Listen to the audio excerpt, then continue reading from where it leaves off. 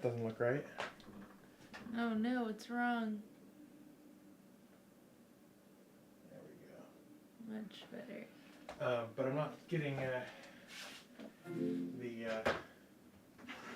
video, and that's because this is plugging in the wrong thing.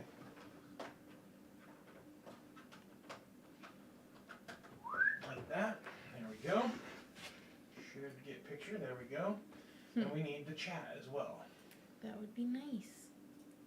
Let's click on this. Let's grab.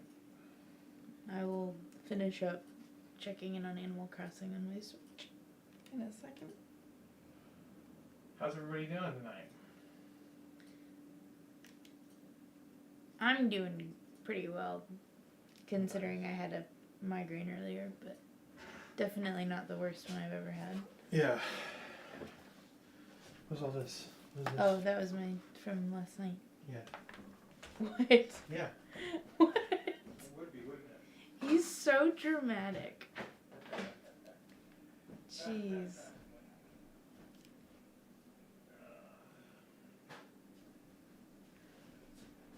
Men, am I right?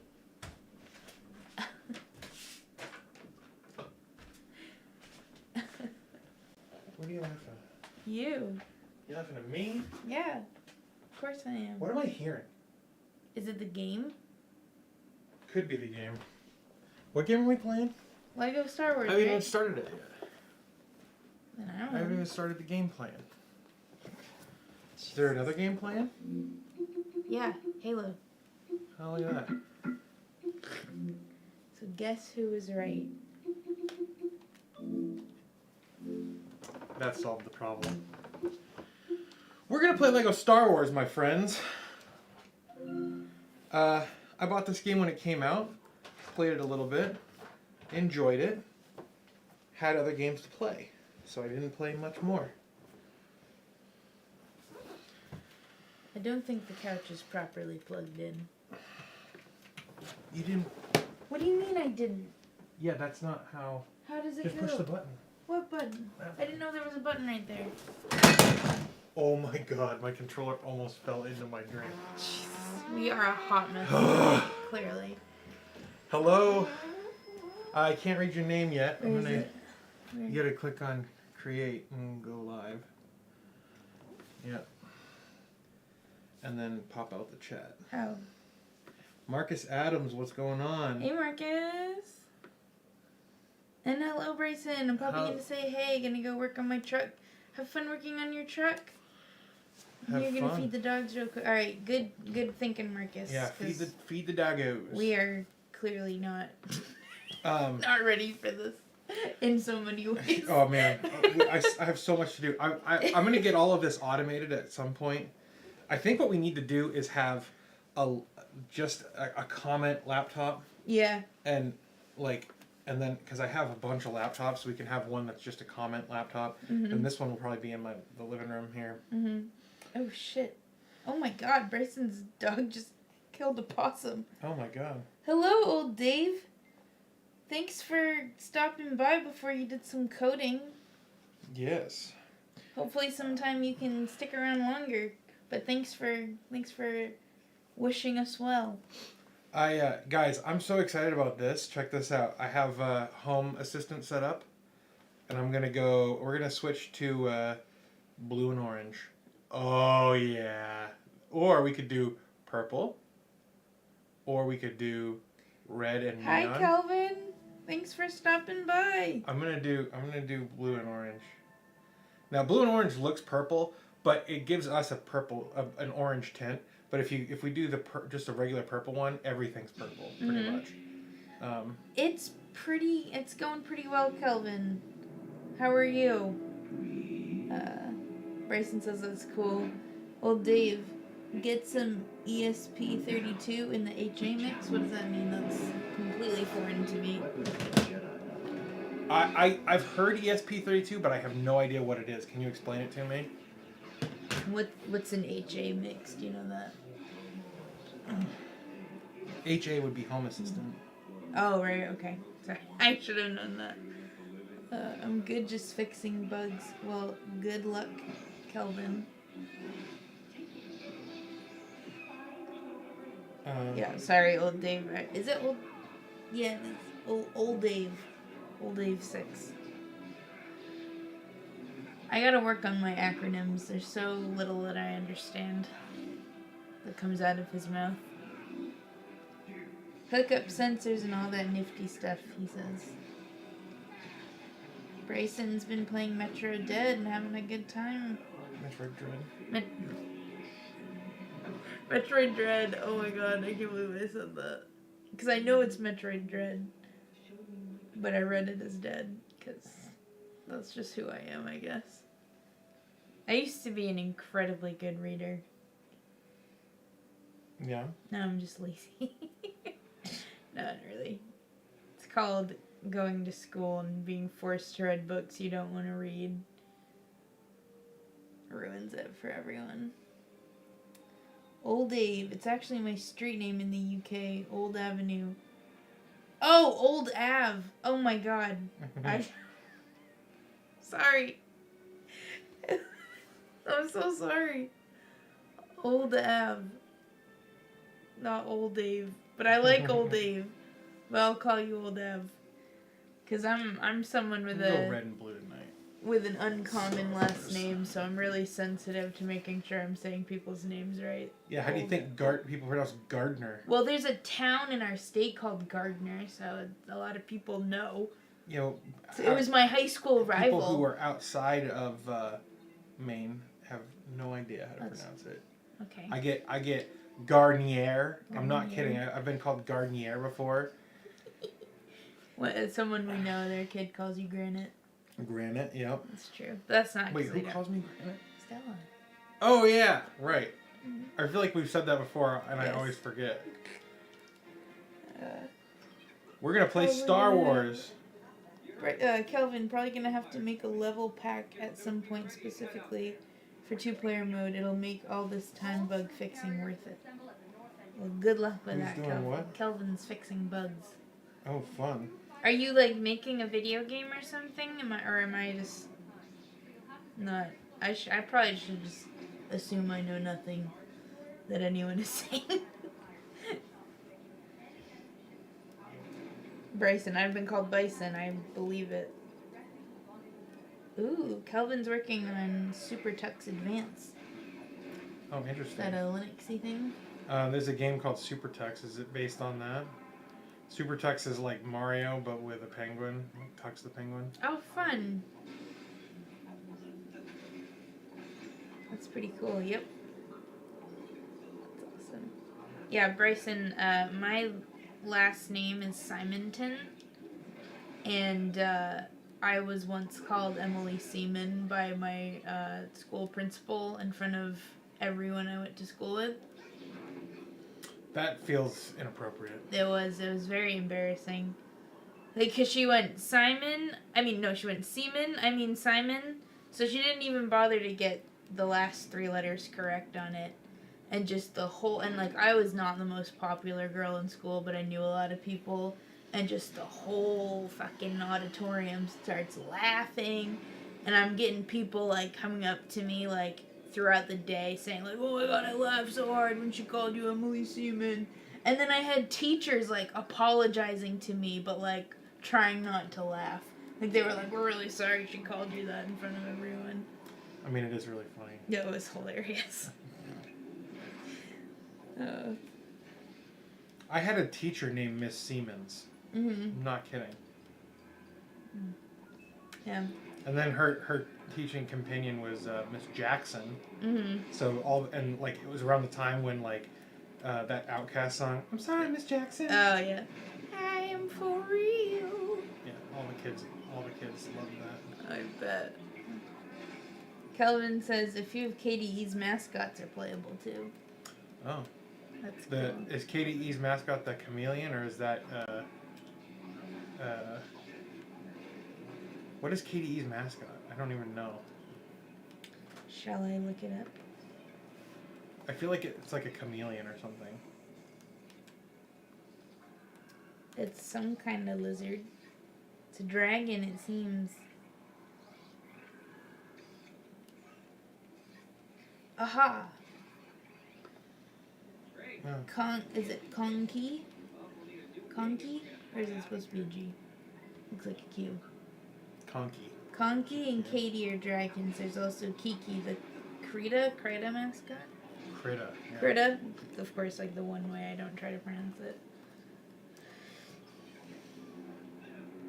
Oh, okay. And Krita's the cyber squirrel. Kiki. Cyber squirrel. I bet no sad 30-year-old men have her on a body pillow. Why would you say that? Look at her. Oh. I get it. Sorry if I've offended anyone who has her on a... This game looks amazing on the Steam Deck. Look at this. Like, look, I'm up. Look at this. Calvin says no, of course no, with like a shifty eye emoji. I'm sorry, Calvin. You do you. Do you see the reflection of the lightsaber off the walls? Yeah, it's pretty cool. This looks amazing, and it's running at mostly 60 FPS. Burnsy, this might be your best introduction ever, and I love it so much. It's record scratch, freeze frame. Yup, it's me. You're probably wondering how I ended up here. Every teen movie from like the 2000s, right?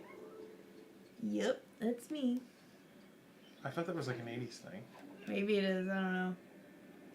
Anytime I see that meme, I think of Amanda Bynes, so I don't know.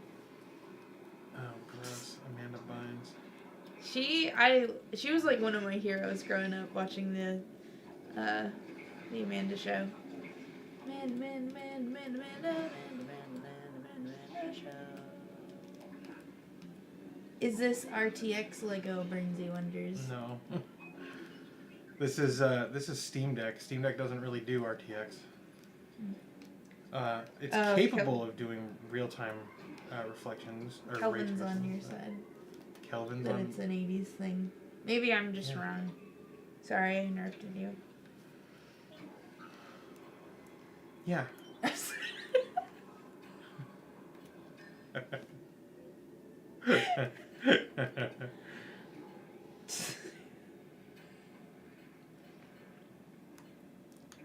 Oh my gosh.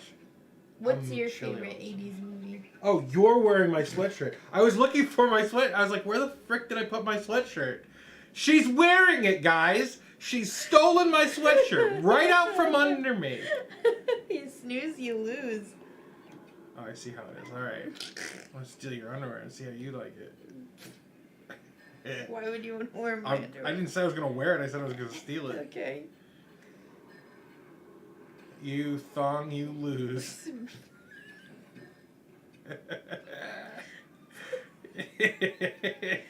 Burnsy says Steam Deck 2 will have ray tracing wink emoji. Well, so the Steam Deck does have ray tracing.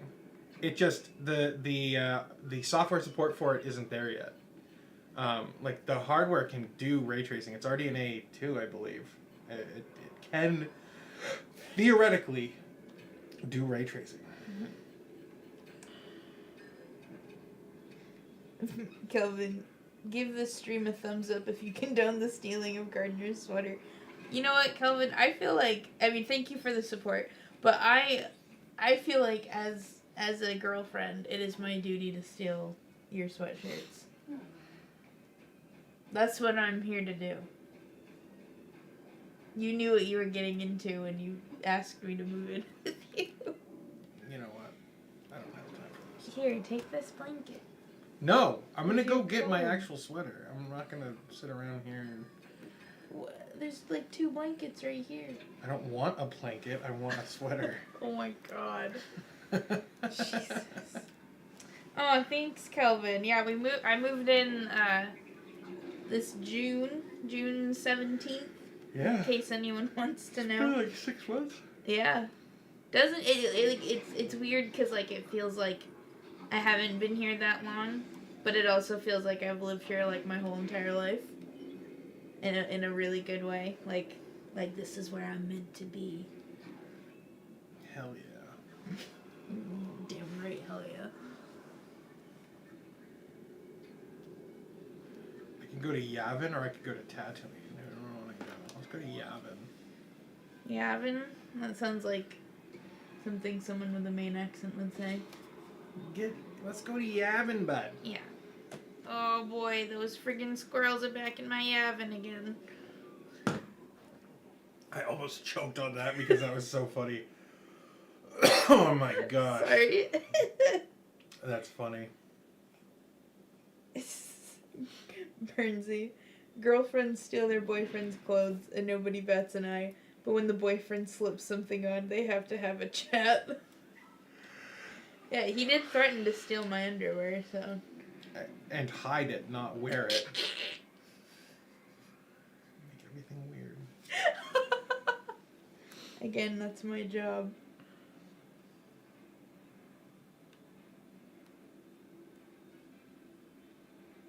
What thrilling gameplay. Like, I've legitimately been trying to get to somewhere where I can actually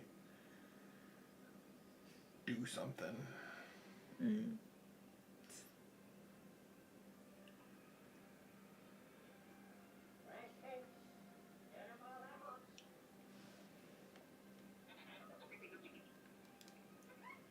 It looks great, though, doesn't it? Also, I just realized that we have night mode on. Nice. Oh, it did look pretty yellow. Burnsy says, I like the lighting. You two look like you're on a cool movie poster. Thank you. Yeah, we do. That's like the nicest thing anyone said to me. There you go. That's for your permanent record. Yeah. What movie would that be called? Something like real pretentious, right? It would be called like Chasing the Wind. It'd be called Lilo and Chong. Thumbnail gang, Burnsy says. Thumbnail gang. There you go.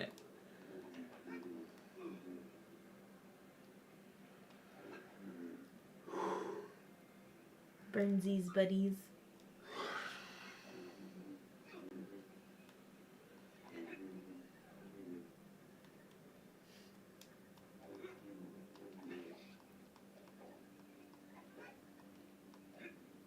What great synergy, though, with these Lego games. What do you mean? Like, you know what synergy is? Yes, but how? I don't understand. Because it's the Lego company, and whatever company makes the movies, they make Lego versions of the games for. Uh-huh. Is that not synergy? Is it not? It totally is. I don't know where I'm going, but I'm climbing up this temple here. Burnsy says, when are they making Lego Star Trek? I'm not into space wizards. That's a fun way to word it. I don't know if they've ever made Lego Star Trek. That'd be pretty cool. I'd like to see a Picard Lego.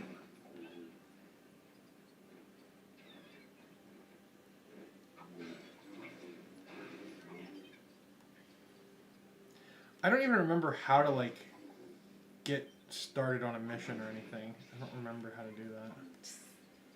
Who's this guy? I heard this temple is over 5,000 years old. Hard to believe, huh? Doesn't look a day over 4,000. Kelvin says Lego Star Trek would honestly be awesome, especially if it means Lego could do some crossover Easter eggs. That would be cool.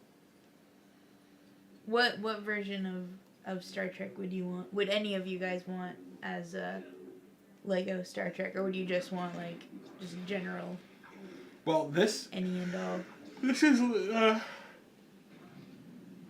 is Lego Star Wars: The Skywalker Saga. Mm-hmm. So that means that it's like the original trilogy. No, it's every Star Wars movie. Okay. So, it's every Star Wars movie, which means that, if they did a Star Trek, they could do every Star Trek series. Mm-hmm. I would be game for that. I have no idea what I'm doing.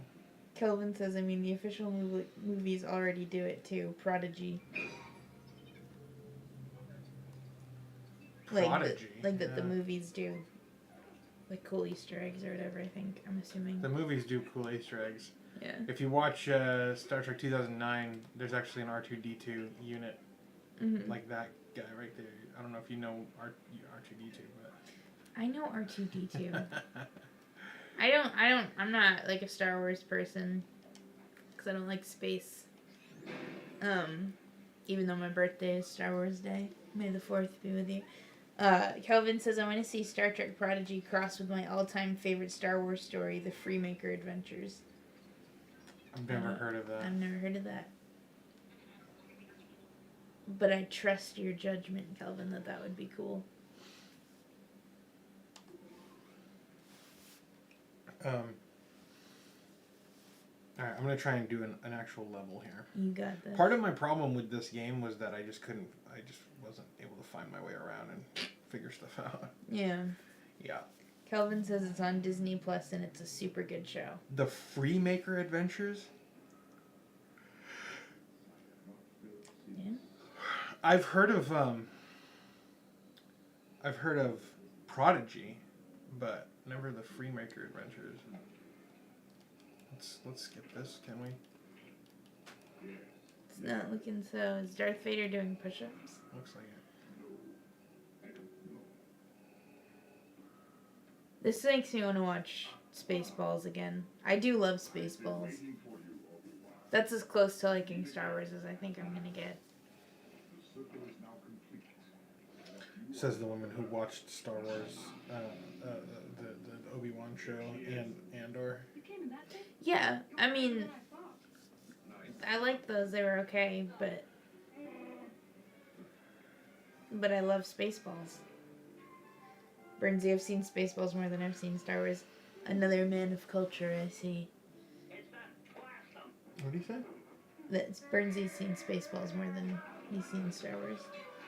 Kelvin Shadewing says it's about a kid named Rowan Freemaker who can sense kyber crystals, so Palp wants to use him to rebuild the kyber saber, a saber that can cut moons in half. Ooh. Interesting. That does sound interesting. I thought, for some reason, that Freemaker Adventure was like a Star Trek thing. Mm-hmm. I'm looking up Tim Russ, Bernsey. Oh, Tim that Russ. guy. Yeah, Tuvok. Is he... He's in Spaceballs, apparently. Is he one of the guys that, like, he's using, like, an afro pick to comb the desert? I believe so. And he's like, they're like, have you found anything? And they're like, we ain't found shit. Yeah. Very cool. And he was in Star Trek, I'm seeing. Yes. Cool. God, I love Spaceballs so much.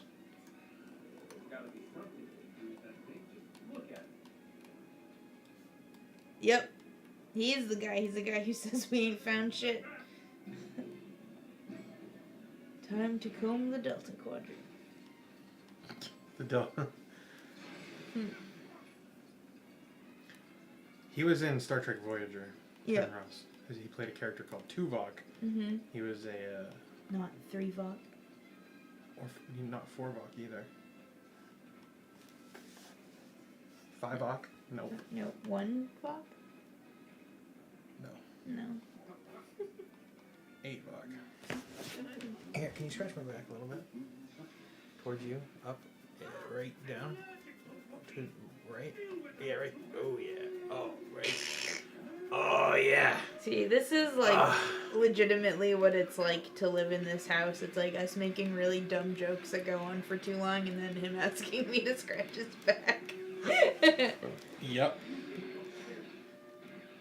Bernsey says the only weird thing about Star Trek is that space is somehow flat.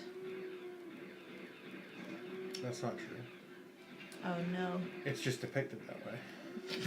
Oh, Much like God. it is in NASA.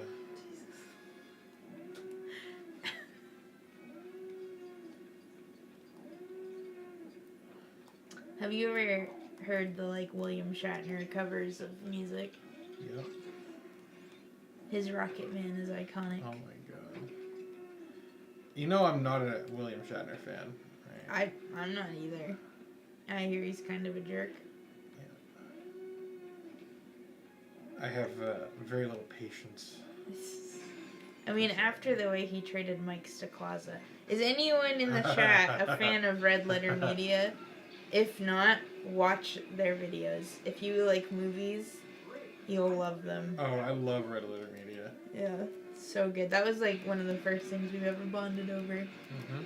You were like the only person I knew outside of my brother that knew what Red Letter Media was. Burnsy says he's a confused old man these days. Yes, that was hilarious. Burnsy, you like Red Letter Media? I'm hoping that's what you're saying.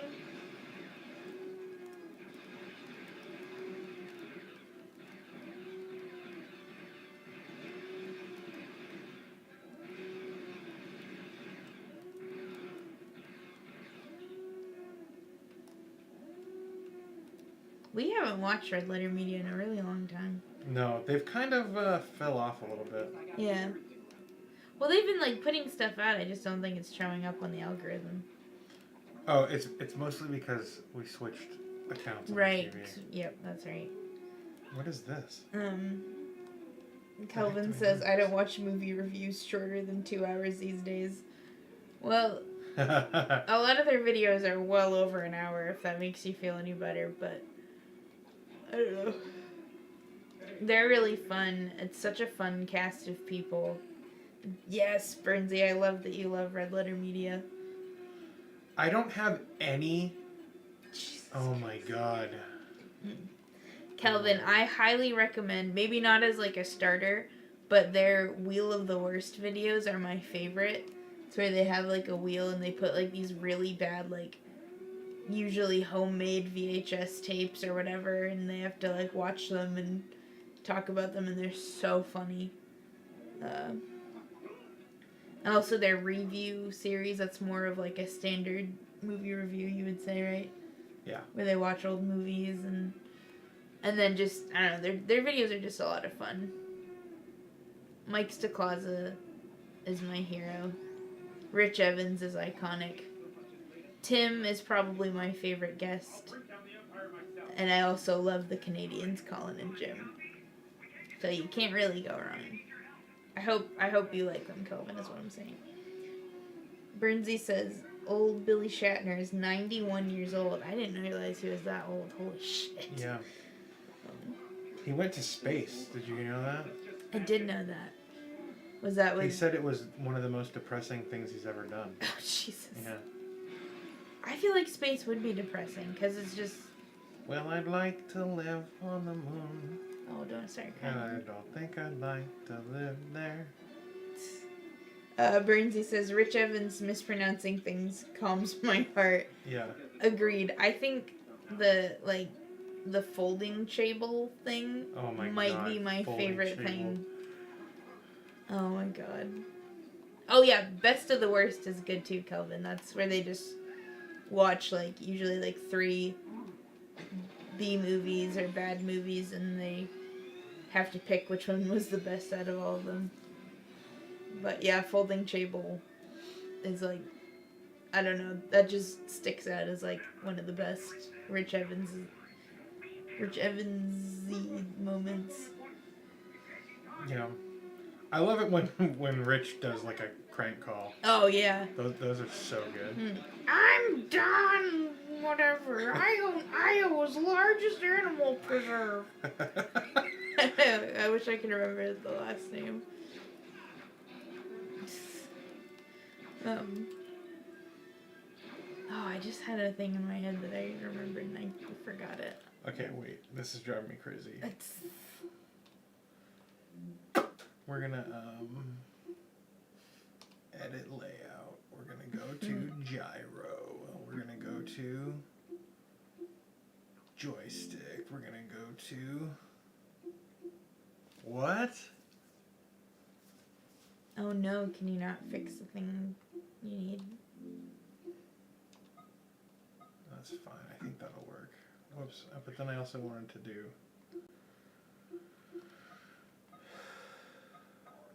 trackpads. Click is start.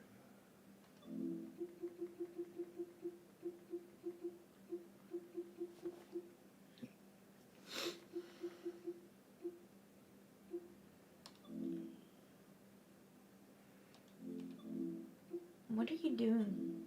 Huh? What are you doing? I'm trying to. I'm just testing something right now.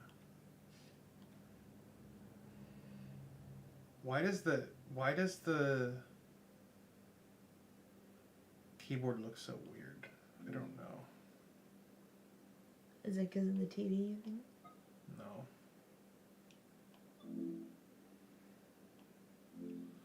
We're gonna add a command. I just want to see what happens if we do this. We're gonna add B. And then we're gonna add, whoops.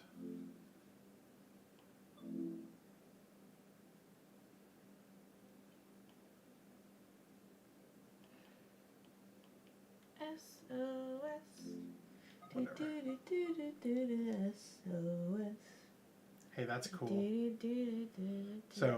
So you can like set up the trackpad on here to work like the trackpad on the Steam Deck. That's awesome. I didn't realize that. I thought we might be able to do that, but I didn't want to do it before we set up the stream, and I didn't want to do it on stream. But then you just did it on stream. Well, I didn't actually like do much.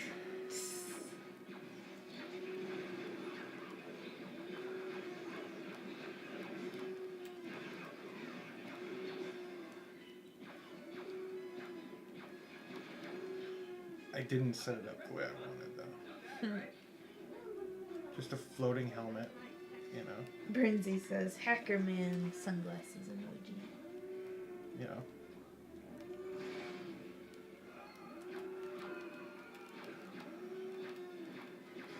Headshot.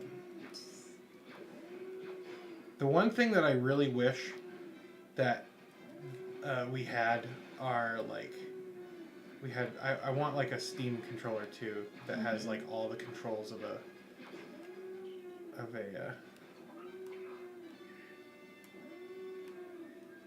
you know what I'm trying to say. Not at all. DTS Viper says, ha ha ha ha. I got my wife to play this with me last night on the Steam Deck docked to the living room TV. Good times. That does sound like a good time. So, this is interesting. Do you see this? Yeah. So you see how he like starts to disappear? Yeah. I was watching a video about video game development. Oh!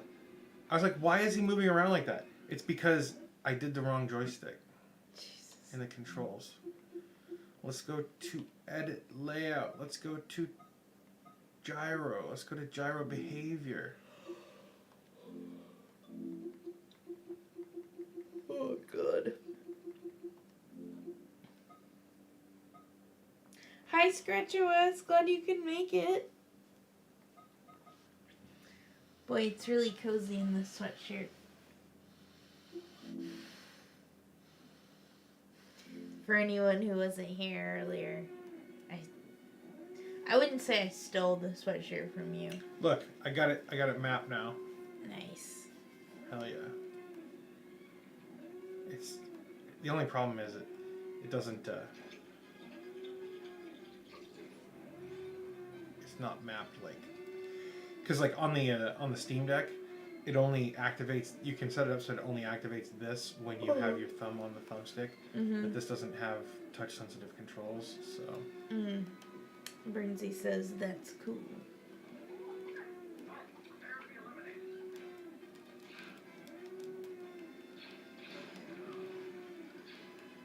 Brinzy tried their friend's PS5 and the controller is very nice. yes, I love my PS5 controller. ScratchOS says we need a Steam controller too. I agree. The problem is we have a Steam controller like that's built into the Steam Deck, right? But it has oh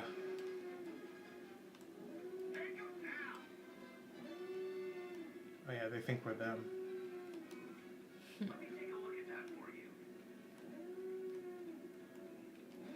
So the problem is the Steam Deck has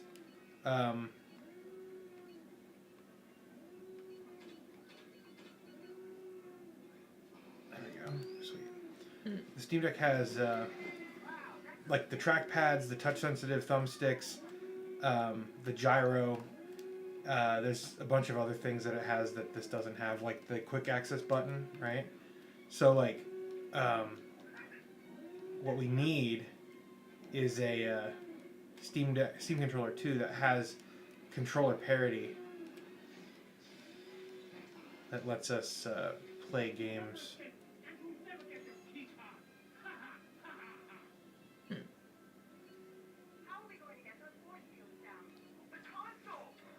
Oops.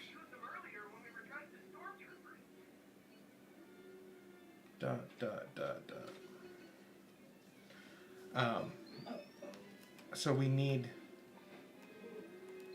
Wow, he really put up a fight. Yeah.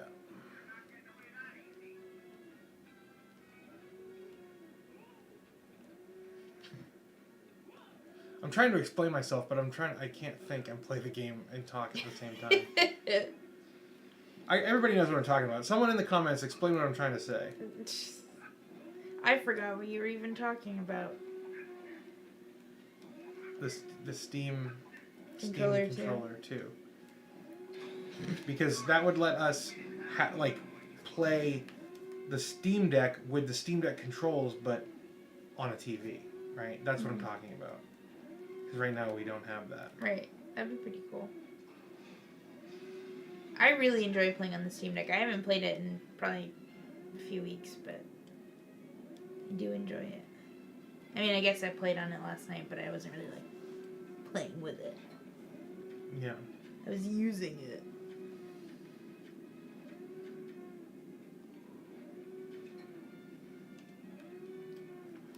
What am I supposed to do? Escape from the stormtroopers and reach the Millennium Falcon. Yeah, but how do I do that?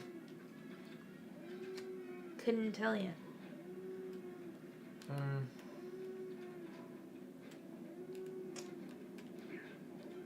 Scratch OS has used their Steam Deck like the Wii U gamepad.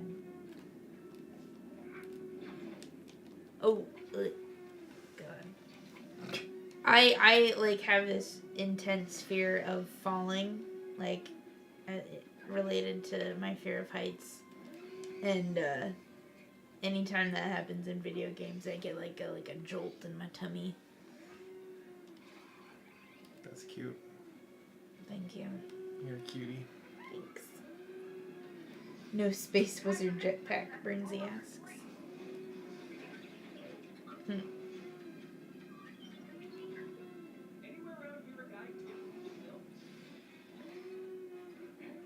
No, I hate roller coaster rides that it's just like the free fall drops, like the Tower of Terror.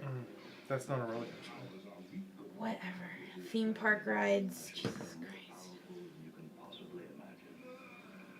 So pedantic, this one. Pedantic? Yeah. I don't know what that means. Just kidding. I know what pedantic means. Yeah, because you are. You are what you eat.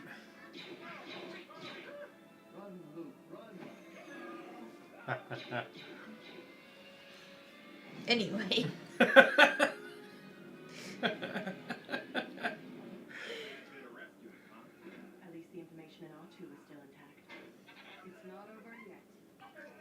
Literally sitting ducks, says Kelvin. Yep. Brinzy says that's how I'm so mature yet cheesy. Pedantic? No, you are what you eat. Oh. I'm assuming he eats a lot of old cheese. I just noticed that the laptop battery is going to die. Oh no. So, I'm going to get you a charger. Thank you. No. There you go. Thanks. Ooh, that was a fun noise.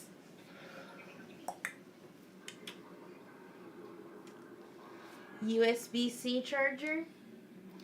This laptop is capable of USB-C charging, but this is the stock charger, the barrel jack. Barrel jack. connection. That's what it's called. That is a barrel jack. Cool. There's probably a more technical term, but that's the colloquial term. Colloquial. I'm going to talk Nice to have both, Bernsey says. It is. This is probably the best laptop I've ever had.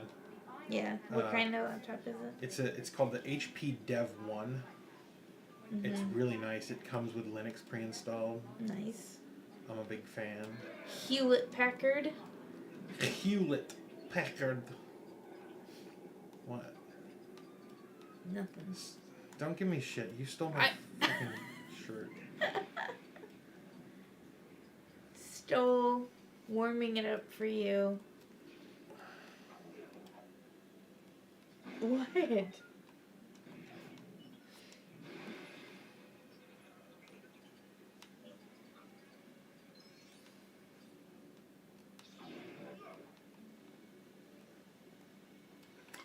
I'm realizing that these reflections are screen space reflections.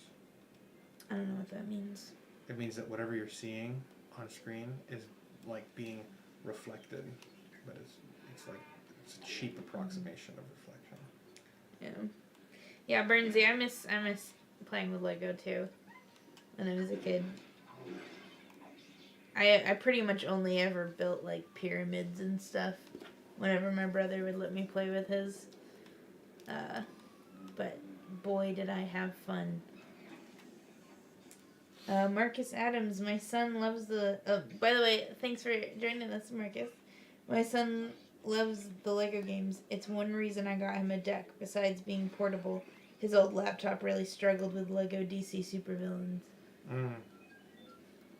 Well, good. I'm glad he can enjoy it on something as cool as the Steam Deck. Right. Yeah, this game runs really, really well on the Steam Deck here. Yeah. What do I need? I always want it to be Legos as plural, but I guess that's wrong. But I feel like Legos sounds pretty natural. Maybe that's just me. Native or Proton? Bernsey asks. Maybe that was a question. This is Proton. This is Proton? Yeah. Okay. What does that mean? It means... Wait, what did you ask? Native or Proton?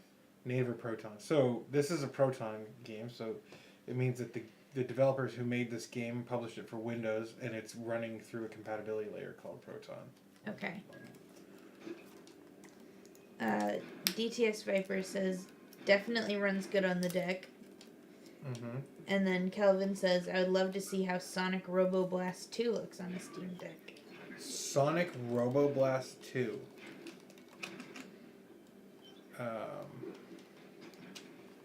Is that, that's not like the fan game, is it? I wouldn't know. Dude, I don't know how to get through here.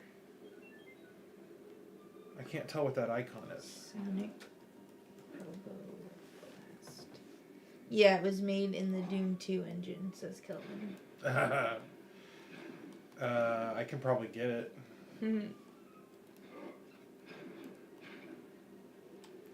I don't know how to get through here. It said I needed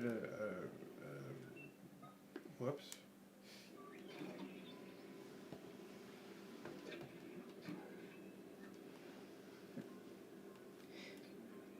Bernsey says, wait, Doom 2 Sonic game?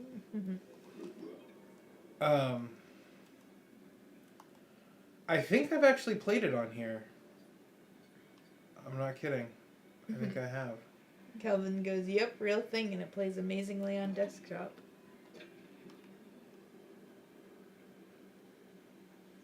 Yeah, my problem is I don't really like Sonic games, unfortunately.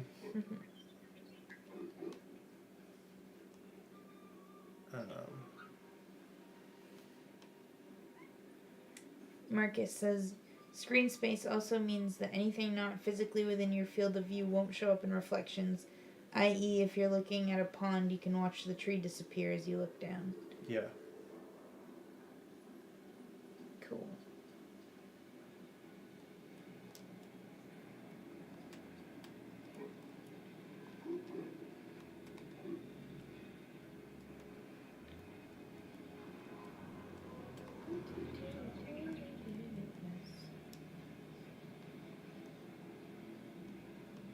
does this go? I need... Is that like the the portal machine? No, I think it's like a piece that needs to be put in something. Tauntauns! Aw.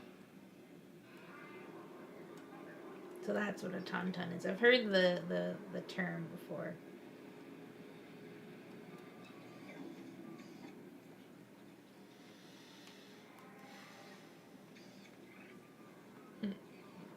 Calvin says they're a tauntaun of fun.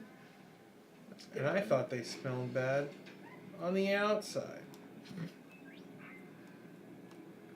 What did I just do?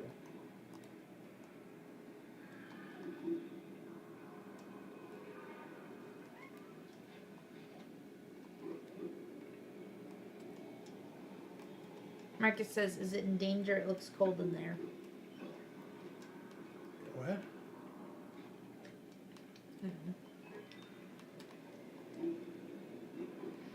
Is it in danger? It looks cold in there. I don't know. I don't know if he's talking about the tauntaun or your machine or something. This is the Hoth base, so they have temperature control. Okay. And then Scratch OS says why I hate screen space reflection 101. What he said. Marcus said, isn't that the thing they crawled inside of?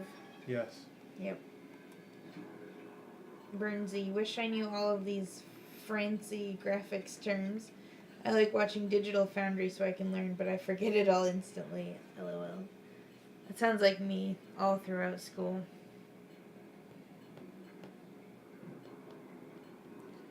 I watch Digital Foundry and retain every cent of it.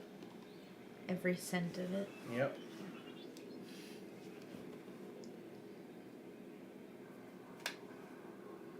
Do I want Darth Vader? I do.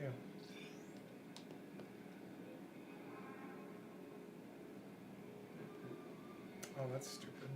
So you could buy him, but you can't use him yet. I bought the hint on how to actually unlock him. Oh, which I didn't realize I was doing. That sucks. Wait, which direction is he turning? Forward now. He's going this way. That's wrong. What are you talking about? Which direction is it going? Now he's going the other way. He's facing the left right now. Okay, now you're turning it back the other way. You're switching it to try and trick me, and it's not gonna work. Burnsy says clockwise. That was a little bit. Oh, you guys and your fancy words. Clockwise, counterclockwise. There is that optical illusion of like the ballerina though, where it's like it looks like she changes directions. Oh, is there? Yeah, that's what I was going for.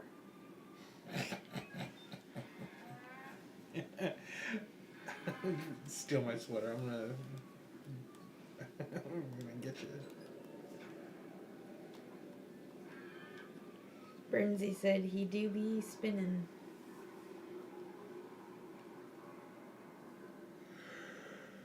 I'm freaking tired. This is why I stopped playing this game though, because like I couldn't find my way around. I couldn't find things I gotta do. Wait, I gotta go this way? This way? This way? I can only see out of one of my eyes right now. It says that I need to be a Sith to do this.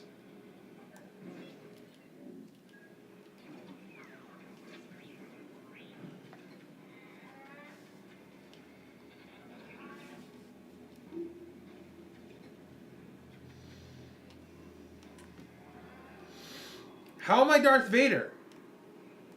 What in the heck?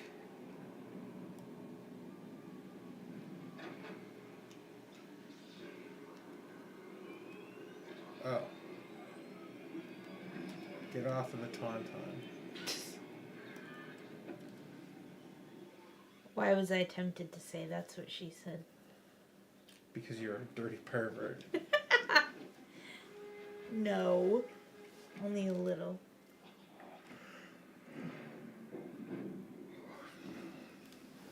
And what's that? That would be an AT-AT. Ah.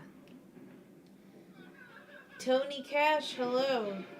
Tony says, got the Steam Deck today, been installing games on it, and getting Xbox Game Pass and PlayStation Play now up and running. Nice. That's awesome. Enjoy your Steam Deck. I am really excited for you. Yeah. What was his name? Scratch us. Is that not what she said? LOL.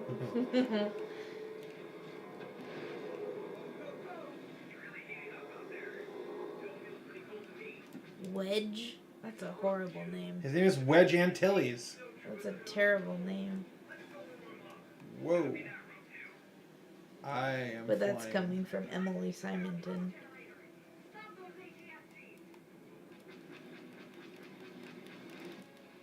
Oh, I died. Did you just kill Wedge Antilles? Mm-hmm. What the fuck? I wedged him into a hole and he died.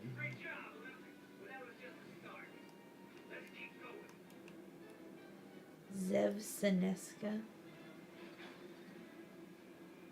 Is there like some kind of like fun game to figure out your Star Wars name? Probably.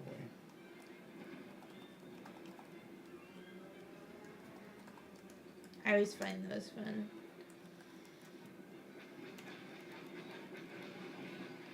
I know my Klingon name. What is it?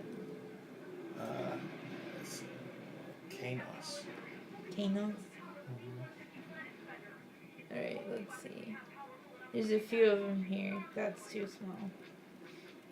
Brinzy says Scooby Kenobi. Scooby Kenobi, I like that. Let's see. First letter of first name. You would be Greedo. And then third letter of your last name. Are we going? B-R-Y? Okay.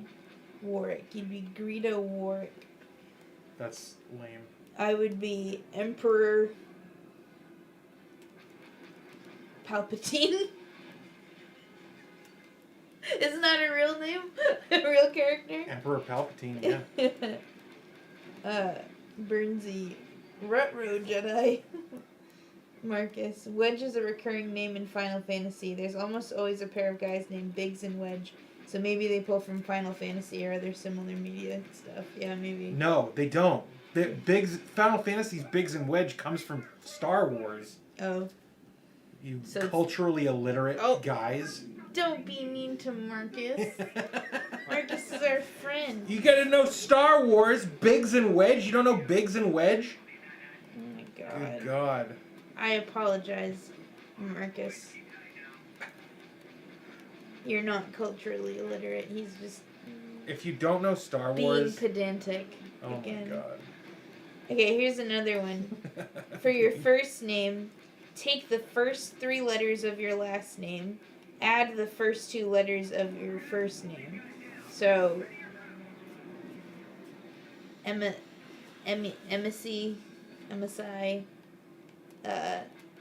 for your last name, take the first 2 letters of your mother's first name, add the first 3 letters of the city in which you were born. So I would be MSI Burberry. Burberry. That's terrible. Burberry. Well, I got screwed over that my mom's name is Brenda and I was born in Bridgeton. Do mine. You would be. Well, what town were you born in? Belfast. Belfast? Yeah, I didn't know that. You would be Garbra.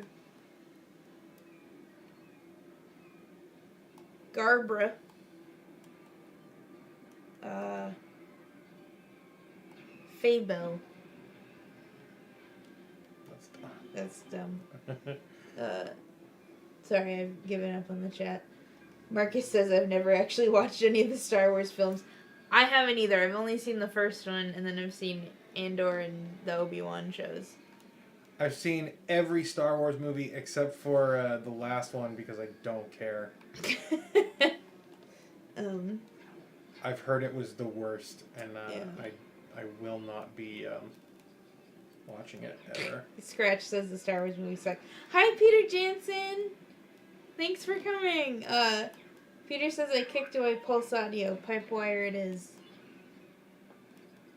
What? Peter Jansen kicked away Pulse Audio. Pipe wire it is. Nice.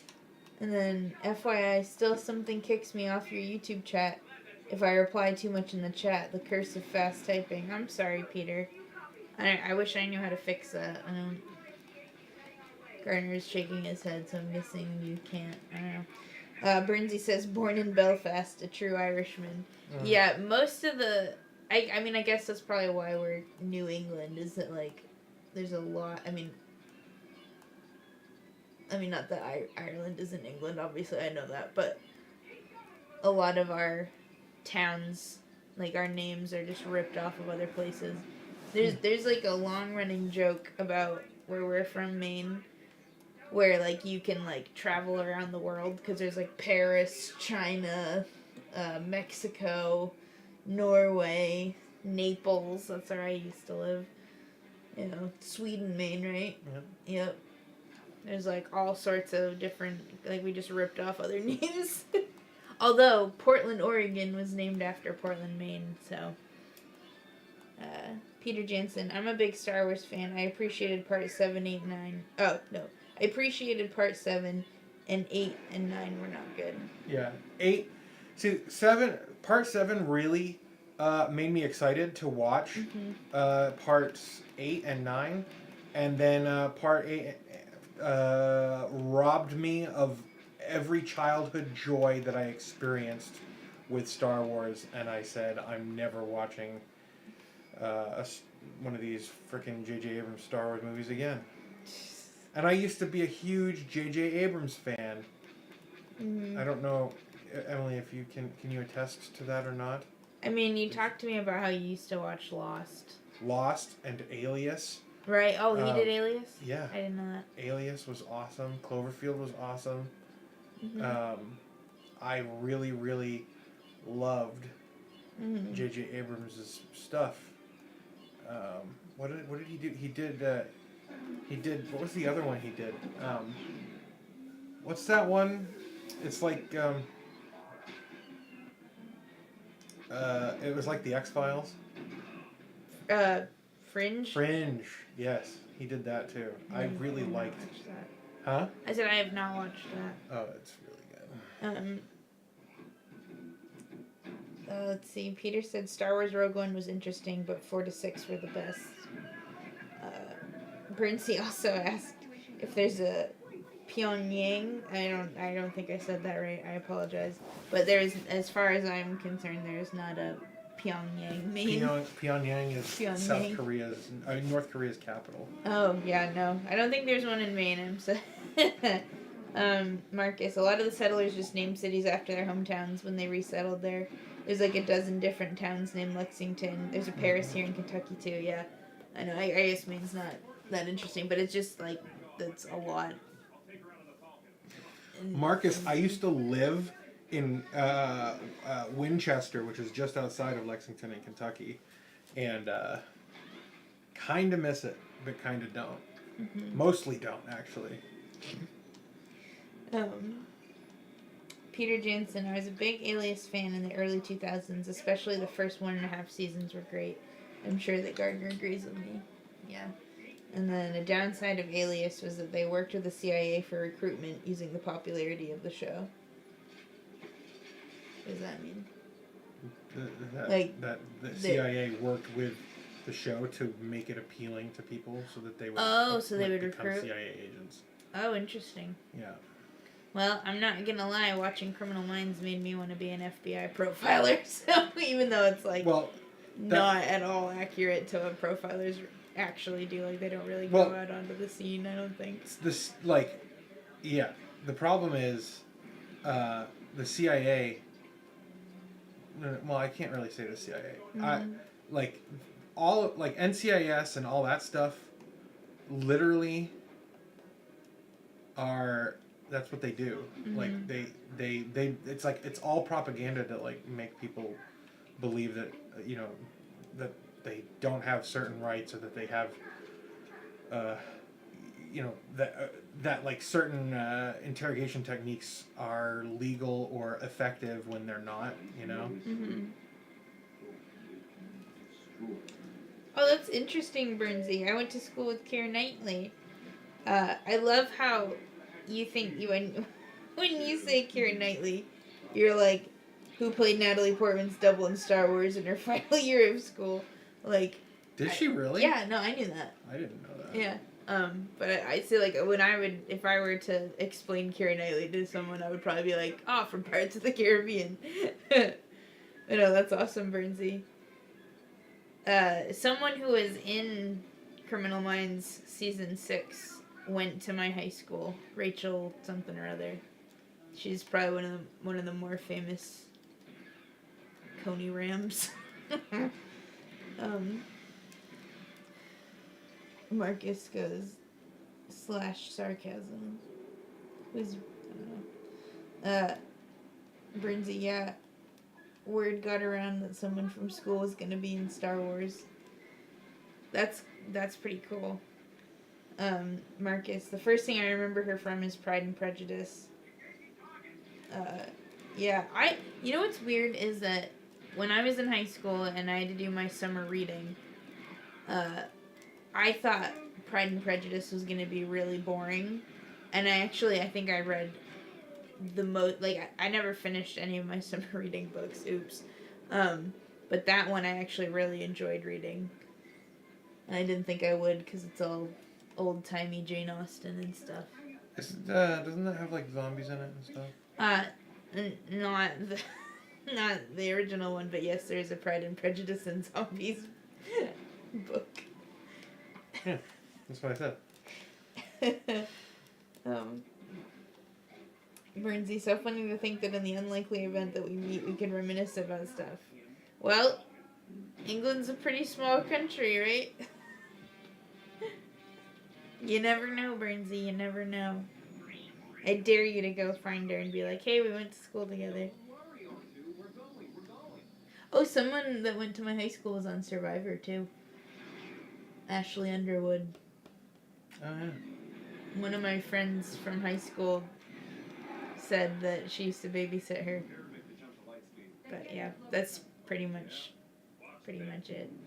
I literally... For Augusta. I don't even think I could name more than 5 or 6 people that were in my graduating class. Really? Yeah. Like...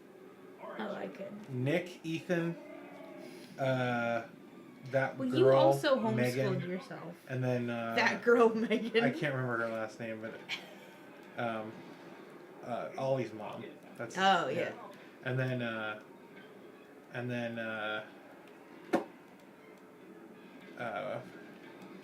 don't know what the hell I'm supposed to be doing here. Jesus. Let's see. What was the other one? Ron. I went to school with a Ron, and that's about all I can name. I remember most of my. Oh, my Darren. class. There was a Darren I went to school with too. But like, I was homeschooled for most of. I was homeschooled for most of high school, so I wouldn't remember. But I mean, I couldn't even name like 10 kids I went to elementary school with, and I went to most of elementary school. Mm. There was a couple Matts, but that doesn't count because they're all just Matts. Mm-hmm. And then there's Carl. Carl's my best friend. Ew. Peter says, I haven't seen Pride and Prejudice. Apparently it is a Titanic story, rich people's son falling in love with a girl from a lower economical class. That shouldn't be a theme anymore, but it still is. Yeah, I don't know if I would have, because to me it didn't really, but again, I didn't really read it all the way through, and it's been like 10 years since I tried to read that book. But I didn't think she was too lower class, but I know it's all about how it's like, oh, you know, we're trying to get rid of the stereotype that a woman, all she needs to worry about is getting married or something. I don't know. I'll have to look up the first line.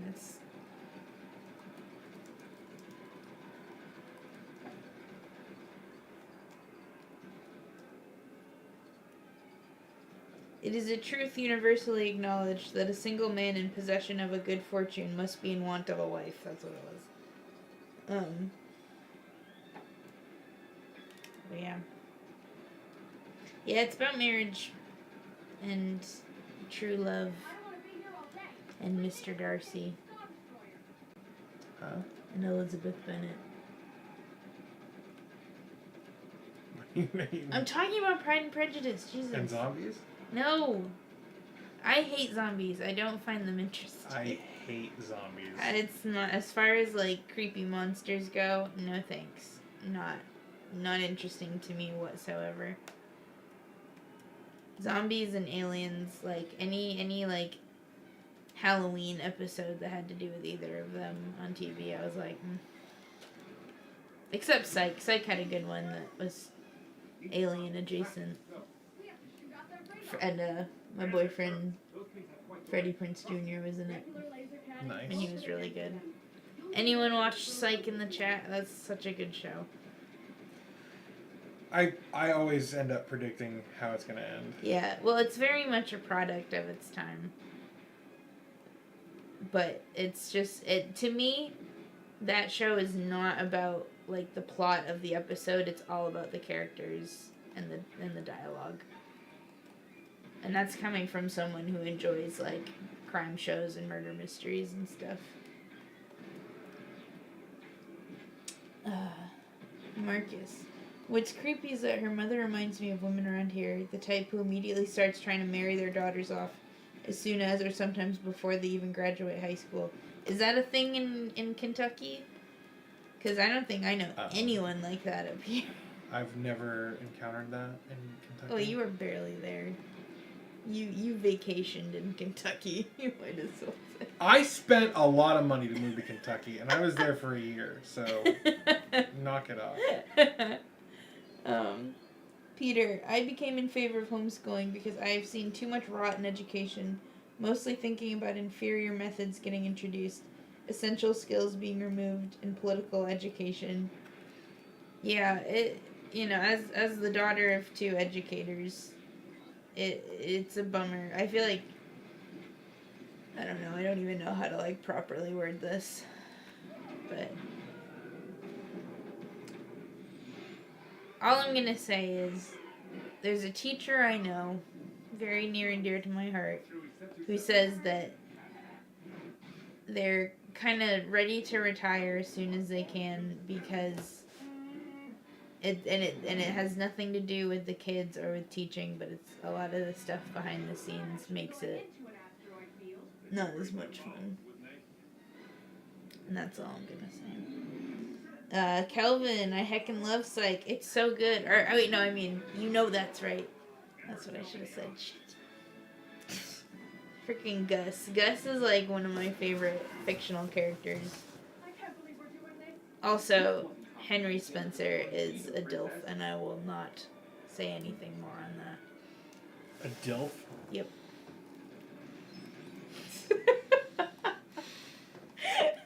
I love you. That's it. That's it. First straw was me stealing the sweatshirt. Second straw, calling Henry Spencer. Corbin, what's his face? Burnson, yep. Kelvin, I went through the series a second time once to try and find every pineapple. Yeah. Ugh. We made it about halfway through season 2, and then we kind of forgot to keep watching it, but someday we'll finish it. I love the Yin Yang episodes. They're really cool. What does that mean? We'll have to get there.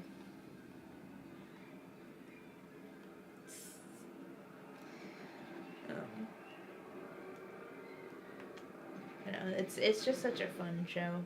So good. Kelvin says, okay, so I didn't see Starship Troopers since I was very little, and not again until after seeing Psych, so I lost it when I saw Lassie trying to recruit psychics for the army. I have not seen Starship Troopers either. Oh, it's really good. I do want to see it, but now that I know that Lassie's going to be in it, I really want to watch it. Wait, who's Lassie? Lassiter. Timothy Owenson. Oh, yeah. He's in that? Guess so. Oh. See, I really like Starship Troopers. Mm-hmm. It's like a terrific show. I'm not a huge Neil Patrick Harris fan. He's in it, right? Yes. But I'm willing. I'm going in closer to one of the big ones. Roughnecks was such an amazing show. I've never heard of that. I've heard of it. I haven't seen it. Mm-hmm. Oh, Marcus, I love the freedom here, but rural East Kentucky is a lot different than the Lexington, Louisville area. Reminds you of that scene in Deliverance when the guy says, "Paddle faster, I hear banjos." I love that movie, Deliverance. Have you ever seen it? No. Just hitting a new Jesus I Christ. just teared it. I apologize. God. We had tacos tonight, so it's probably not going to be the last. Deliverance, I mean, it's not a movie that I would want to watch, like, a lot. Like, it's definitely not a comfort movie. Wait a minute. But it's a good movie. Tell me what that movie's about. It's all about, like, class differences and stuff. It's about these 4 guys from the city going on a canoe trip before, like, a river gets, like, blocked up or something. And they fuck around and find out. Mm-hmm. Pretty much. And, yeah. Do they get RAPED? Yes. Okay. One of them does. So I have a Square story. I have a story about this. So I was once helping my boss's parents like set up a Roku or some stupid shit at their house. Oh no. And they're both fairly old. They're both probably in their 70s, late 70s, early 80s. And so her dad starts talking to me. He's like, "Oh, can I get movies through the Roku?" I was like, "Yes, you can." And he's like, "Okay, movies through Roku. You know what my favorite movie is?" And I'm like, "No." And he goes, "Deliverance." And I was like, I mean, he like just blank stare. Deliverance, because he's an old man. And he was like talking kind of like, you know, with the kind of sing-songy main accent, and then he's like, Deliverance, and I was like, in the back of my head, the only thing I knew about it was and like someone gets, yeah. So I wasn't sure what he was doing. It's a good movie. I was not a huge Burt Reynolds fan, R.I.P., but like he's really good in that. And he doesn't even have his iconic mustache in it. But no, it's a pretty thrilling movie, I would say. Back to Starship Troopers. Birdsey said, "I'm doing my part." I know that meme. Yeah. Kelvin, I was so sad that the show got canceled right as the bugs were about to mass invade the Earth. Is that Roughnecks? I've never even. I was not listening. I was reading that thing. I'm sorry. Kelvin mentioned that Roughnecks was an amazing show. I've never heard of it. And then I think what he said is, I was so sad that the show got canceled right as the bugs were about to mass invade the Earth. Oh, was that that was the TV show that was based on Starship Troopers or something? Sure. I don't know. Peter, Starship Troopers was a solid movie from Paul, is it Verhoeven? Verhoeven. People were disappointed back then because they compared it with movies like RoboCop, Basic Instinct, and Total Recall, but it was good. As always with Paul Verhoeven, Starship Troopers had a great undertone in the story, reflecting on the development of society leading to dystopic elements in the future. Calvin says, yes, Roughnecks is the Starship Troopers show. I also saw the movie after Roughnecks. And this was when I was little, so I was so hecking sad when Dizzy died. She's so fun in the show. Spoiler alert, Calvin. Just kidding. I doubt I'm ever going to watch it, but you can watch it if you want. You won't watch it. I won't watch it? Okay.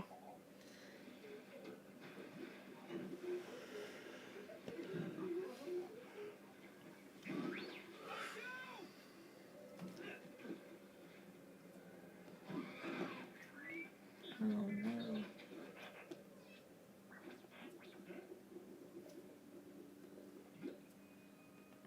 cute how they did the bubbles. Be more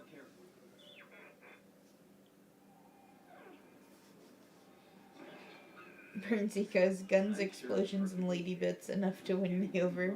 Wait, what? Set up camp for the night. I'm guessing Roughnecks, guns, explosions, and lady bits. Oh, yes. Great. Well, I'm not swimming out again. There's like a co-ed shower scene. Oh. Yeah. Say no more.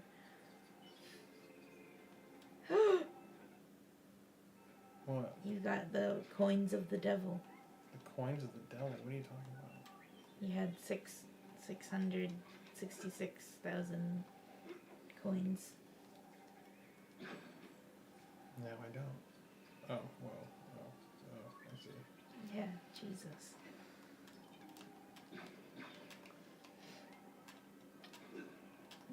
So you're in the swamps of Dagobah? Yes. How did you know that? Well, I know Dagobah because I performed in a Star Wars sketch in high school on stage, and I remember Dagobah was a thing. But also there's a very famous, very gross Reddit story that's called The Swamps of Dagobah, and all I'm going to say is it was about a woman who had a really bad infection, and the story was written by the ER nurse that helped deal with her.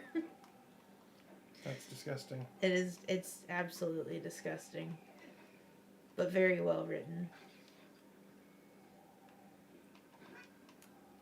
Bernsey says, damn, that's a lot of money. And then this is where you meet Yogurt, and he teaches you to use the shorts. Love it. May the shorts be with you, Bernsey.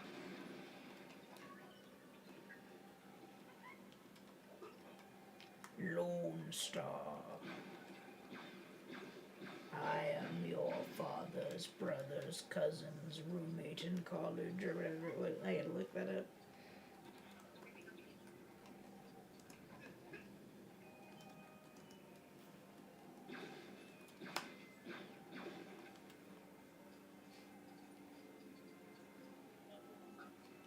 Oh yeah. I am your father's brother's nephew's cousin's former roommate. So what does that make us? Absolutely nothing. So good. Peter Jansen. Coming back to yesterday's stream, I installed and played Dragon Age Inquisition on my Arch system. It went without a problem other than Origin being a hell to work with.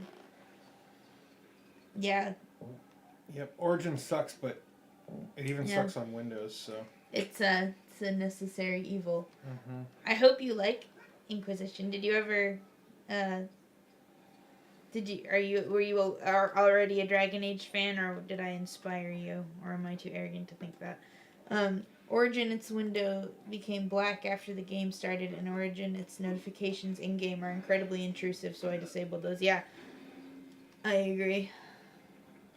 I only had Origin because I started playing Sims 4 when I was in college, so I had to download it from there. But then I guess that came in handy when I got into Dragon Age. But yeah, it's annoying.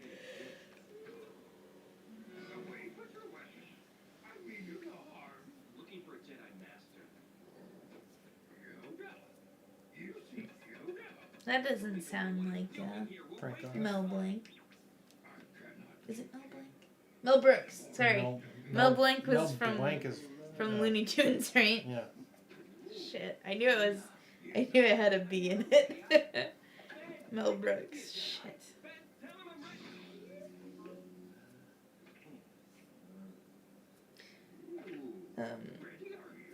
Kelvin. Oh, hey, if you like action platformers with really good flight mechanics, Sulfur Nimbus is really good. Peter, I bought Dragon Age Inquisition years ago, before 2019. It is my first game. I had to quit playing it on my previous system with an i5 750 and HD 7850. That system was too weak for it. I don't know what any of that means. Neither do I. Wait, I wasn't listening again, I'm sorry. Peter had Dragon Age Inquisition and had to quit playing it on his previous system with an i5 750 and HD 7850. The system was too weak to play Dragon Age Inquisition. That sounds about right. Boo.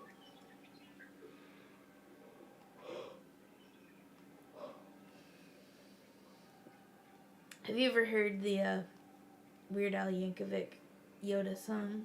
Mm-hmm. Yoda. No. Yoda. It's a parody of Lola. Yes, I like that song. Yeah. I remember he sang that at the concert. Weird Al was my very first concert when I was 7 years old, and it was amazing. But he sang that, and I didn't get it because I didn't know Lola at the age of 7, shockingly. But most of my Star Wars knowledge comes from Weird Al, and I am not ashamed of it. Why would anyone be ashamed of it? I don't know, because a lot of Star Wars fans are freaking petty jerks. Or I should say, like, the mega fans. I had a friend. I'm sure Danny feels slighted right now. Danny feels slighted. Sorry, Danny. But no, I annoyed my best friend who was named after a Billy Joel song. I annoyed her because I said that I liked Weird Al's Spider-Man cover or parody of Piano Man better than I actually liked Piano Man. Sling us a web, you're the Spider-Man. Sling us a web tonight. Can't say that I like Billy Joel. Is that Billy Joel? Yes. Piano Man, yeah. Yeah, he's very hit or miss for me. Like, the songs I like, I very much enjoy, but a lot of them I'm like, oh my god, I hate this. And she and I used to play Song Pop on Facebook, and she would always pick, like, did you ever play that? Do you know what it was? You would pick, like, a type of music, and then they would play, like, little clips of songs, and you had to, like, quickly click on what the song title was. And there was a Billy Joel version where it would just do Billy Joel songs, and she would always pick that whenever we would do it, and I wanted to fucking kill her because it was driving me insane. Because I don't hate Billy Joel, but I was like, oh my god. Burnsy, Weird Al wasn't really a thing here. Only found out about him when one of my old bosses told me about UHF. Yeah, I probably wouldn't have known about Weird Al if my brother wasn't really into him. But my brother was, like, obsessed. Like, we used to listen to the CDs in the car all the time. Like, Poodle Hat was big in my childhood. My brother had UHF, but I don't think I ever watched it. But we watched the movie with Daniel Radcliffe, and it was incredible.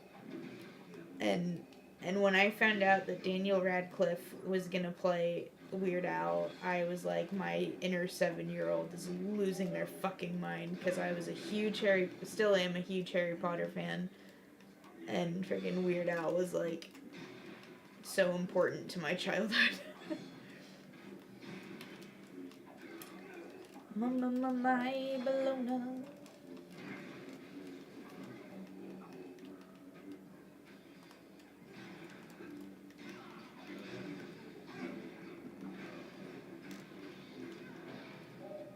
He will never not be Harry Potter in my mind. Yeah, agreed. I don't think any of those characters will ever be anything other than... That's what I mean. Shut up. Daniel Radcliffe doesn't exist, only Harry Potter. Yeah, sorry, Burnsy, I should say Harry Potter played Weird Al.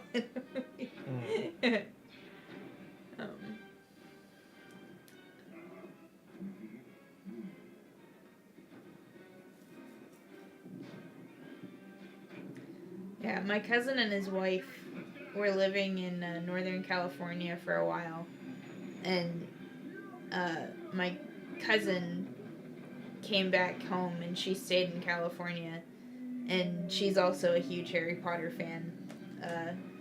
And we watched. And she texted my cousin and was like, Daniel Radcliffe is up here, so if I meet him, I'm not gonna. You might lose a wife or something like that. Scratch OS. I've never watched a Harry Potter movie. They're definitely not for everyone. But you know, my brother really liked the books, and I was 6 when the first movie came out, and I walked into that movie theater with a pair of fake glasses and a scar drawn on my forehead, and I didn't understand why. And then I walked out of that movie, like, obsessed. And then I saw the next 2 movies, and after the 3rd movie came out, I was like 9, and I was like, I need to read this. Or no, I think I was turning 9. And so for my 9th birthday, I got the first 4, like a collection of the first 4 books, and I used to get in trouble because I would stay up late reading those books. I loved them so much, and I don't know. I'm excited for, like, if we ever have kids, like, I can't wait to read those books to them, and I can't wait to, like, watch those movies with them. We've been rewatching the movies very slowly. Mm-hmm. Peter, look at that. Lego Star Wars has Darth Vader without paying extra for it. By the way, Vader is Latin and Dutch for father. Big spoiler when I watched it the first time. I bet, Peter. Burnsy, I only watched them because my ex was all about Harry Potter. They're not bad. Yeah. And then Peter, I watched all the Harry Potter movies. It was a guilty pleasure of mine. Why is it gotta be a guilty pleasure, Peter? Just kidding. I love that whole franchise can work for, like, adults and children. I think it's awesome. And then, like, I, of course, was in that sweet spot where, like, I literally grew up with it. And I loved it. Yeah, I like Harry Potter. I don't care what anybody says. Mm-hmm. It's fun. It's so good. I used to work like a childcare, whatever. I used to work in childcare, and the summer of COVID, we had, like, really small, like, camp groups, and we were all in, like, one room, and my coworker and I, like, both decided, like, let's do a Harry Potter summer. And so I had the first 3 illustrated versions of the books, and then I bought the 4th one because I didn't realize it was out yet. But I read the first 4 books, and we watched the movies with this, like, small group of kids, and it was so much fun. They loved it.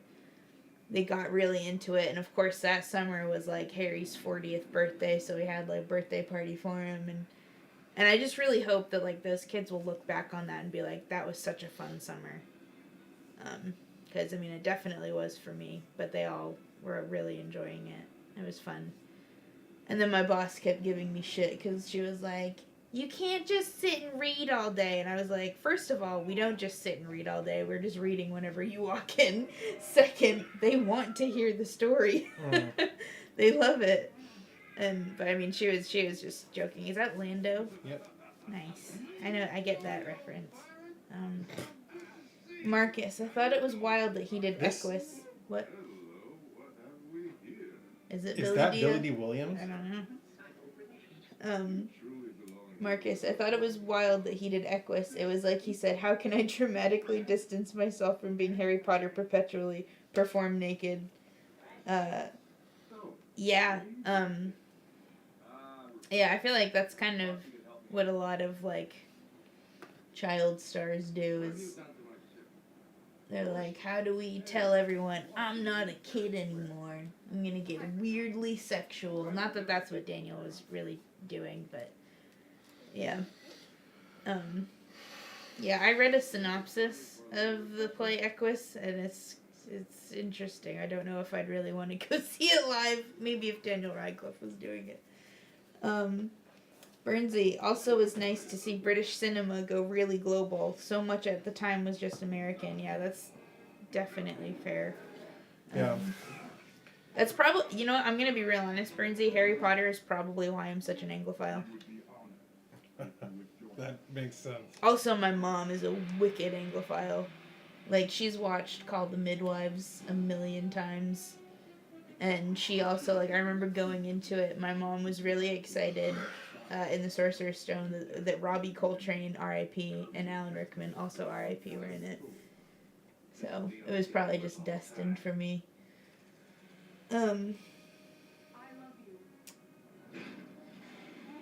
David Cohen, Lego Star Wars is the best licensed Lego theme. It's number 1. Come on, what about Minecraft Lego? Lego Minecraft? Come on.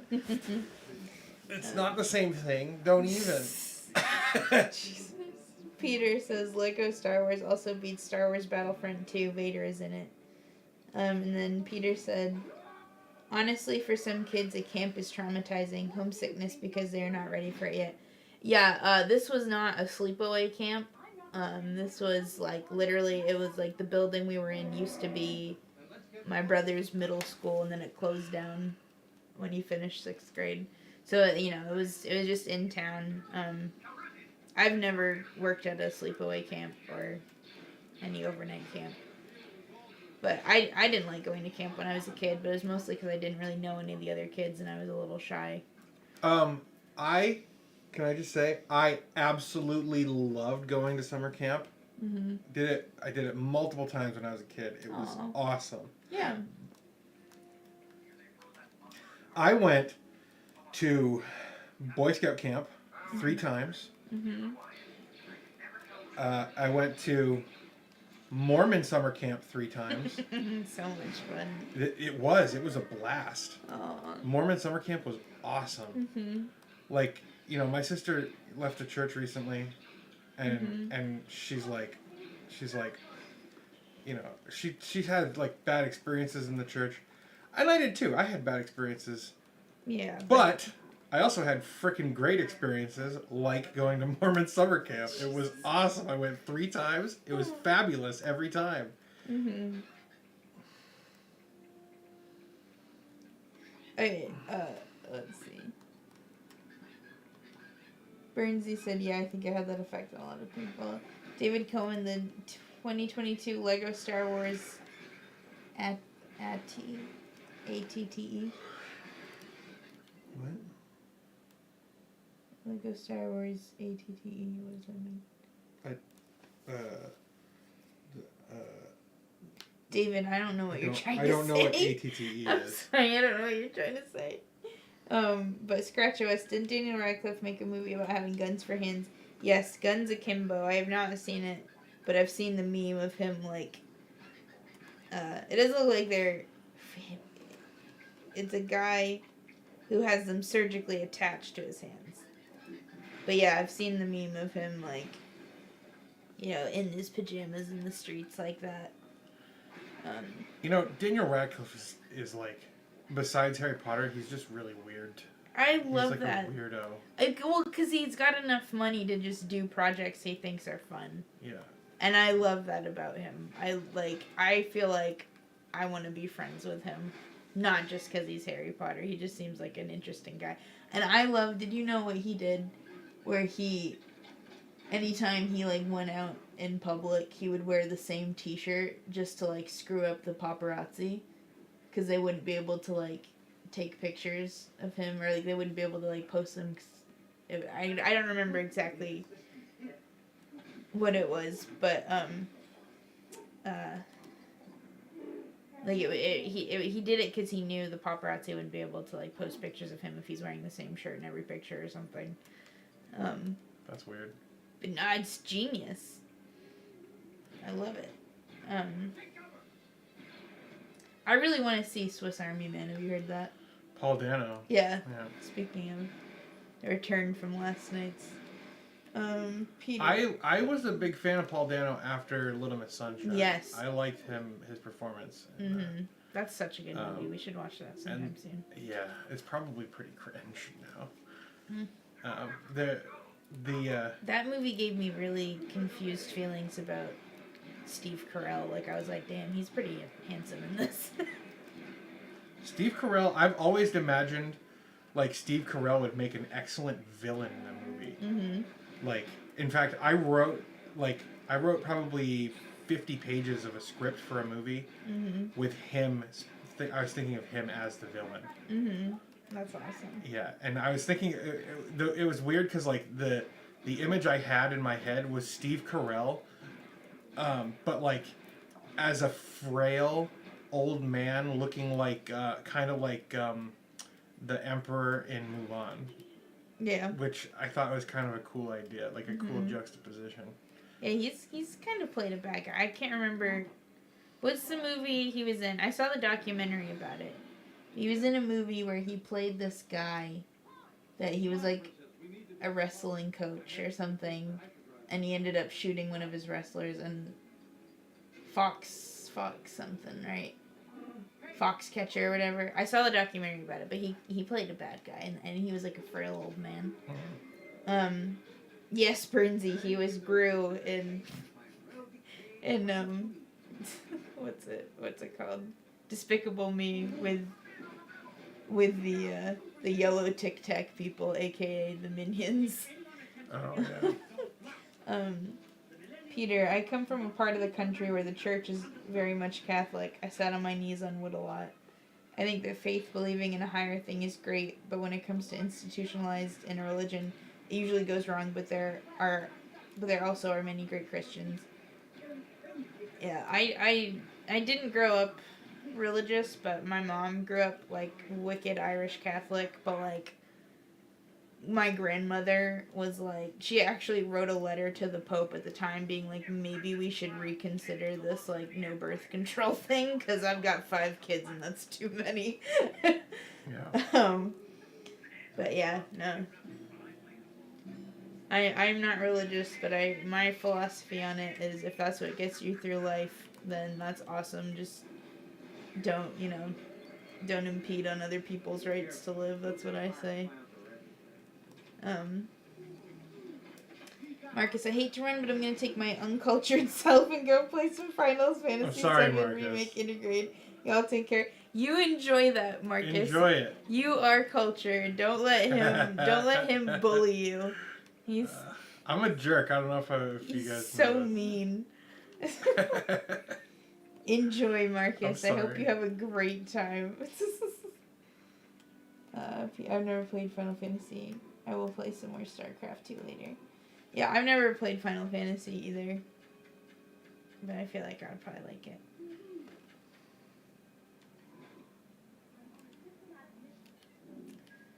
David Cohen, Lego Minecraft and Lego Marvel are in 3rd and 2nd place.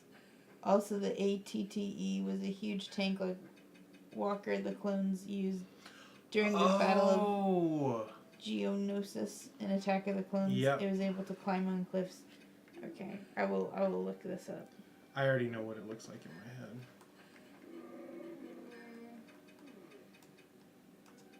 How come I don't have R2-D2 unlocked? This is ridiculous. So is it like a Star Wars thing? ATTE, yeah. Oh, is that the ATTE? Yeah.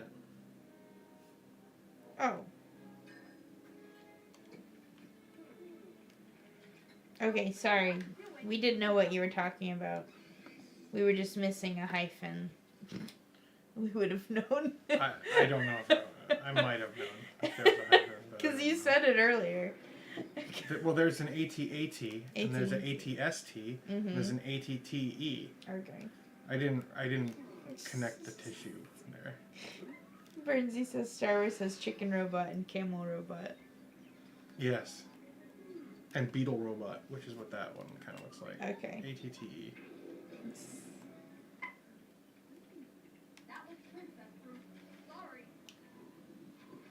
If we must embark on a mission together, could I please ask that you refrain from pulling me apart?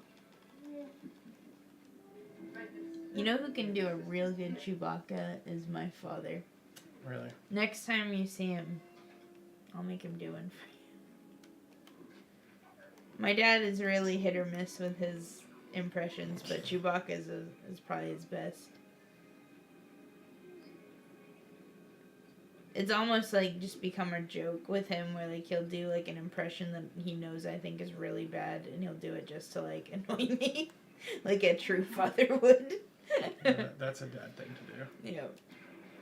He used to joke that he would like go to my like concerts when I was a kid and just like stand up in the middle of the show and be like, I'm Emily Simonton's father, like just to embarrass me. Because I'd always be like, no, don't do that. Oh, Dad.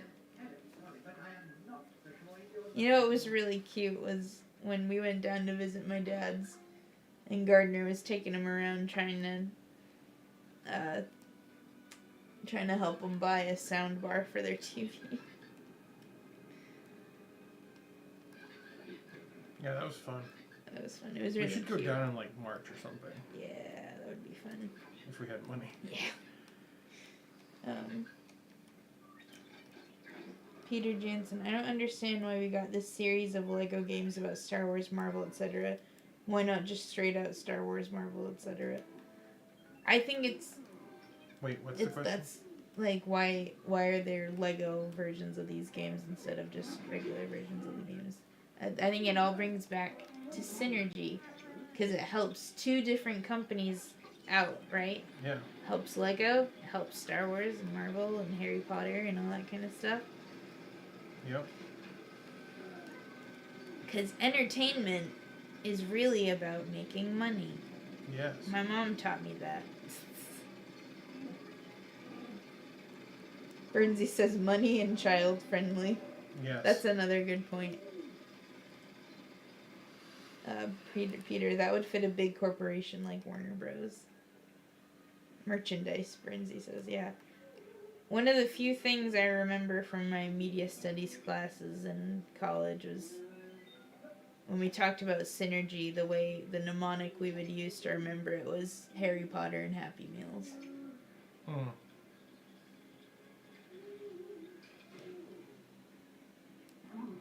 Oh look, an ATRT. Mm-hmm.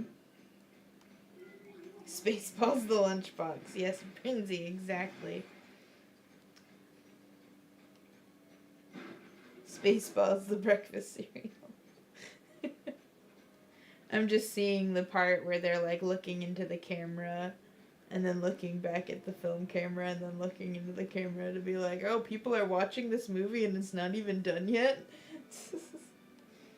Peter Jansen, you Americans understand commercialism like no other population. Yeah, we don't really have much of a choice. True.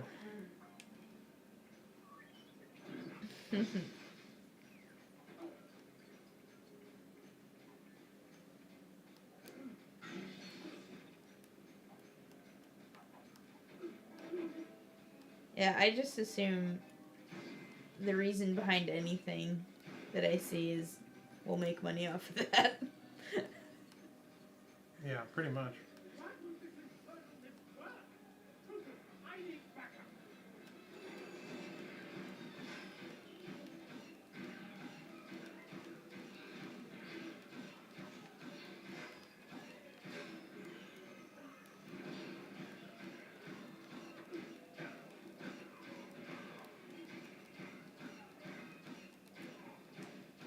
Bernsey, now you've made me really want just like a bowl of cereal. I could use a bowl of cereal right now. We have cereal in the fridge, but we don't have any milk. We don't have cereal in the fridge. And not in the fridge, in the, kitchen. Sorry. See, what happens a lot is in my head I know the words I want to use, and they just don't come out of my mouth. More often than not. I accidentally speak in spoonerisms a lot, too. Yeah, you can eat most cereal like popcorn. That is true, Bernsey, but that's not as much fun. I'm not necessarily craving milk, but I'm craving, both of them together. And also, the cereal we have is, Corn Chex, and that's not... I want, a fun, gross, sugary cereal.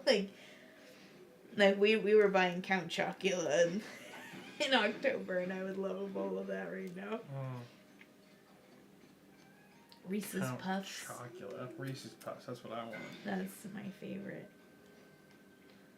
My favorite sweet is chocolate and peanut butter together. So good. Peter, the Dutch invented the stocks and multinationals, not their best legacy. The Dutch. Popcorn. Kelvin says popcorn was apparently traditionally eaten like cereal a long time ago. I could honestly see that given that some cereals are puffed corn. So, like, are you saying, like, popcorn would be eaten in milk? Or just, like, with a spoon?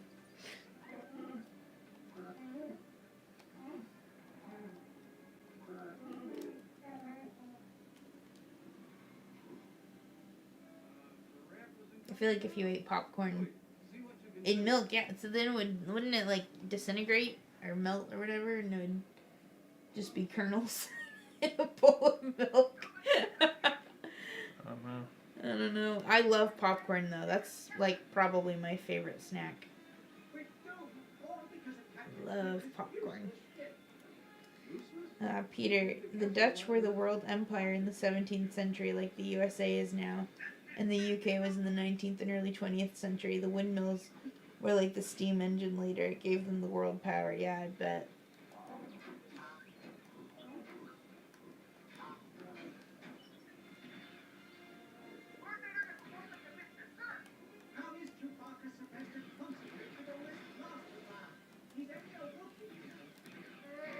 The Dutch traders helped the Americans win from England. It would not have happened without the Dutch. Kelvin, I don't like popcorn though because it leaves the kernel shells in and they get stuck in my teeth. Yeah, that is a big downside, but it's a sacrifice I'm willing to make.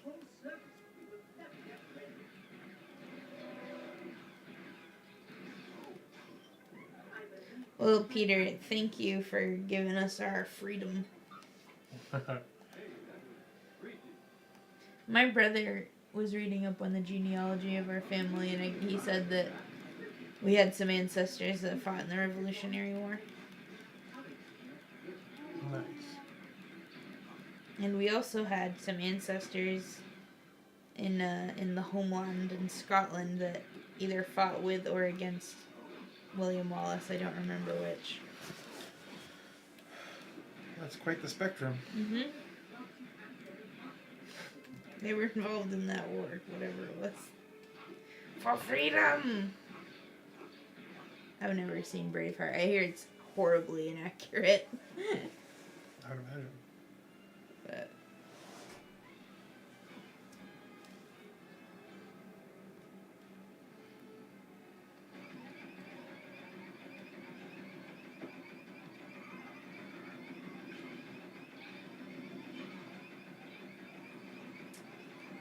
Peter says, on their turn, the Dutch learned a lot from the Portuguese about good sailing routes. So thank the Portuguese too for your freedom from the English.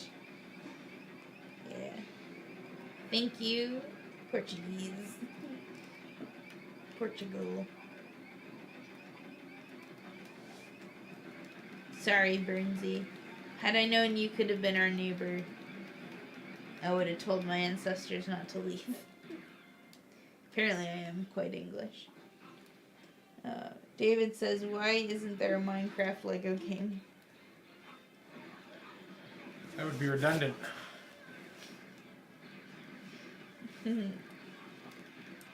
Kelvin, I was playing Starbound earlier and came across a crop called currant corn.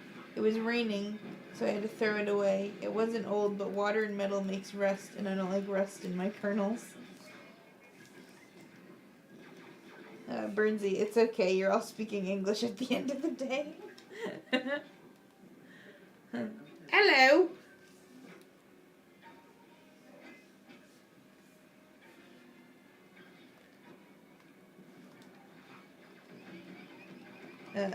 Kelvin said, dang, I was hoping Gardner would get that. He probably didn't hear a word I said. What I was think it? he's in the zone. Kelvin was playing Starbound earlier and came across a crop called currant corn. It was raining, so I had to throw it away. It wasn't old, but water and metal makes rust, and I don't like rust in my kernels. He gets it, Kelvin. It's all good. He just wasn't paying attention. Why don't you like Rust in your kernels?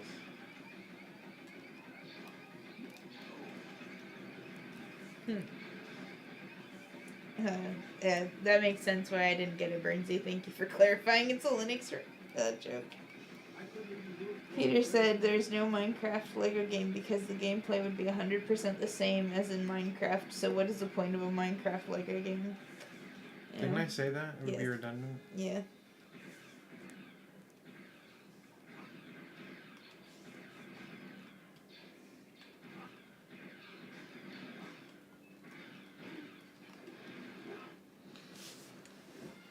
Actually, it got very close to Dutch being the language of the United States of America. Hard to believe, I know. New York has a lot of Dutch legacy. Yeah, that's right.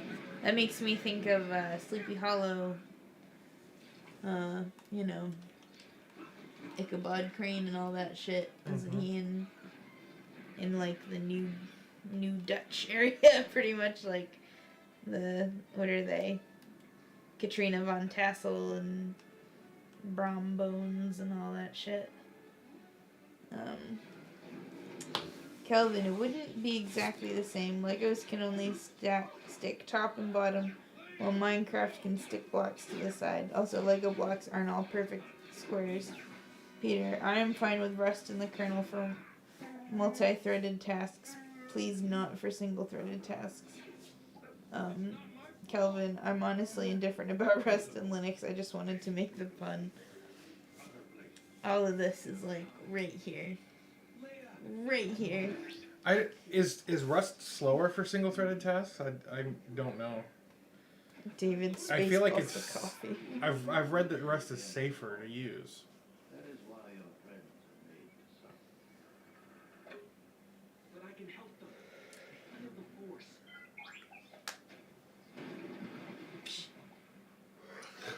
Go back to the tab. We'll never get it out Sorry. now. Nice, 89. We had 100 and whatever last night, right? What did Yep. we have? I don't know, 100 something. Yeah, I just want it known that with all the shit Gardner was giving me yesterday for wanting to play Dragon Age Inquisition, and like when I said I wanted to do that, he gave me like a kind of look. Because I would be bored. Yeah, oh yeah, and I had such a good time watching you play the last two games we did before that. But and if anyone follows me on Mastodon, I posted about it. But the views on last night's stream are like significantly higher than any of the other ones. Yeah, and then Way he thought, higher than I thought they would be. yeah, last I checked, it was up to like 300. Okay, but like to be fair, the last time we played a BioWare game, it was Knights of the Republic, and that did really poorly. Yeah, And we both got bored. yeah, but that was also pretty early on. We've been getting consistent views. Still, that was like one of the first ones we did. Oh, cool! You have 3 new followers. Yeah, Here? yeah. Nice. Yeah. I We have 300. I posted on YouTube and I said, follow us. Mhm. So Yeah, our Dragon Age stream has 312 views, and then the Doom one had 236. Yeah. Yeah. Those are like probably the 2 most viewed. Yeah. But anyway, guess it wasn't such a bad choice, was it? no, And I hope to play it again soon. you will. I will. Let's see. Bernsey says there's nothing I can do to change it, so I'm not gonna worry. Peter, so I'm not gonna be able to say this, but Stoyevescent? That is why you fail. I would say Stoyevescent. Yeah. Stoyevescent. If you can write that phonetically for me, Peter, much appreciated, because I like to pronounce things correctly if I can. Rust is fast, but it does not beat C in regard to performance. Rust indeed is safer for memory, but that all depends on the C developer. You can safely write code in C, but it requires a strong discipline and good knowledge of fundamentals. I code a little bit in C. Mm-hmm. Still don't know what anyone's talking about. That's okay. So in programming, let's say I have so there's two different ways of you can access memory, right? Mm-hmm. You can access there's the stack, right, Mm-hmm. which is like first in, first out, right? Mm-hmm. So and then there's the heap, right, which is like it's like a bunch of memory. It's just allocated randomly. And if you wanted to access, let's say that we have the stack, right, and we want to access like entry number 0, like the bottom one, right? So we say, okay, well, we're gonna access entry 0, so we just say entry 0. But what if we know that we're at like entry number 10 in the stack, and we want to access the first one? Well, I think what you have to do is pop things off the stack to get to that thing, or at least you have to like know to go back 10, right? Or you can have like an empty. Anyway, basically what it is like. Hold on, I gotta explain this. So if you have, let's say that there's 255 entries that you can have, or 256 entries, 0 to 255, right? If you're at 255 and you go to access 280, right? You're overflowing the stack because you're leaving that bound of memory that was allocated for your program, right? And similarly, you can underflow where you can say, I want to go -10, and now your program is accessing stuff outside those boundaries, right? And that's very, very, very, very, very dangerous because it can lead to all kinds of very bad things. And so Rust, the programming language, prevents that. C doesn't necessarily prevent it. You don't care. I just don't understand. I'll be right back. I need to get my water. I'm thirsty as fuck.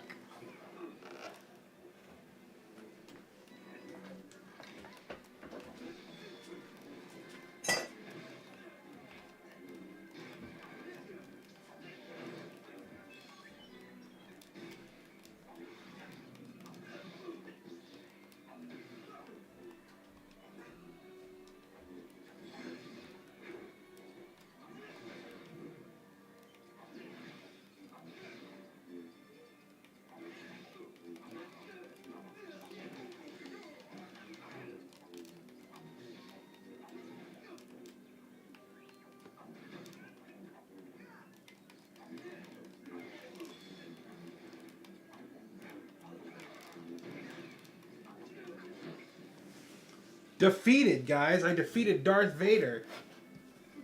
Oh, wait, no, I didn't. I was going to look at the chat, but nope.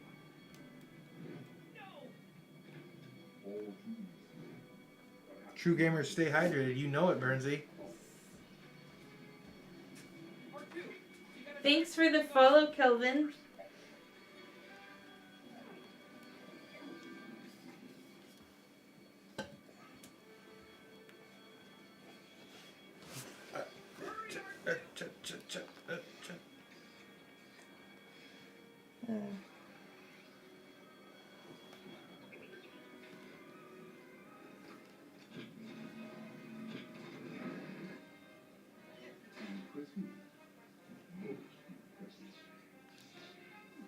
Thank you, Peter, for helping clear it up. What was it? What did he clear up? He explained the C language allows the programmer to have granular control over the over, is it HDE memory? Where? Or the memory, right there. Over the memory. Okay, so smart coders can abuse sloppy programming to get data and access. Honestly, all the celebrities and other blue ink people running to Mastodon make me run away from it. Are celebrities on Mastodon now? Not really. Because, like, I like Mastodon because, like, people who follow me actually, like, acknowledge me versus when I was on Twitter and, like, I was lucky to get, like, maybe 2 likes on a tweet. But I don't usually, like, scroll through it because anyone I follow is just people I know through this guy, so.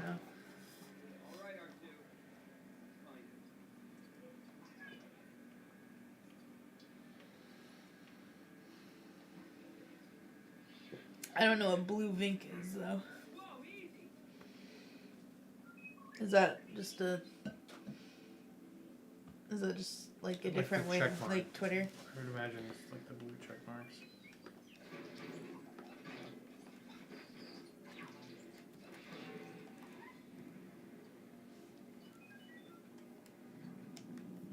Oh, a Vink is a bird. Is that what Twitter is based on?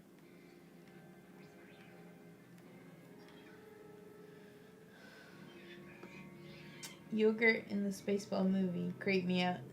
He looked like a golden statue. Yeah, I can imagine seeing Yogurt as a kid on Spaceballs would be pretty creepy. Alright, Kelvin, I'm following you back.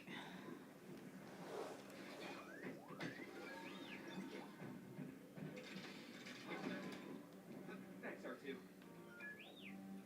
It's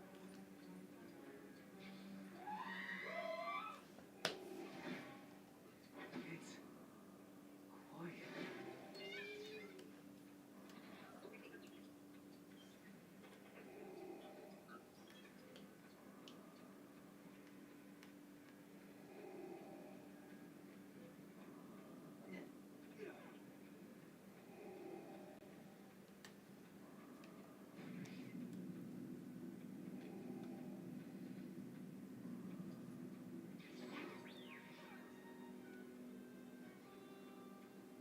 One has taught you well. You have controlled your fear. Now, release your anger. Is that James Earl Jones? No. I know. Peter, Twitter had this two-tier system. The blue checkmark people ignored all the other people.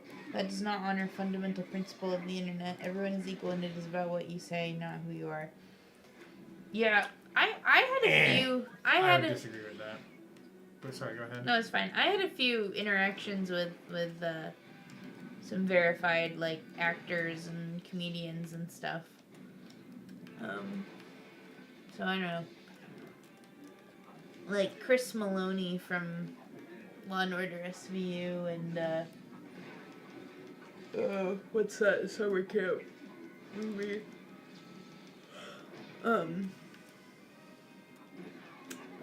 What were you gonna say? Well, I mean, that's not how Twitter actually operated. If you used the platform at all, you knew that, like, anyone could interact with anybody. The problem is that's exactly how Elon Musk wants Twitter to be now. He wants only blue check marks to have the voice. Like, so you have to. He's basically monetizing free speech, quote unquote. I tried to do air quotes and almost died. He's trying to make it so that you have to pay to have quote unquote free speech, which is a load of horse shit in my opinion. Like, he doesn't even know what free speech is. First of all, Elon Musk is actually, you know what? I'm done. I'm not going to talk about it. I'm done. I'm done. What the hell? I was pushing the button. Oh, I was hitting the wrong button. Jesus. I was like I thought I was hitting You're X. too in a tizzy. I was all flustered.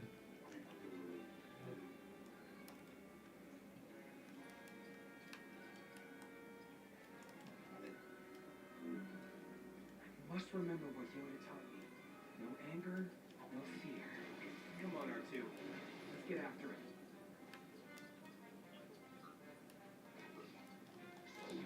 Not even the Force can help me with this one. I can do this now. Oh, do you have to walk up on the wall? Yeah, I don't know how. Oh, there we go. There you go. Good for you. That's not a move I've ever seen a Jedi do, but alright. But is it a move you've seen a Lego Jedi do? Just now. Peter Gardner getting wound up. Yeah, it doesn't take much, I've learned. No. Just talk about, like, Phase 10. Don't. What else winds you up? Me stealing a sweatshirt.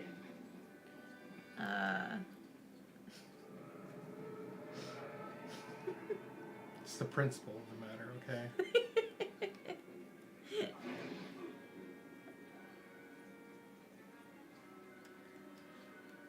No, there are a few things that get me, like, truly irritated. But they are, Elon Musk. Elon Musk, anything to do with, like, social media, anything to do with cars. Oh my god, I hate cars. I hate cars, my guys. Mm-hmm.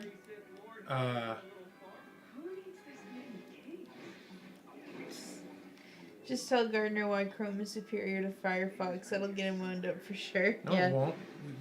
Lies don't get me wound up. Oh my god.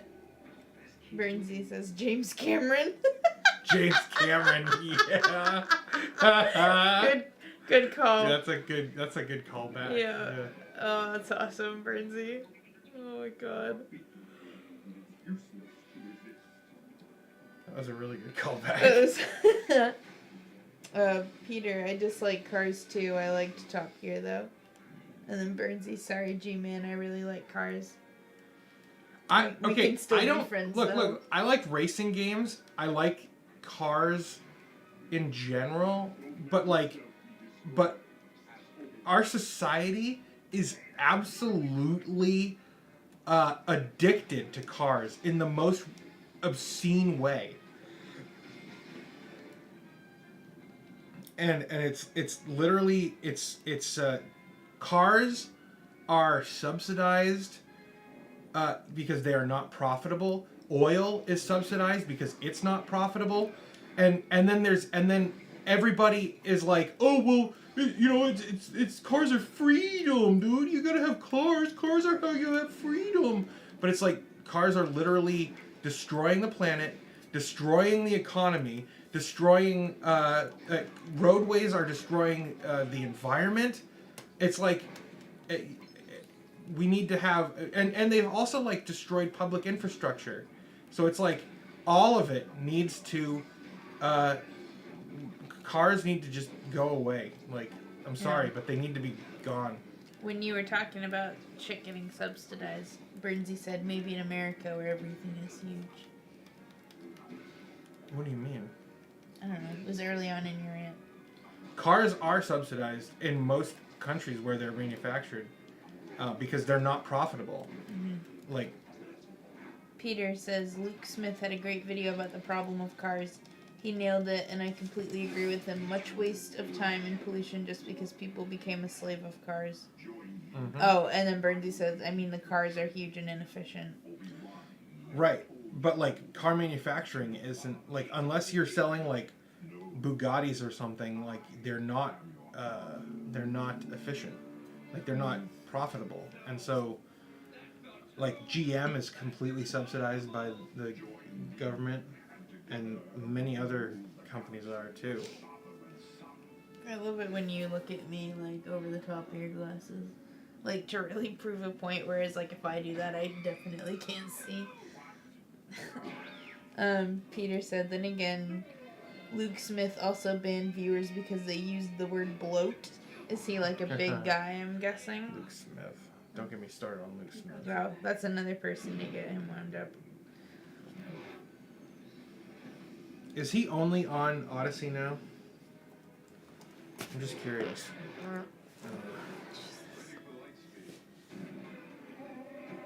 Okay. Mm-hmm.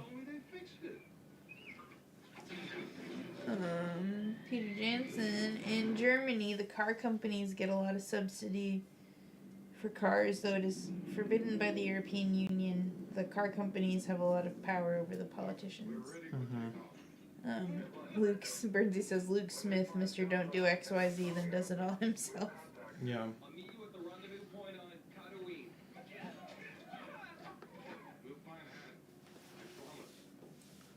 This guy? Nope. No.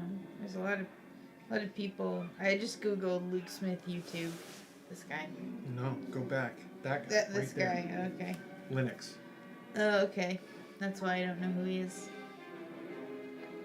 I just beat The Empire Strikes Back. Woohoo!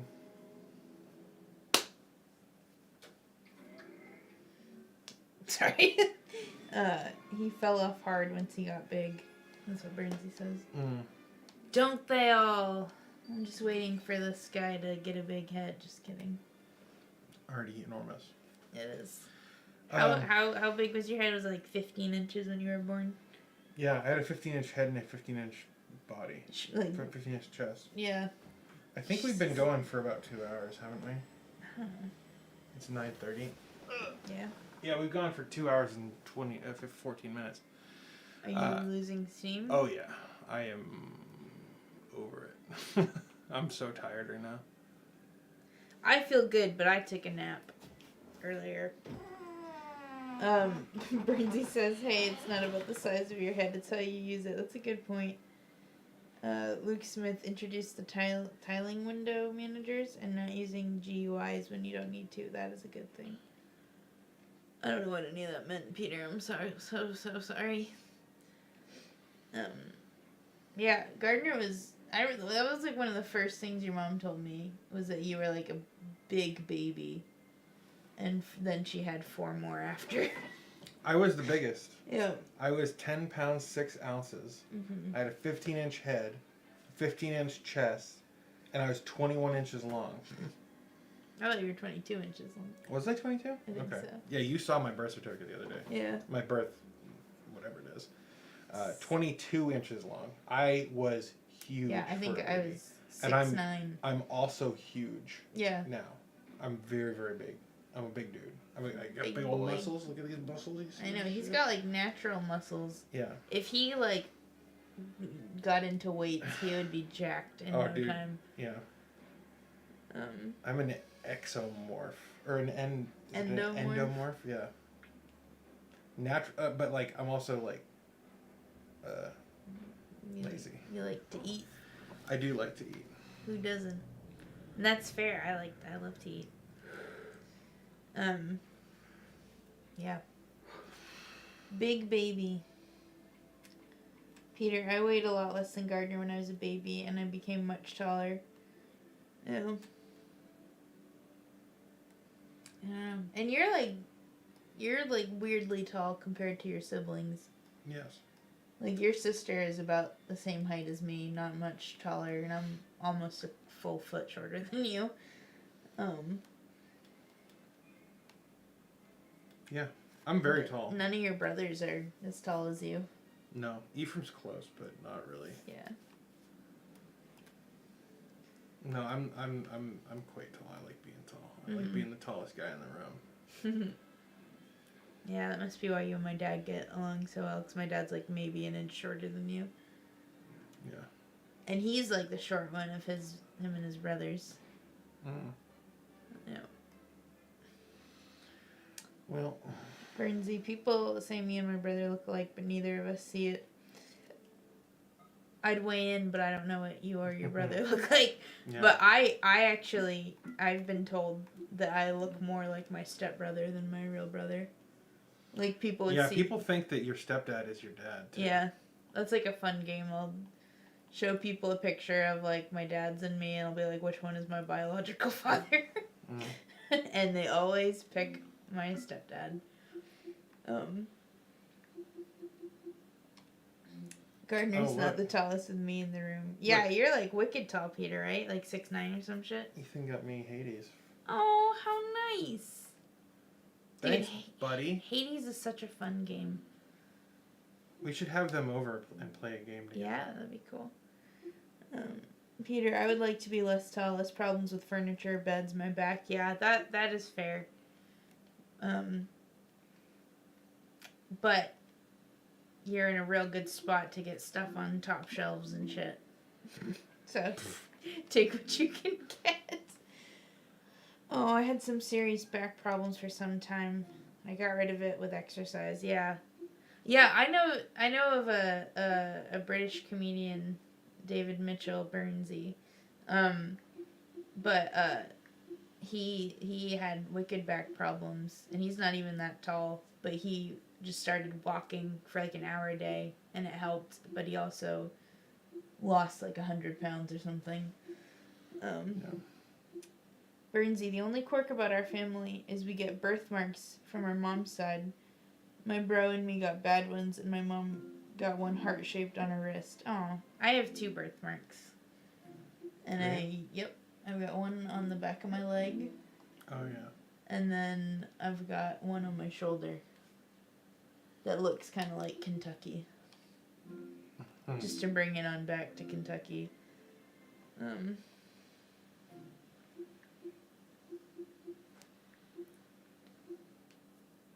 I was talking to your sister about this recently, but I heard I mean there's no way it's true, but like I just think it's kind of a fun idea to think of, where it's like if you have a birthmark, it comes from however you died in a past life or something. And I know it's not true at all. There's no way it's true. But your sister and I speculated, because it's like mine's on my left shoulder and then my right leg, so like maybe I got like speared through my body in a war. What? Burnsy, mine literally looks like I have a love bite. Ooh. What have you been up to, Burnsy? Peter, preventing or curing back problems is all about the abdomen muscles and back muscles. Things like running. Yeah, I learned that through getting into yoga. There's this girl on YouTube, Yoga with Adrienne, that I like a lot. And I was doing like a video based on abs. And she was like, yeah, I know a lot of people are here because they want that like bikini body, like 6-pack abs. But really what you should be thinking about is what your ab muscles do. Like they help you. And she like went on this whole thing about how they help with your back and stuff. Bernsey, I've had to preemptively explain it to most of my partners. Like, like, no, babe, it's not like a hickey. It's a birthmark. Oh my god. This brings me back to having a laptop that was not hooked up to the internet when I was a kid. Peter, I believe in past lives. I believe that certain weaknesses can come from your previous life. I don't have an opinion about the birthmarks. Bernsey, some who then insisted on checking it was in the same place. Bernsey.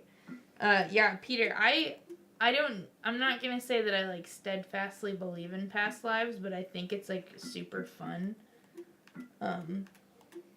What? I'm not saying anything. Oh my god. I'm literally not saying anything. What do you mean? You what? made a face.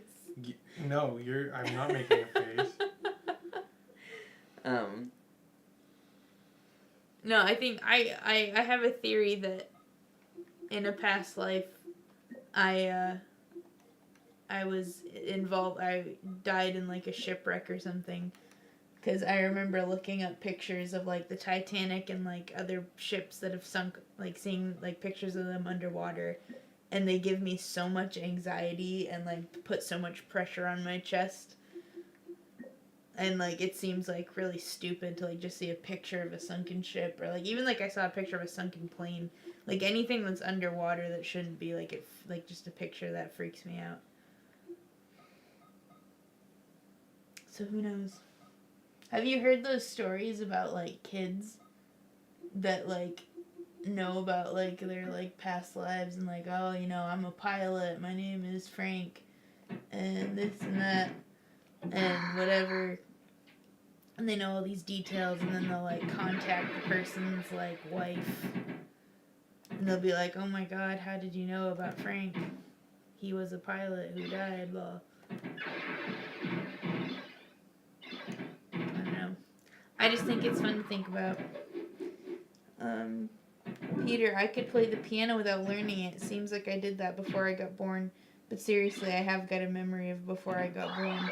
Really, Peter, do tell. I find this stuff fascinating. I remember the in-between phase before you get born when your memory was wiped. Ooh. Ooh, that sounds like a good, like, movie. Yeah. Peter, get Final Draft and write this shit. I want to see this movie. Or I have Final Draft. Give me the rights. And I'll write this movie.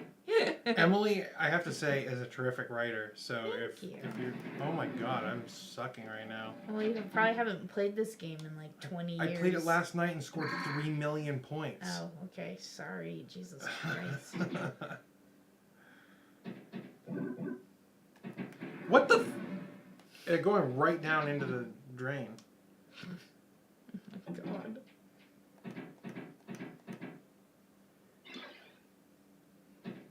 Oh my god. Dude, do you know how many hours I spent playing this on my old laptop that I used just to write on when I was like a tween? Nope. This and like Look, I scored Solitaire. 3 million points. You see that? I'm so proud of you, babe. You almost got 4 million. Yeah. But I don't need to exaggerate. You do it all the time. You'd be like, "Oh my god, it's 10 o'clock when it's only 9:35 right now." You round up a lot. Rounding up is not the same as exaggerating. Thank you. Well, saying you had 4,000 when you had, 4 million when you had 3,900,000 whatever. Jesus. I don't know what you're talking about. That's not exaggerating. That would be rounding up. Burnsy, free Windows games, great time sinks. Agreed. Dude, I was obsessed with Solitaire, Spider Solitaire. Love that shit. Oh my god. Well, see, like, that's not your fault, because it just goes right in the middle where you'd have absolutely no chance. Yeah, but if I was playing correctly, it would not have happened. Can you, like, shake? Yes, you can shake. I didn't map shaking, but Okay. I should have mapped it. Yeah, you should have. Dude.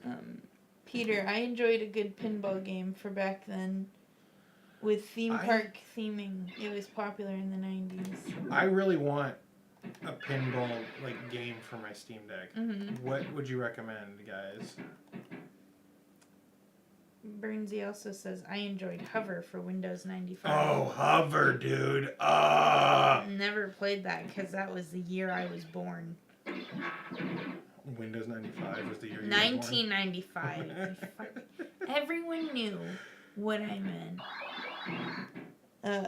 Peter says, it is the only thing which I tolerate from Microsoft, a few of their games. I boycott Microsoft with everything, but not their games, my weakness. Hey, it's alright. Hey, you can't beat Xbox.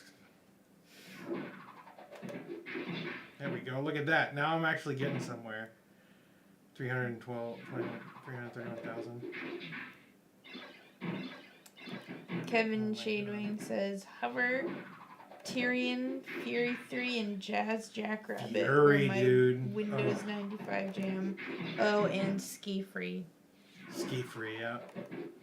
That was some good shit. Mm-hmm. This wasn't like I don't think it was a free Windows game. I'm pretty sure it wasn't. But I was a big Chips Challenge Chips kid. Challenge was good.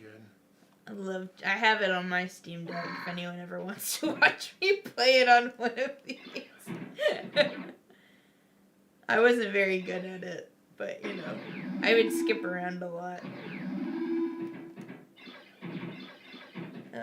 Dude. Burnsy says Jazz Jackrabbit was the best. Peter says Windows XP was my first Windows system. In Windows 7, the last one, I used DOS before Windows XP. Mm-hmm. What's DOS? Disk operating system. MS-DOS. I've heard you say the phrase, the word a lot, but I don't know what it means. Before Windows, there was DOS. Okay. It was an operating system. Understood.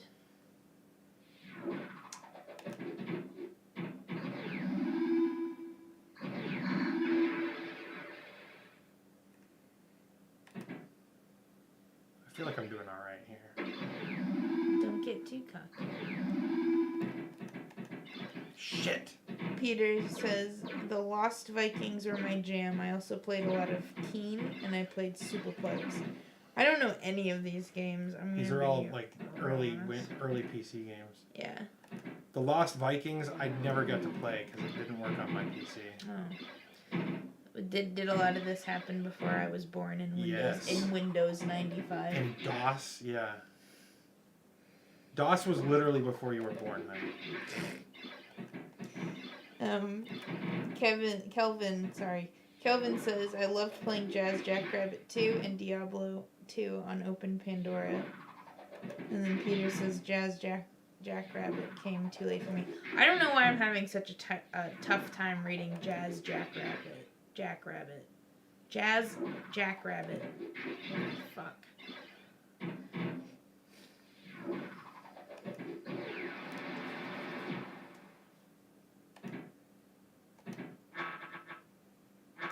DOS is like the command line in Linux, but much less good. But much less good. Peter, that's lost on me too, because I don't do Linux. I just hear about it constantly. Just kidding, I don't really hear about it. He doesn't really talk about it that much.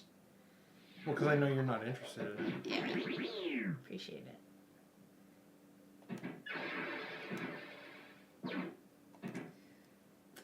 Come on. Burnsy says, all I ever got to play was the games that came bundled with our family PC and demos that came with magazines. Open Pandora was a beast in its time, says Kelvin. Imagine a Game Boy Advance SP, but with a full keyboard built into the lower half. Wow, that Dude, sounds pretty cool. I never met anyone who had an Open Pandora, and I really, really wanted one. Babe, the Open Pandora was basically, it was a game. It was like a Game Boy Advance. You know the GPD Win 2 that I have, the clamshell handheld PC. Yes. It was kind of like that, a little bit, where it had that small keyboard and whatever. But I never I always wanted one, and every time I had money to order one, it was out of stock.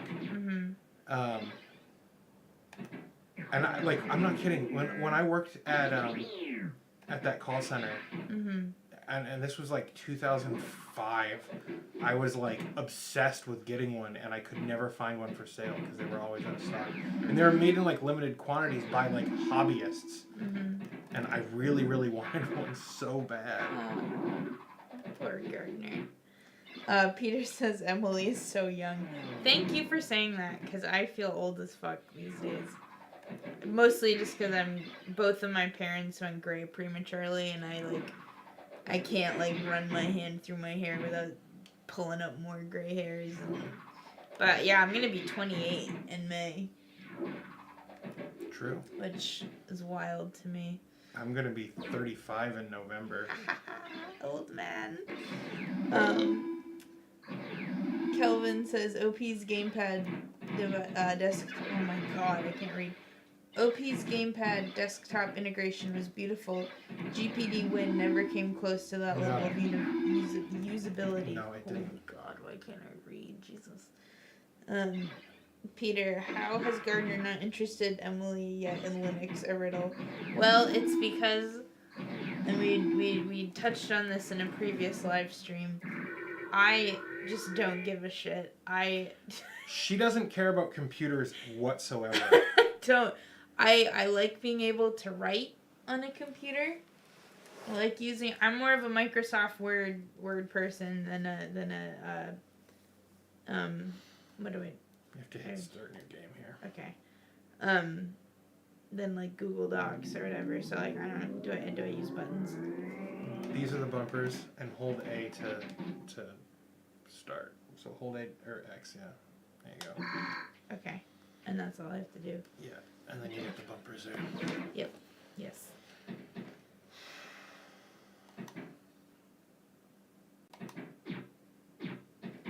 I haven't played this game probably since 2007. Oh shit. Peter says Linux is awesome once you get to know it. Peter says, Emily, seriously, Linux is for everyone.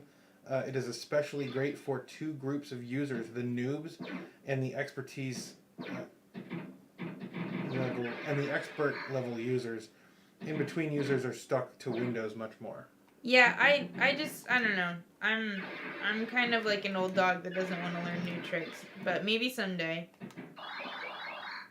Literally every PC user can easily learn to use Linux. You don't need any programming skills. You don't need to be handy with software. Yeah, I bet. I'm not like against the idea of learning it, but I just feel like it's a lot of work that I just don't necessarily want to put in at this current juncture in my life.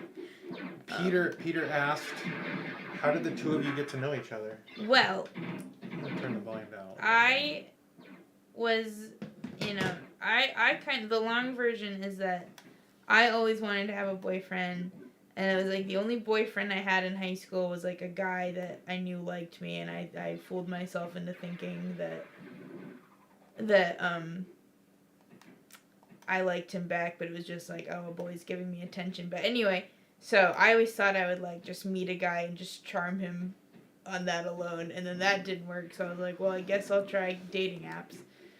So I got on Bumble, and I kind of had like two swells of using Bumble, and the second one I matched with this guy named Gardner, and I thought he was really cute, and he had already matched me before I matched him, so it was like as soon as I swiped right, it was like, you matched him. And so I messaged him, and we talked, and I was like sending like screenshots of like profiles I liked to a group chat I have with my two best friends, and one of them was like, oh my god, he's so cute, talk to him. And then the other one goes, I went on a date with him 2 years ago, he's really nice, you should go for it.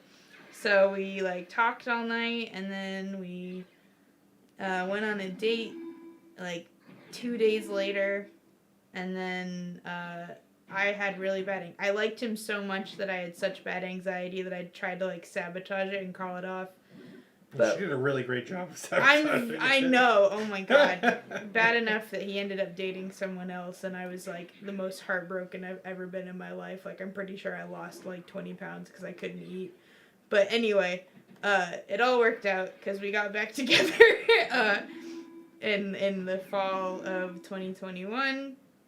The whole time we were still like communicating and chatting and being friendly and yeah, and I was hoping you would break up with her for me, which honestly might, like now that I think about it, it probably would have made me lose respect for you.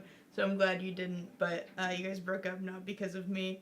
But yeah, I don't know. I think we knew. I think we both knew that we were the real deal. I knew that you were the real deal the moment you started cracking jokes. Oh, I was like, you said that you always wanted a boyfriend and that you always thought you would just charm him. Yeah, you did, and it was you did it just through meeting me through a dating app, and you charmed the hell out of me. Yeah, I know, and I'm really sorry that I was such a coward. You complain. You say that all the time. Don't worry about it. But no, because I remember like I called it off. Like I had a really bad anxiety attack, and I like called it off.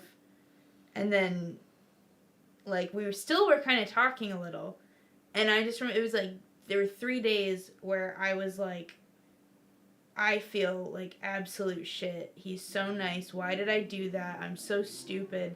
And then I texted you again through Bumble, and I was like, hey, I'm probably going to delete this app. Here's my number if I haven't completely ruined it or whatever. And then we ended up talking on, like, Snapchat mostly.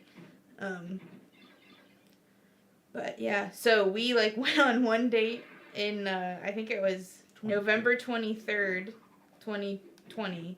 Yeah. And then didn't see each other again until November 26th, 2021. Yeah. And then we started dating quickly thereafter. Yeah, but you allowed me to like set up, because there was never like a will you be my girlfriend conversation. So I was like, when's our anniversary? And you were like, I don't know, just make one up. So I picked November 26th, because. But. Honestly, that was when it got super real. Now that we've been thinking about it, the 26th is like the most inconvenient time because it's gonna fall between Thanksgiving and our birthday and my birthday. Yeah. So it's like. So I don't know. We'll celebrate our wedding. Yeah, that'll be the real anniversary. We're gonna get married. I haven't proposed yet. But Yeah, we're gonna get married. It's a foregone conclusion. We've made so many wedding plans, and we were literally arguing today over something that isn't gonna happen for a really long time. But we were arguing over like what we're gonna do with our children when they turn 16. Like, Yep. because Gardner wants to charge them rent, and I think that's absurd to charge your child rent while they're still legally a child. So Kelvin says most things on Linux don't actually need the terminal, but once you get used to the terminal, it's super convenient. Yeah, it is. I agree, Kelvin. And then Peter says every Linux user should use the terminal just because it gives so much more power and flexibility to the user.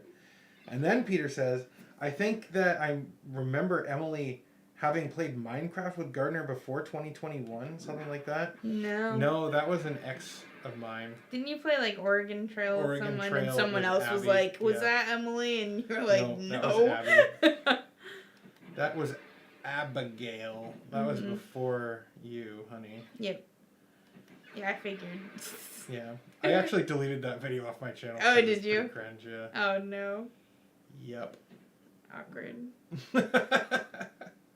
Well, I feel pretty blessed that not only are we streaming together, but we have our own channel. Yeah. You haven't become embarrassed of me yet. I won't. Oh, thank you. Peter says, now every time I use Mumble, I have to think about Bumble. Mumble is an audio chat program like TeamSpeak. Yeah. Yeah, I liked Bumble as a dating app. I had like Tinder for, I'm not even kidding, 45 minutes my freshman year of college because one of my friends was like, you gotta get on this. And I was like, I really don't care. And I just remember there was like one guy that was really nice and we were both in the same boat of like, we're only doing this because our friend is making us. God damn it. And then I was like, find me on Facebook if you ever want to talk to me again. And he did not. So that was the end of that. And then like one of the next guys I was talking to was like, how old are you? And I said 18. And he goes, are you being honest? And I said, yes. And he goes, this is really important. And I said, I would not lie about my age. And then I think he was like, what's your Snapchat? And like a fool, I gave it to him and just immediate dick pic. And I was like, okay, I think I'm done with this. Yeah. But the nice thing about Bumble is that the female in a, at least like a, I don't know how it works for like homosexual relationships, but for a heterosexual one, the female messages first. So like Gardner wouldn't have been able to message me if I hadn't messaged him first. Right. Bernsey says, I've been married. It was nice until it fell apart. Yeah, I'm sorry. That Bernsey, sucks.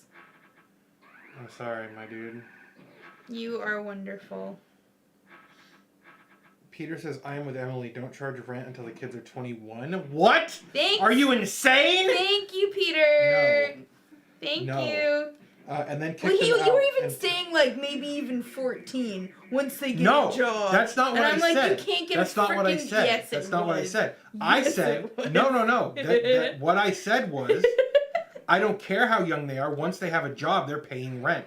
And then you were like, what if they're 16? And I'm like, I don't care if they're 16. They're going to pay rent if they have a job. And then you were like, what if they're 14? And I'm No, like, I don't care. You said 14 or 15 at one point, and What? I said you Okay. can't even get a job when you're 14. Yes, you can.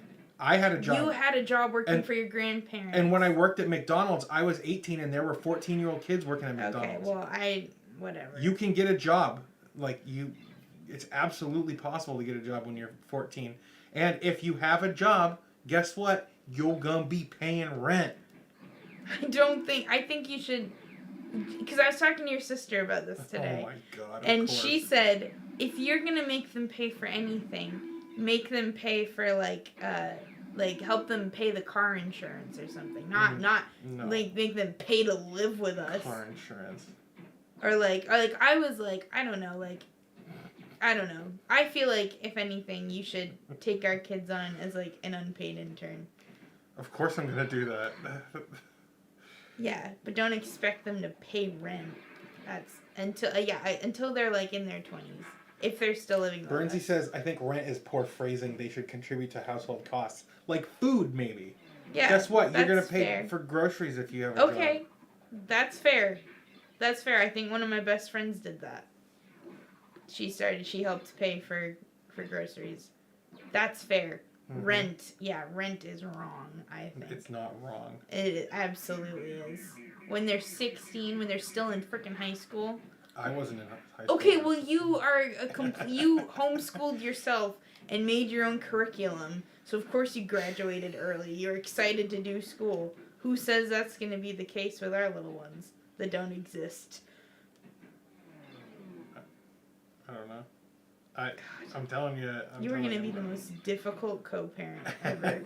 You were already, I'm not kidding you guys.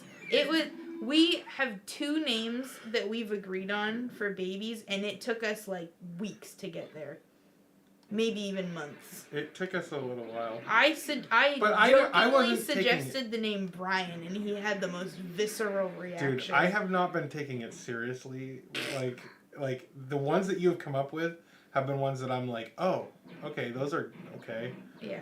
But I don't take it seriously. Yeah, I do. I take it seriously that you no. How did that happen? Yeah, because that thing's blocked up.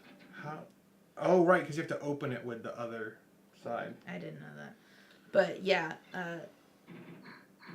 what was I gonna say? My mom and I went walking around in a graveyard once. We were visiting a grave of an old family member. We weren't just there for fun, but while we were there, my mom and I were looking for potential baby names at the cemetery. Mm. Fortunately, we didn't find any. She liked the name Prescott, and you were like, absolutely not.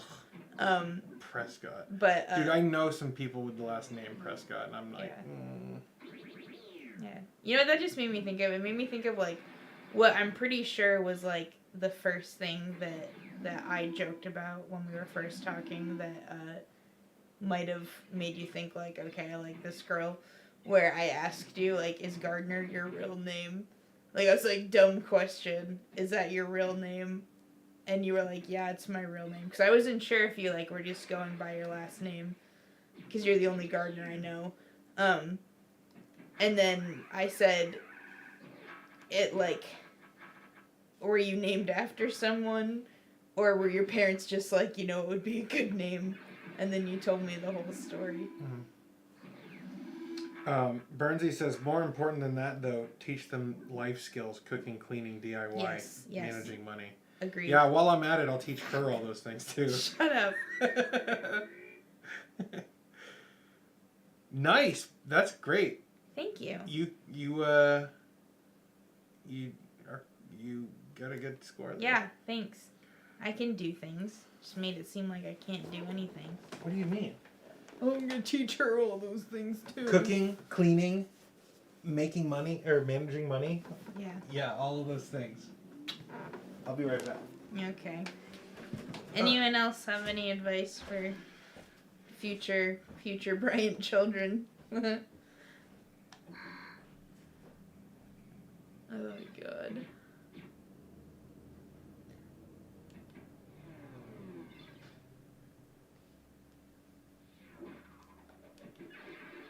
Ah! Sorry, I can't see the computer right now, and I feel like if I don't know how to pause this. Otherwise, I totally would look up. Just gonna have to wait for the man of the house to come back. See, I play this, and I don't pay any attention to the score. I'm just trying to have fun. And oh, fuck. I just fucked up.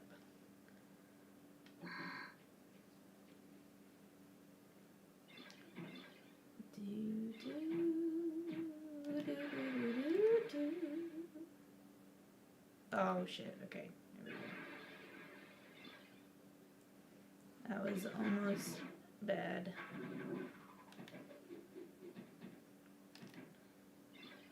Oh, god damn it. That's so annoying when that happens.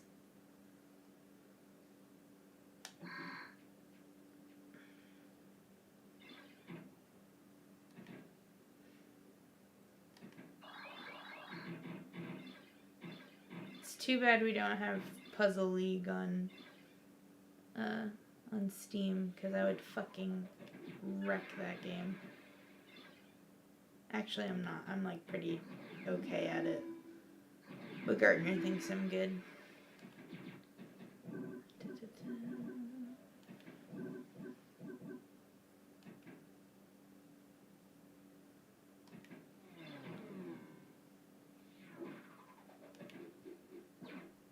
Ah, goddamn.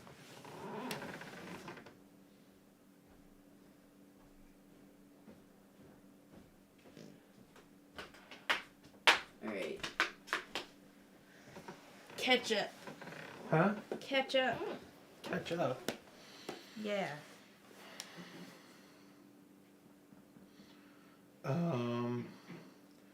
Turn chores into family activities so they don't learn to dread them. Yes, that's absolutely. That's smart.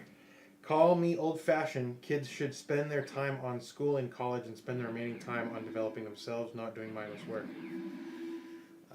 You're old-fashioned. I got to learn a lot of DIY stuff as my dad was a carpenter and general handy guy. That's awesome. Yeah, that's great. I think that kids should help in the household. That teaches them responsibility. Bernsey says, in the modern world, teach them the value of being offline.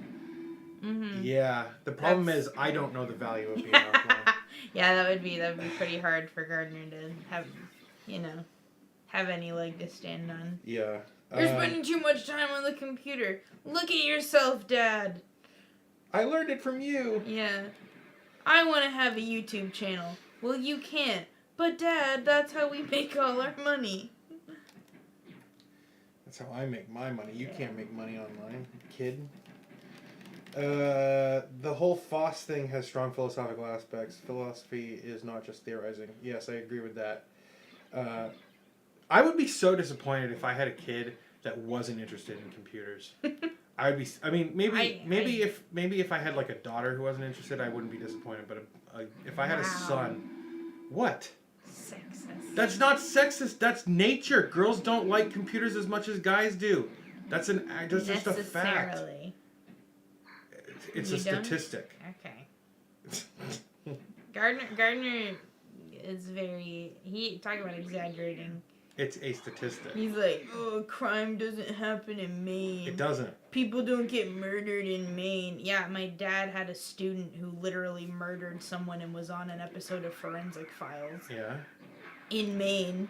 So what? In Podunk, Bridgeton, Maine. Happen here. So what? Oh my god. Don't get me started on that because I'm going to do it again. Little Johnny Bryant will be a woodworker. I don't know if Johnny Bryant is what we're going to name our kid. Definitely not. That's not one of the two names we've been able to agree on. See, I know it's a little ridiculous to be focused on names before we even have any plans of having kids, but my niece, because it's kind of a family tradition to like not know the gender until the baby's born. So like my cousin's wife was like, oh, it's gonna be a boy, I know it, we're gonna name him whatever, and then it ended up being a girl, and they like didn't know what they were gonna name her, and like she didn't have a name for a few hours as far as I know, like and then when her brother was born, he got the name that they thought she was gonna be.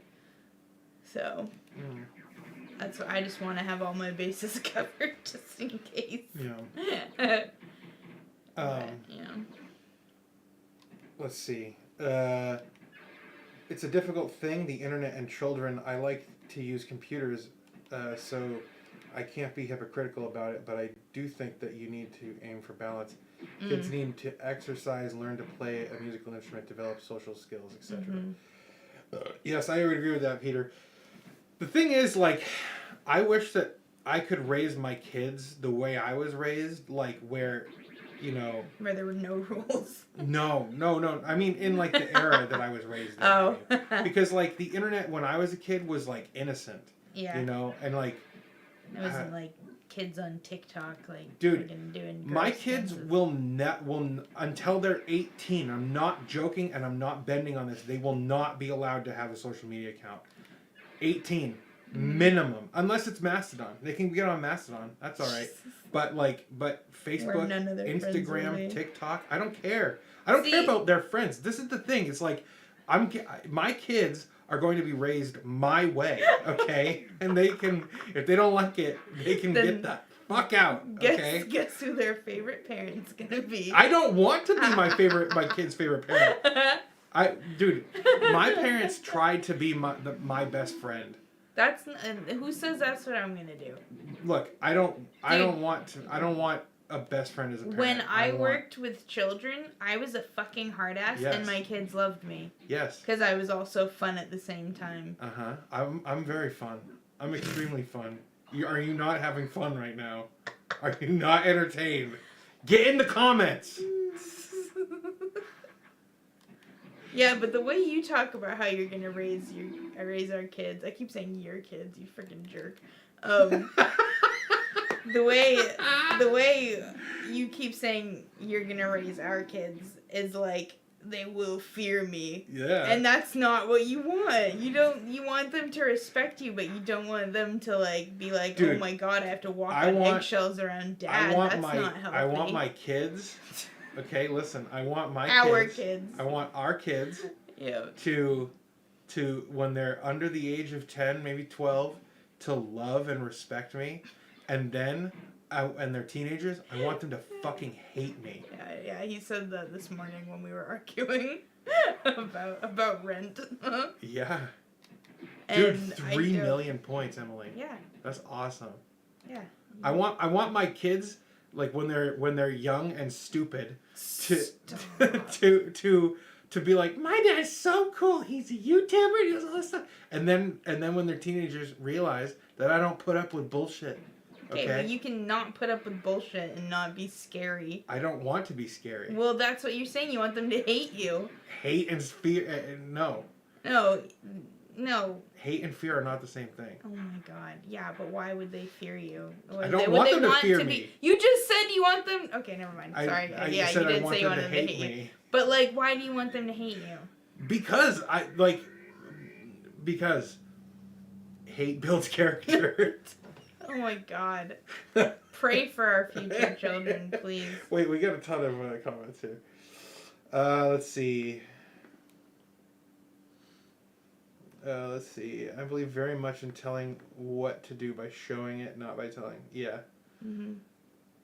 Like, why do I need to clean my room? Because messes like this can make you lose or break your stuff, or even get germs, let germs hide and make you sick. Yeah. Bernsey says, "Oh, my Chinese mother-in-law chose a name for our unborn and unplanned daughter." Mm-hmm. That's kind of cool. But if I let my mom do that, she would choose a weird name. Yeah. Because all my siblings have weird names. No, they don't. You have Jared and Evan. Those aren't weird. Those are pretty... Jasmine and Ephraim and Gardner. Jasmine's not weird. I knew a bunch of Jasmines. Gardner is weird. Ephraim, yeah, but that's normal for Mormons, right? Yeah. Bernsey says, you're talking a minimum of 18 years from now. The world could be a totally different place. Yeah, but social media is evil, and it's. I mean, if social media exists in a similar vein to how it exists now, well, it's a non-starter for my kids. I'll tell you that much. Jesus. It is. I will say, having Facebook as a teenager, as a high school student, we did like group chats for like group projects and stuff. Like it did come in handy in my school days. However, I was also a really annoying 14-year-old on Facebook, and I have deleted so much shit from back then because it's embarrassing. Yeah. So, I don't know. Also, yeah, there's, predatory people on social media and stuff, but yeah, no. Social media is predatory. Yes. Okay. I'm talking about, like, bad people, like... Yes, like Mark Zuckerberg. Like the criminals, owner of I'm Twitter. talking... Yeah, like Mark Zuckerberg. He's a criminal. You're Like Elon Musk. distracting me He's a from the criminal. game. Jesus Christ. You know what? Peter said- Screw our future kids. Pray for me. Peter says, fun fact, many of the first programmers were also Many of the first programmers also were recruited because they were talented musicians or mathematicians. Yes. Those Yeah, are- I'm. I really want my kids to learn an instrument. Yeah, no, same. I want our kids I to loved being in learn band. a foreign language, Mm-hmm. preferably like We- something really foreign, like We the, pretty much had to, and fuck, that was really bad. you know. We Um, basically were told you have to do at least 2 languages when I was in high school. Bernsey said Gardner learned parenting from interacting with YouTube comments. Yeah. Kinda. Yeah, social media was the worst when I was a teen. People had fake profiles made of them at my high school by bullies, and they would harass other girls. That's not Yeah. good. Hello, Bronwaith. How's it? Hello. I don't think I've seen you in a stream before. No, I don't think Welcome. so. You're welcome. Thanks for coming. Yes. Sorry, you're kind of caught in the middle of a discussion about our future children. Yeah, no, it's alright. How they're gonna be raised. While playing Space Cadet. You know. I'm also I have to disclaim to everybody that I am mostly joking. Yeah, no. Like He I don't know why, he but likes she gets hyperbole. a kick. She gets a kick out of when I get at the most ridiculous, and when I say ridiculous shit. So I'm mostly joking, but there is some truth behind all of it. Oh yeah, no, Yeah. like the no kids online till they're 18. Yeah, thing. you've heard me say that. Yeah, oh yeah, you said that to me No, kids can be online, but they dude. you told me I cannot post a single picture of our children Oh, right. on Facebook. No, you can't post pictures on Facebook.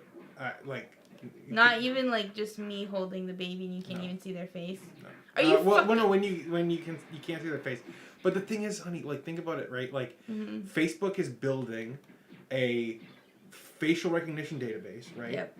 And if they have facial recognition data of children as they grow up, that is easily weaponizable. Yep. And it's Oh, we're stuck. We're slowly coming out. Wow, look at that. I've never seen that before. Oh, fuck. Yeah, it happened a little earlier. You just stream when I should be asleep. Same here, UK, baby. Yeah. It's 3 a.m. where Bernsey is. Damn, Bernsey. It's 3 a.m. I must be lonely. Bronwith says, this is the only day I can get the train back to my home after Christmas. Oh, I see. fuck. Okay. Am I saying that right? Bronwaith? Why do I want I always really like the name Bronwyn. Yeah. Bronwyn is a beautiful name. Okay. But you don't like it. No, yeah, Gardner was look up Welsh names. Oh my god. Dude, do you remember when we were sitting on the sofa? Oh, yeah. Guys, you had to be there, but Emily and I were sitting on the sofa one night, and we were looking at baby names, and just we were absolutely hysterical. We could not breathe because we would say I can't think of it. Hester, and then I don't know. It was It was just we were looking up a weird... Hester, more like Nestor. Yeah, we were just. It was Hester. I hardly know her. Right. Just making stupid jokes. And the worst jokes. They were not even funny. Most of them weren't even puns. They were just shit. Yeah, half of them you said in a strong bad voice for no reason. That's right. Yeah. But yeah. We have fun.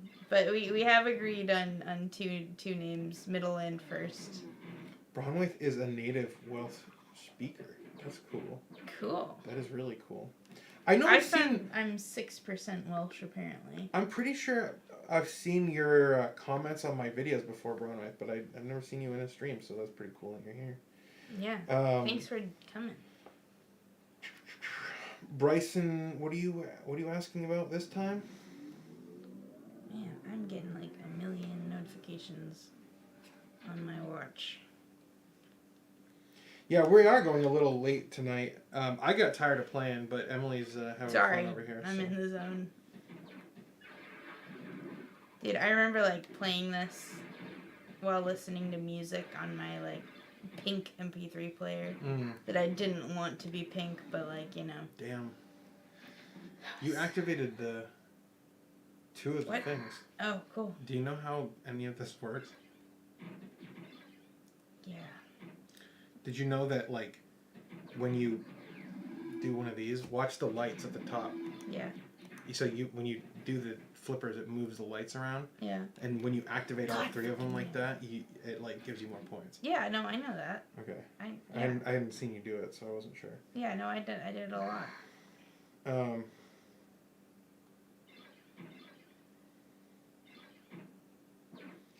I think the Telegram can be fine for a kid, but I agree with Gardner on not letting children have an account for Facebook. Yeah, no, Yeah. I'm not gonna fight over that. I don't disagree. Yeah, I mean, I don't think Facebook will be around for another 2 years. Like, honestly, like the way Meta is going, it brings me great joy, as the Germans say, Schadenfreude, if I'm saying that correct. I believe so, Schadenfreude. Braunwaith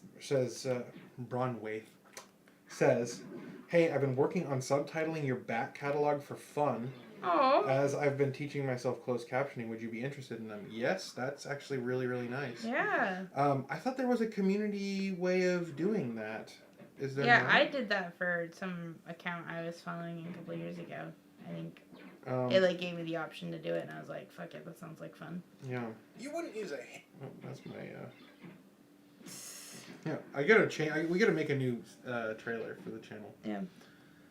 Is that one where you have like really like floppy hair and you're on a brick wall? Yes. Oh my god. Oh my god. Have you used that music in a while? No. I haven't heard it in forever. I haven't done it. I haven't used it in a while. YouTube disabled it now. It's opt-in for really? community. Okay. How do I opt into that, Burnsy? Channel. I at one point was freelancing doing like captions and transcriptions, but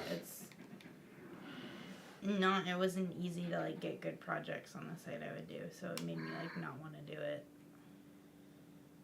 That's why I bought those Raycons.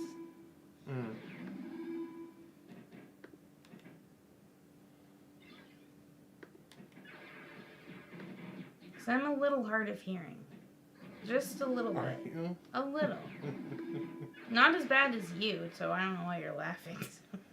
Dude, it is painful sometimes, like, when we're, like, lying down in bed and, like, we're about to go to sleep, and if we're, like, both lying on our left sides, because, like, he's, like, almost deaf in his left ear, and, like, that's probably my weaker ear, and, like, if one of us says something, we're like, what? What? It's like, oh, it's exhausting.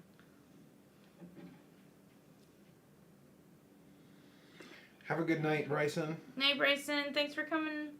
Love to see your name in the chat.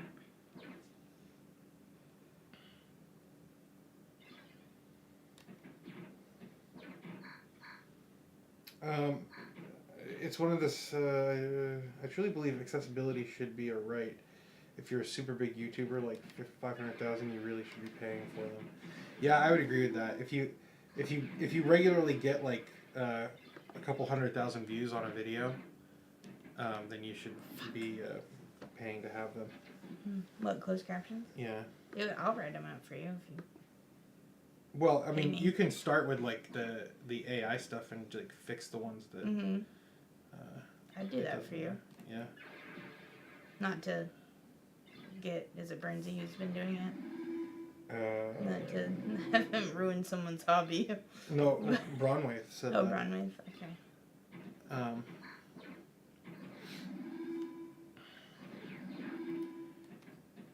Braunwaith, did you say that you're also hard of hearing?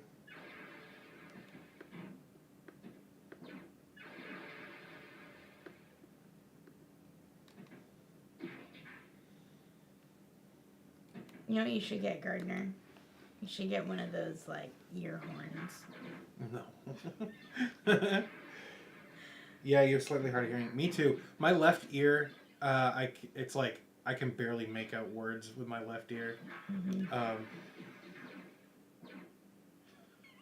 Yeah, if I'm laying on my bed like this, I can hardly understand. I can hear music and stuff out of my left ear, but for some reason language I'm not good at deciphering with my left ear. Yeah. I was told that I had a lot of colds and stuff when I was a baby, and that's probably why I have a slightly tough time hearing.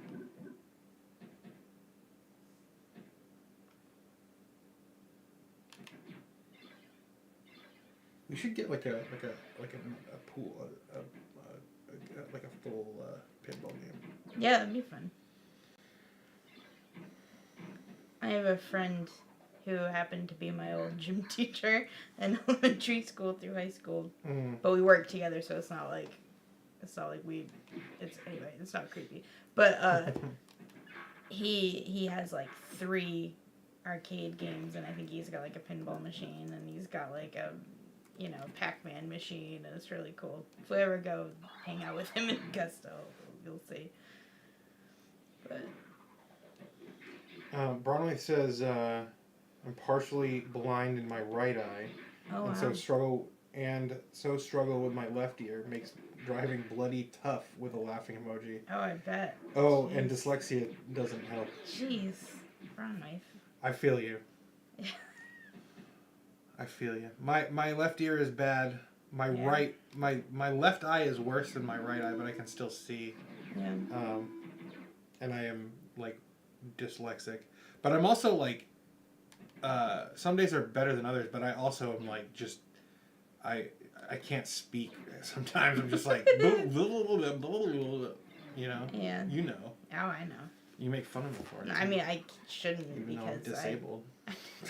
Oh yeah, if anyone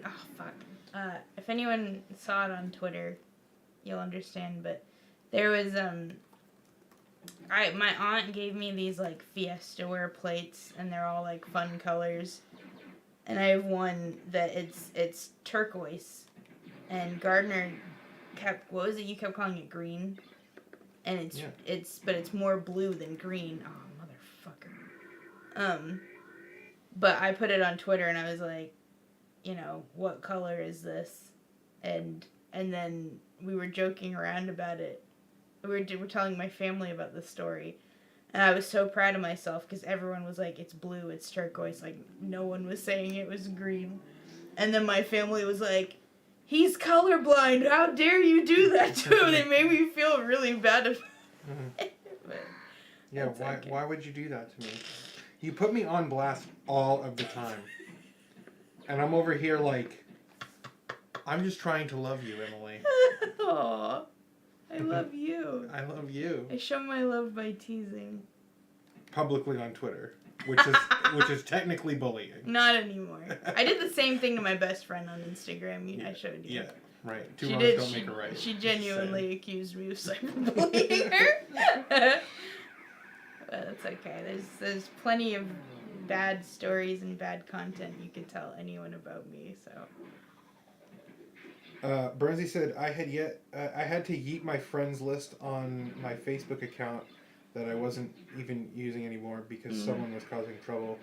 Only reason it's not deleted yet is my login for most of my dating apps. There you go. Yeah, there you go. Good luck with those, by the way, Bernsey. If they have Bumble over there, try it. It worked for me. Yep. Worked for us. Damn right it did. Let's see. Broadway says I only use Facebook for Marketplace now.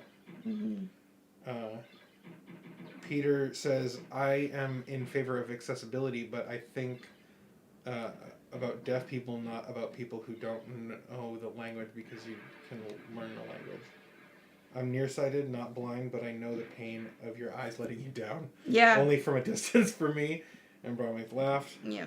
And then I got scar tissue on my eardrum on one side due to a lung infection as a kid. But it does work well. I can hear without a problem. So that's good. Jeez. Yeah, I'm extremely nearsighted. Yes. Really, if I take these off, I'm fucked.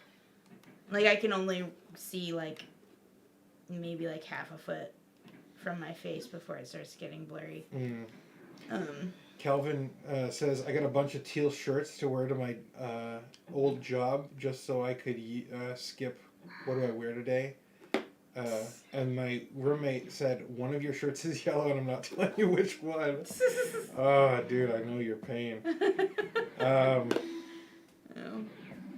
My uncle is colorblind, and I remember like I used to joke around and be like, what color is the shirt I'm wearing? And he'd just be like, brown, gray.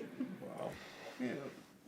Bernsey says, yeah, Bumble is pretty much my favorite, although people don't seem to understand that the women have to message first. Oh my gosh, dude, I know. Yeah, see, that was what attracted me to it. Was... Do you remember what my dating profile said? Yeah, it was like, I don't know verbatim, but the gist of it was like, I'm a nice guy looking for a funny woman to play board games, check.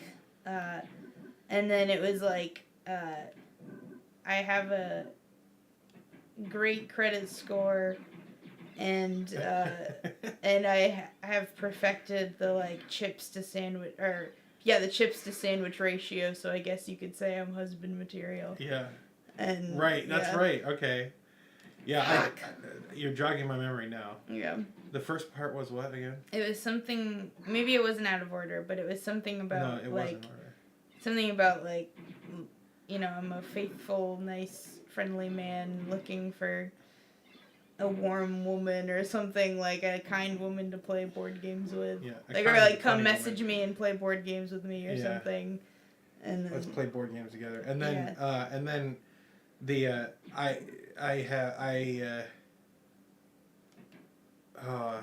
probably have it on I my found phone the somewhere. optimum chip to sandwich ratio. Yeah. And I have it somewhere on my phone. I should find it. Yeah, it was pretty funny. I had to like, I feel like I'm pretty good at writing about myself. Who is Shepherd in the Hound? Huh? Someone has followed me on. Okay, so I might know this person's dog. Maybe not. You see that? I just got the up in the upper tray there. And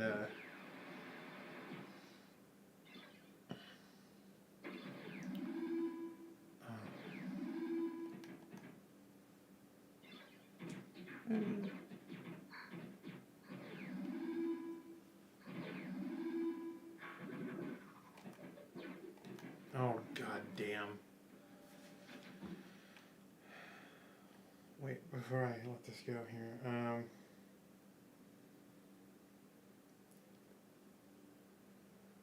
Bronway says, I've been single for 3/4 of a year now. After my ex cheated on me, I spent the next 3 years traveling, and now it's hard to date again. It's LOL. It's difficult having someone in your space full time. Yeah, it can be, but honestly, like, it's really not for us. It's like, if you find the right person, it's not that bad. Yeah, I was worried because like I pretty much spent 25 years single, so I was like, oh, is it gonna be like that was also part of what scared me about getting into a relationship with you, was I was like, is this gonna just like fuck up my life, because like I have just spent my whole time alone and I don't know how to share time with someone and whatever, but it all worked out, obviously, because we're like a perfect match for each other. Absolutely, we are. Okay, I found it. This was Gardner's dating profile, if anyone wants to steal it. Responsible, tall, faithful, good at rationing chips for an optimum chip to sandwich ratio. I cook, I clean, and I'm a good listener. Credit score sits at a cool 802, so you could say husband material. Looking for a fun, positive, and warm woman. Swipe right and let's play board games together. Mine was 5 people have told me I should be a stand-up comedian. My crippling anxiety tells me otherwise, and somehow that worked for him. So. Dude, that's prime material right there. Bronway says, sorry, 3 or 4 years, not quarter. Pardon me. Did you Did the playing board games happen? Peter asks. Yes, we have played board games together. Yeah, not like Not- immediately after, but Yeah, and we don't play board games a whole lot. no, But not as we much do. as I thought we would. Yeah, I honestly thought we would play more, but we. Yeah. we You don't have haven't. a lot of 2-player games. Yeah, that's part of the the problem. issue. Like, we need more 2-player games. Yeah. Bronwyn says, "You're both so sweet." Aw, thank you. Board games, she Yeah. says. See, I'm a card game. I'm more of a card. I like board games, but I like card games better. See, I don't want to stop playing now. We got a happening freaking Yeah. Jeez. thing over here. I'm good. See, look, did you see that? Mhm. I just like moved the Nice. lights around to Mhm. score some extra points. Yep. No! Oh, damn it! What's funny was my friend that, if anyone missed it, so when I matched with Gardner, I was texting some of my friends, and one of them was like, I went on a date with him 2 years ago, and said that you are incredibly kind. And then I said, do you know a girl named, insert name here, want to come with me to her wedding? Like I was going to say that to you. And you did come with me to her wedding. Yeah, and I did the videography too. He did the videography for free. Oh yeah, I remember he said his family was Mormon, but he was not for it at all. That was one of the first things you said to me. Yeah, spoiler alert. Then she goes, no, what was it? She said, don't tell him I said that if I come up. And you didn't, or she didn't. And then not sure if it would be more funny or weird. And I was like, no.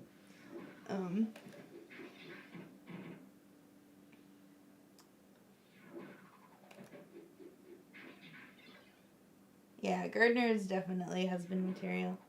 Peter, mentioning the credit score must be an American thing. Here, nobody would mention it. Well, you know, he was like the only one that I saw that mentioned it at all. Dude, so I think it's just. I did it because I thought it was funny It and was. also bragging. Yeah. Like, I was totally bragging No, because like- most people my age don't have a credit score, let alone a good one. Right. You know what I'm saying? Like, most people my age are like, you know, my credit score is like 200, you know, because they don't, you know, they have like $8 million in student loan debt and whatever the hell else. Meanwhile, I'm over here, a small business owner. I don't think I had founded my company yet because I would have put it on there if I was a business owner. But yeah, I thought it was funny, so it wasn't really like a anything except to make a joke. Yeah, Peter also said to start with, most people here don't have a credit card. That's probably for the best. Credit cards are predatory. But Yes. Peter also suggests chess for us. He tried to teach I me have chess chess. once. Yes, she doesn't. It's a lot to remember. But I mean, I'm sure if we played it more often, I would pick it up. But Yeah, you know what we do guys together is we do this. Yeah.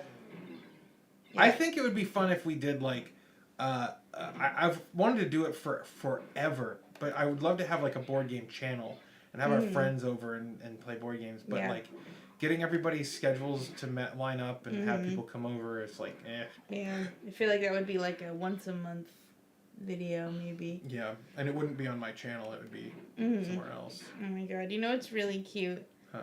Is like I'm just scrolling through this chat, and it's a lot of like me asking my friends like how to talk to you, and then being like really excited that like you would show up, that you were like, it says like Gardner sent you a new message, like that you were like, you know, and I'd be like, oh my god, I'm so excited he's talking to me. And then I like, after the first couple of messages, I didn't send her a message for like 20 minutes, and she's like, oh my god, he's like ghosted me. No, okay. Well, hang on. So what happened after I started talking to you was I just kept swiping for fun, and I ran into a guy that I went to high school with, and so we matched, and then I messaged him like an inside joke from high school, and he didn't respond. But my friend that went on a date with you was like, I'm more interested in what's going on with you and Gardner, and I said, he hasn't responded yet, but wait, no, hang on. I said, oh, it kind of died out, and then I said maybe he'll return from war and respond to me, but I doubt it. And then she said, he was so cute, ugh, I want you guys to date. And then she told me never be afraid to double text, follow your dreams, and get that man. So I think because okay, so Dude, I said, hey, I'm how's really it? surprised that she's being that generous with me. Like, honestly. I said, hey, how's it going to start things off. He said, hey, it's going well. How are you doing? And I said, pretty good despite the cold. And then you didn't respond, so I was like, clearly he's not interested. And then I double texted and said, I hope you had a good weekend, and you immediately responded. So we kind of have her to credit with us even having a relationship at all. Let's see, sorry. Where the hell? Oh. Peter, I have not played Go either. I've heard that's a good game. Brownwood says, they never tell you this when you are a kid. Being an adult is 90% fighting with timetables to meet your friends. Yeah. Yep, that is absolutely true. Burnsy, my Tinder. Just gonna list the things women on here demand. 6 foot 19 inches tall. Very large pee-pee indeed. Go to gym 9 days a week. Very rich from modeling. Huge beard, lots of tattoos. Oh my god. Right. Pete, I swiped left on that. Professional yet humble award-winning comedian. Can cook anything perfectly. Travel to every country on Earth. In talks to arrange a hot tub on Mars. Own the exact dog you love. That's awesome. Peter suggests Gotham Chess on YouTube has special videos for beginning chess players. There are probably more good ones. Emily could learn to play chess from that. There's also a good chess app with daily puzzles. Chess is one of the most brilliant games made. It might even be better than StarCraft 2. Yeah, I mean, to be fair, a lot of things are better than StarCraft 2. What was it? I don't know why you guys put up with me. Any of you. Emily, any of you. I'm such an asshole. Brunwith says, what was the craziest first date you ever had? Mine just happened recently. Oh my god. He gave me his old RX 590 as I said my GTX 650 wasn't working anymore. I was shocked by like free GFX card. Dude, that's actually pretty crazy. So she got a new graphics card. Okay. Because her old one was going kaput. Nice. Honey, what's your favorite of my wacky first date stories that you've heard? Probably the first one that comes to mind is when you figured out that this girl you were on a date with was cheating on her husband with you. Oh. Yeah. Oh, you spoiled it a little bit. Sorry. No, it's all right. So, okay, I'll tell you the story. So, there was this girl that I was down in Kentucky, right? And I was talking with her. She was saying stuff that it wasn't really raising red flags, but in retrospect was kind of weird. Like, she had 3 kids, right? Brunwith goes, OMG, I'm sucked in now. Dude. So she had 3 kids, right? And I was like, and I didn't really ask directly, but I was like, oh, where's their dad? Like, what's going on? She didn't answer, right? Whatever. So, and she worked as an oncology nurse overnights at the University of Kentucky Hospital, right? Mm-hmm. So I was like, hey, we should like do something. And so she messaged me one night, and she's like.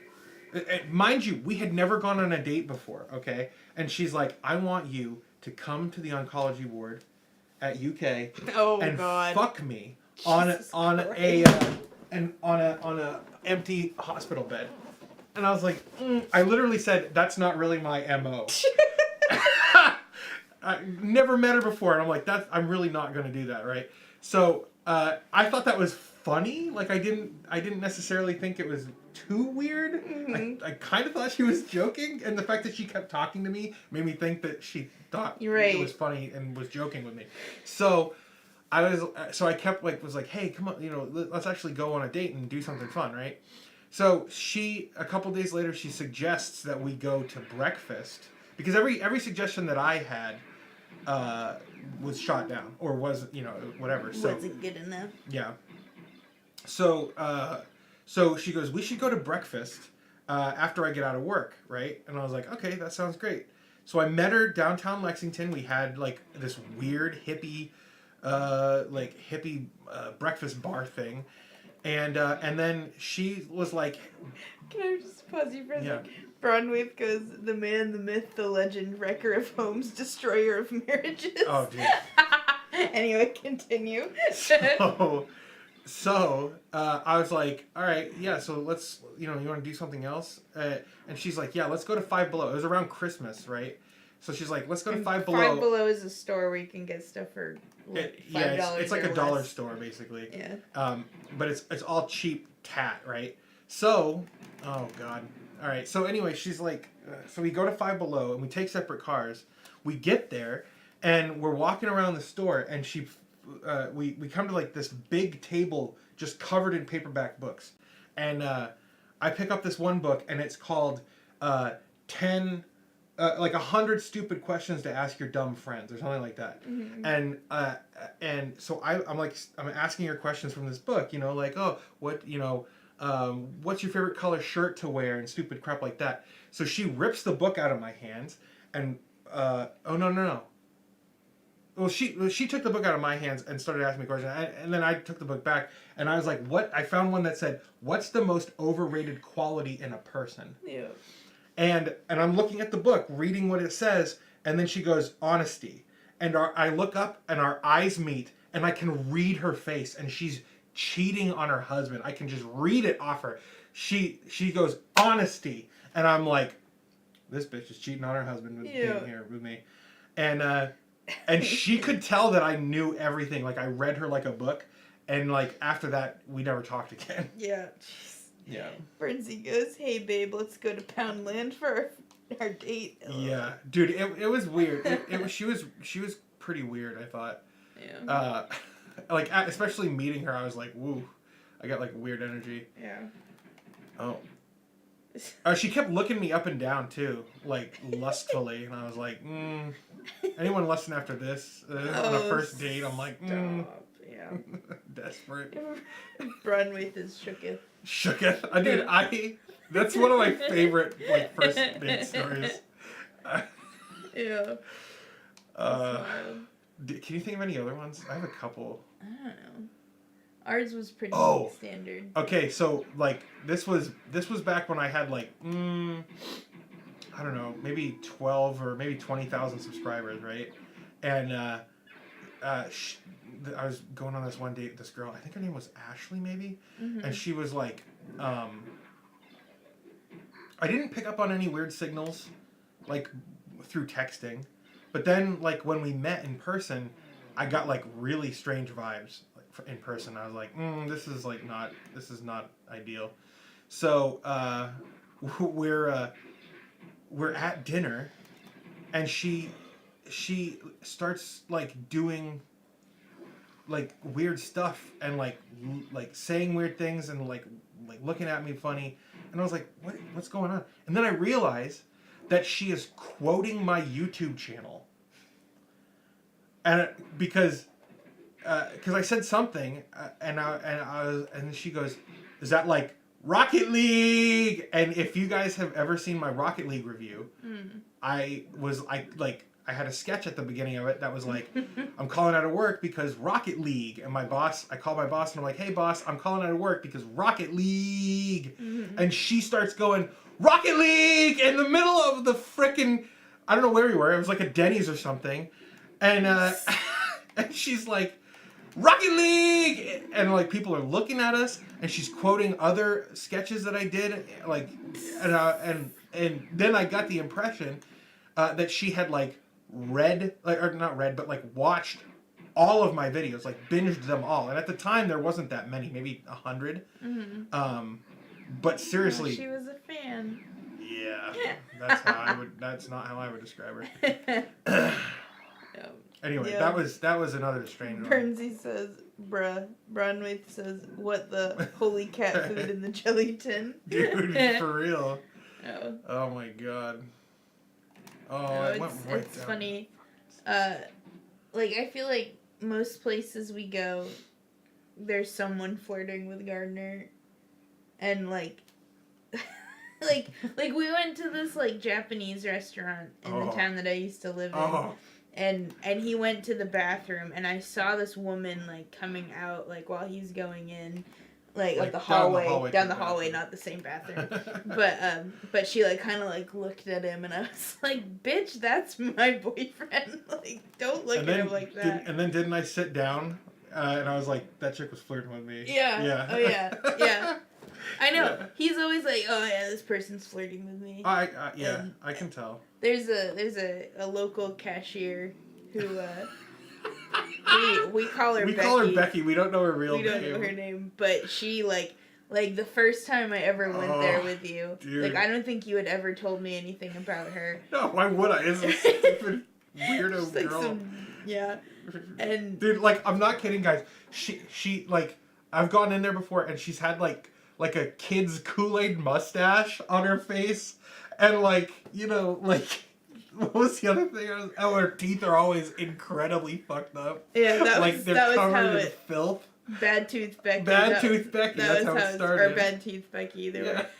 But yeah, and oh god, I hope she never finds this because I would be mortified. literally don't. I would love it if she I found would this be video. I mortified. would love Well, she it. really likes us. Like Yeah. she's always like excited when we come in.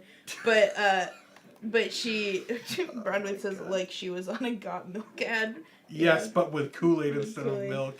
But yeah, but he was getting some like Reese's Thins. Yeah. And she's like, you don't want to eat these while you're watching TV or else you'll eat the whole thing. And you were just like, what? Like, because you didn't hear her. So I, like, reiterated what she said, and she kind of, like, gave me this look. And then, like, she was just trying to, like, get your attention while she was, like, bagging your groceries. And so we walked That is out, something. and I was like, yeah. I was like, I think she was flirting with you. And you're like, oh, yeah, she flirts with me all the time. And I was like, oh, my God. And then, like, the next time I came up and we went grocery shopping, we were in line and you were like, oh, can you go out and get the bags? Like, our reusable bags. So, because in Maine, they don't allow plastic bags anymore, so you have to have reusable shopping bags. Or you get, like, charged 5 cents if you need, like, a paper bag. Yeah. But so I run out to the car and I go back and get them. And when I come in, I can tell that the energy has changed in the checkout lane. Oh. And Becky is just like death glaring me. And she won't look me in the eye, but she's got this like pissy look on her face. And then Gardner looks at me with this shit-eating grin on his face. And he just goes, thanks, babe. And you had, like, never, like, called me babe or anything like that out in public. And I'm like, something happened. Yeah. And so as soon as we leave, and, like, Becky, like, did not say a word once I came back in. And then we go out, and I was just like, what happened? And he told, you tell your story. I honestly don't remember. Oh, it was something like she asked if you needed a paper bag. Oh, and yeah. you said, no, No, my my girlfriend's girlfriend's going out. And she was like, what? Yeah. Oh, yeah. Yeah. She was like, what? And then she was like, I didn't. What did she say? I don't remember. Anymore. I don't know. But it was really funny because it was like, you know, she thought I was single or something. Yeah. And she thought she had a chance, but of course she didn't because she's got awful teeth. And also I was not single at the time. Right. But yeah, dude, like, what the. She's Yeah. so weird. She's so weird. Like, dude, Bronwyn says, you cruel man. I love it. What do you mean cruel? By going, thanks, babe. Oh, dude. To rub it in. I am. Would you say I'm confrontational? Yes. Yes, I am confrontational. But anyway, back to the story about the girl that watched your videos. Bronwyn said, that's super scary. Like the time a girl invited me to her house, I thought as a friend, and then barricaded her front door so I couldn't leave, telling me we could get married. Bronwyn, that's terrifying. I'm so sorry you went through that. Oh Holy my shit. god, that's crazy. Oh my god, damn. Wow. That's wild. I'm glad you got out of that okay. Yeah, for real. Jesus. Oh man. That's crazy. Yeah. Yeah, there's lots of women out in the wild that try to steal Gardner away from me. Never gonna happen. Thank you. One of them might even be my own aunt, who When you say it like that. I know, but at Christmas my aunt was like, "Ooh, I love having a tall man around," because like my mom's side of the family is really short. Yeah. But I knew she would think you were adorable. Yeah, well, she like also pressed her whole body against mine. And I was like, I'm gonna walk away. Oh, but she didn't mean it Yeah, I in know. a creepy way. I'm sure. She's amazing. I made this button here. Burnsy, yeah, I've had some experiences with crazies like that. Runway, wait, what? No, my aunt really wasn't flirting with him. It was just kind of a joke. No, but the first time I met her aunt, she was like, "Oh, he's handsome." Mm-hmm. Yeah. Yeah, which I knew. I told you that was gonna happen. I told you exactly what my mom was gonna say when you met her. Yeah, and she did. She pretty did. And we had to kind of go to. Yeah, Brownwaith Gardner is a ladies' man. Yeah, Yes. he's very charming. He's had like so many girlfriends and shit before me. And meanwhile, I had like no boyfriends. I mean, I've never been into women. Burnsy, a woman in China offered to buy me from my ex-wife. Fortunately, she was denied. Damn.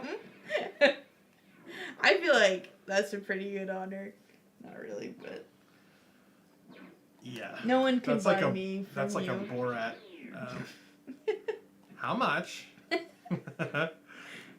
Oh, Pamela Anderson, the virgin. Pamela. Pamela is not a virgin. He cries.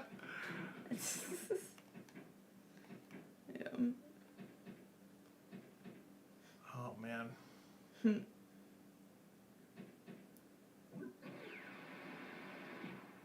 Well, you have some more fun dating stories, and I can't even think of them. I don't know. I'm trying to think of more.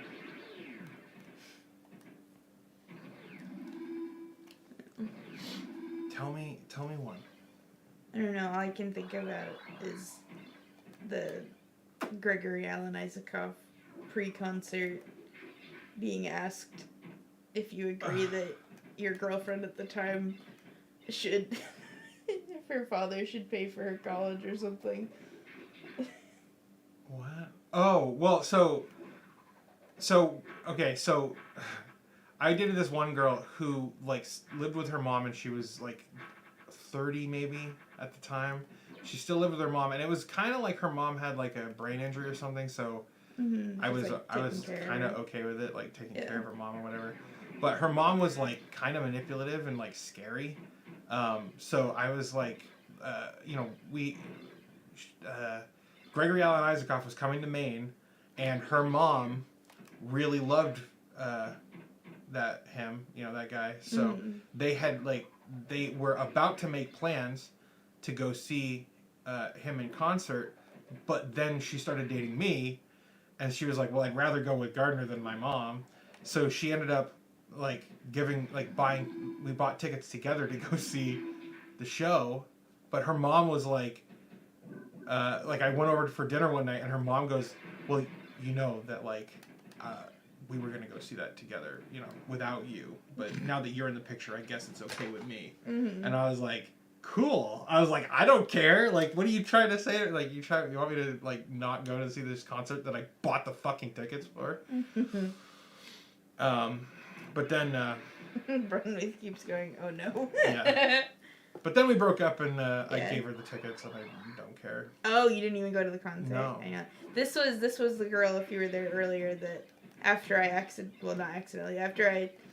mistakenly sabotaged our relationship at first. This was the girl he was dating while I was crying at home, not eating. Yeah. But yeah. Bronwave asks, longest distance you've for a date.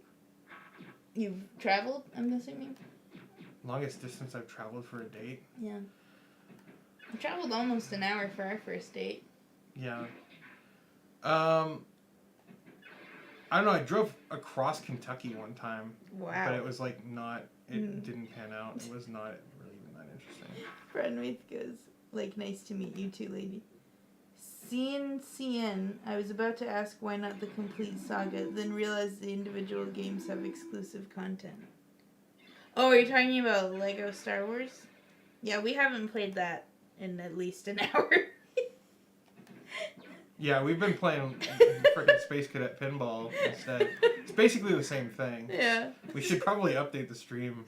Oh yeah, I probably should have done that for a while. Sorry, CNC, and I've neglected my duties as the computer bitch. That's your title. You came up with that. I did not say that. And 3D pinball space cadet. Hour-long delay. Yeah. CNC's ping is pretty long. So longest. I'm trying to think of like. Well, how long was your trek across Kentucky? That was probably a 2.5 hour drive. Jeez. Yeah, and I've like gone on dates down in Portland. From where I live, Portland is like. I mean, when I was living in Belfast, it was like a 2 hour drive. Mhm. But yeah, I've never dated like anyone long distance. I don't think. Yeah, we kind of operated as a somewhat long distance relationship for a while. That's true. Because I don't drive and I lived like, what was it, 48 minutes away. Yeah. But we made it work. So you can bump the table. Did you know that? How did you I do mapped that? the triangle and up buttons to. Oh, nice. Cool. Yeah. Yeah. Yeah, you're coming up with good fun questions, Bronwith. Keep them coming. You should come to every stream. I Yeah. know it's late, but I know. I'm really enjoying. CN, have you ever gotten Tiny Tina's Wonderland to work on deck? I haven't tried. I don't think I own it. Mm. I really want Valve to give me like the secret like unlock thing where you can like have all the games. I don't know if that's really a thing, but I'd love to have that. The secret menu at Starbucks. No. No, I've heard rumors that Valve just gives people like certain members of the press like access to basically any game on Steam free They of should charge. give you that. Number of fucking Steam Decks I've sold for them, dude. Like, Yeah, I don't know, jeez. dude. I'd love that. That'd be nice, wouldn't it, That'd be guys? cool. Although I do buy a lot of games, so Yeah, I mean, so they probably don't want to lose your business. Yeah. I know. Do you have like 700 games or something? yeah, a lot of them come from like Humble Bundles and Yeah. stuff, but like still, I own a lot. I buy a lot of games. Mm-hmm. Yeah. That's awesome. Oh my God, please. And then my brother got you a nice $100 worth of gift cards to Yeah. Steam. Which was really nice. I wasn't was. expecting that. Yeah, neither was I. I feel bad because we didn't get him a gift. Oh, it's okay. I mean, him a gift. we got him a gift. I didn't get him one. Burnsy's saying maybe if you reviewed games. What do you? No. Okay. Dude, I used to review games. I don't know how long you've been following my channel, Bernsey, but I used to review games, and I found that like, if I reviewed a game, it was really only the people who were interested in that game who watched the video, and it tended to be like because I have like really stupid, obscure taste, and I'm pretentious. I really only like reviewed games that I liked, and that meant that my weird, pretentious indie games, my reviews of those games would get no views. So I was kind of wasting my time. Yeah, and then CN says, I mean, Steam games are constantly on sale. I don't think it's necessary to give them away. Yeah. Bronwith, my brother met his husband whilst he was on holiday in the UK, fell in love with him and went to Michigan with him, and after a month they got married. And That's been together with each other 12 years now. I love that. That's so cute. So cute. That's adorable. That was like kind of like my dream at one point, was to go to the UK and find Oh, I thought you were the gonna say love go of to my life. Michigan and get gay married. No, not quite. No, the closest I ever got to that was I worked with an Irish guy and I had a crush on him, but he was married, so it wasn't gonna happen. Oh no, I did it wrong. Sorry. No, it's okay. Fergal. Oh, Fergal. what a fun name. Yeah, he was really funny. Any relation to Fergie? No, From the but Black he Eyed used to. He was doing he was a trainer, and he was doing a workout with the aftercare program I did, and he put on Fergalicious, and before he started playing it, he was like, "This is my song," and I was dying. None of the kids got it. Yeah. I remember this Irish guy story. Oh yeah, Broadway. Which video was it on? I don't remember. Did you tune into You talked about it on a stream? No, you talked about it on in one of our videos. Did I? Yeah, Virgil, I remember it. I don't remember vividly. talking about that in a video. Yeah. Maybe I did and I just don't remember. I don't think I did it in one of ours. Did I? I feel like, how would she have heard that story then? That's a good point. I don't know. I don't remember Brunwaith. You'd have a better way. I remember the name Fergal in one of the I've videos. t- I don't know if you told that story specifically, but... Yeah. Oh, I remember I mentioned that it wasn't a stream, because I mentioned that he told me that, because I was saying that I really wanted to go to Ireland or something, and he was like, just go and, like, live in a hostel and get a job on a farm or something. Like, he was giving me advice. I do remember telling that. Brunwaith, yeah, I'm confused now. Peter Jensen, 2K broke all their games on Linux, so Tiny Tina is off the table for now. Also, I am still sour about Borderlands 2 not giving me the Fight for Sanctuary DLC, just because I did not play the game in 2 weeks' time while having hundreds of hours in that game. Bronway said, yes, that was the story. Okay. We solved the case. CNCN says, I'm trying to experiment with Minecraft controls on Steam Deck. I haven't played it much on Steam Deck. Oof. Minecraft is fun, and you can get some really good controls. You can customize them with Steam input. It's really fun. I need to buy you Minecraft, and we should play it together. Yeah. That'd be cool. I always felt like I would like it. I've just never thought to buy it myself. CN says there's no Linux support. For what? Is it Tiny Tina? Yeah. Anytime I hear Tiny Tina, I think of Bob's Burgers. A Tiny Tina. Peter says, I might have bought Transistor because of Gardner reviewing it. I can't remember. Great game. Aw. That sounds about right. Did you buy Pyre from my review too? Because, like, I think Pyre was literally the last, might have been the last sketch that I ever did. And maybe it might be the last review I ever did. Mm-hmm. Back when you were the Linux gamer. Yeah. He was almost made me cut out in the Christmas sketch we did. I had a part where I was like, who's Gardner? And then you, as Tissue Paper Santa, would say, oh, he used to be the Linux gamer. And you were like, I don't like that, take it out. And I was like, no! Well, I don't, like, I don't know. I feel like there's some bad blood with that name. Like, people are mad at me that I stopped calling myself that. Why? I don't know. Because I used to be the Linux gamer, and now I'm not. I'm a sellout because I only talk about the Steam Deck. Well, friggin', you gotta make money somehow. Yeah. I don't know. I kind of miss those days because it was really fun, but, like, you know, I was also working a full-time job and doing my channel. Mm-hmm. And trying to do other stuff to get my own business off the ground. Mm-hmm. And it was like, you know. A lot. It was a lot. So I'm just happy that we can do this and, you know. Yeah. And it's just fun and easy, and we always, like, every time we finish one of these streams, and, like, even on the days where we don't do it, we're like, we love this community we're building here. Yes. Yeah, Bernsey says real name branding is more of a thing now, though, and it's safer, too. Bronwaith, I think I found you through the System 76 years, maybe like 5 years ago. Now I forget. But at the time I was scared to comment, as the Linux community can be scary sometimes. Yeah.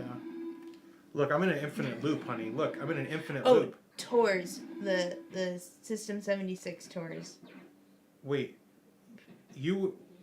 Were you at System 76, Bronway? Or were you just watching, like, the videos? Oh, shit.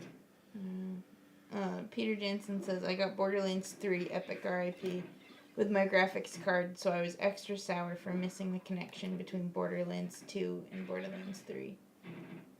No, she's saying on the videos. From my System 76 tour. Bronwaith, I apologize if I did the wrong gender when I said she, or I think you are. Are you a woman? I don't want to be wrong. I've been saying she. Okay. I'm sorry if I'm wrong. This is CNCN. Oh, you do System 76 content. That's probably... Okay, you are. Okay, thank you, Bronwith. I would have felt really bad. Oh, you do System 76 content? That's probably how I originally got recommended. I've done it in the past, yeah. Like, I've reviewed their launch keyboard. I've reviewed several of their laptops. This laptop that Emily has right now, System 76 sent it to me because it ships running Papa OS, even though it's an HP laptop. So they sent that to me to review, and they let me keep it. Nice. Sorry, I've been like sitting on a blanket, and it's like so hot on my legs right now. Dude, I'm roasting right now. It's so hot in here. You wouldn't think that just sitting for like 4 hours would make you so hot. It's really, really hot. God. Peter Jansen, Gardner does have an obsession with the Steam Deck. And then CNCN, I was looking at laptops, then decided on a Steam Deck instead. Nice. Peter Jansen, seriously, I have a pet peeve with Steam Deck pollution on ProtonDB because it does not tell me as clearly if a game works well for us regular Steam users, but Gardner can talk as much about the Steam Deck as he wants. Only the Arch community is scary. Yeah. Yeah. I think Bronway found me through my System 76 tour, which is interesting because I don't think that she video corrected did it and very said tours. She wrote yours, and I assumed years. Oh. Yeah, so that's I love System 76. I dealt with some like personal tragedy a couple years ago, and the CEO of the company like reached out to me and like was like, dude, like, are you okay? If you ever need to talk, I'm here. And then the last time, like, not the last time, but the time before last when I went out there to see them, he was like, how are you doing? And he was like genuinely worried about me, and I could feel that he had like a real affection for me as a person. Oh, that's the best. So he's a really, really awesome dude. The last time I went out there, I met his family, and they're really wonderful. And you know, so many of the people at System 76 who work there or have worked there in the past, I'm genuinely grateful to have them in my life because they're just great people. Oh, that's really sweet. Yeah, Bronwyn said that's so sweet too. CN says, I honestly find a really clear Arch install tutorial, but I don't like the channel that made the video. Oh, there's a few of those in the community. Peter Jensen says, System 76 is solid, but their laptops and desktops are expensive. It makes their desktops non-interesting, but laptops are more complicated, so I guess you could go with that. Wait, read that again one more time. System 76 is solid, but their laptops and desktops are expensive. It makes their desktops non-interesting, but laptops are more complicated, so I guess you could go with that. They are a boutique manufacturer, and the fact that like their stuff is expensive is because they have a team of like 300 people who are hand assembling all of the stuff. I mean, have you guys ever seen a Thalio? They do a lot for the open source community. They have so many people doing the hardware, like a huge team of people doing software. They have a marketing team that doesn't just focus on their own products, but like shines a light on open source software as well. And so it's like, yes, they do have machines that are more expensive than if you were to buy the parts off the shelf and put them together yourself. But the fact is, they do so much for the free and open source world, and the stuff that they make is open source. Like, not just their software, but their hardware is open source as well. And it's like, you know, for me, I think like if you have the capacity, if you have the means, and you're in the market for a Linux computer, I think System 76 is the first choice, in my opinion. I genuinely can't say enough good things about them. Like, I don't think I'd be where I'm at if it wasn't for System 76 either, because, like I said, Carl, the CEO of the company, he's just a wonderful man, and he cares, deeply cares for the Linux world and for the people in it. So, By the way, Brian Meath said, sorry, I really hope I hadn't caused any sadness by bringing up the tour. oh, no, not at all. I have nothing but good feelings about all of that. So, yeah, That's good.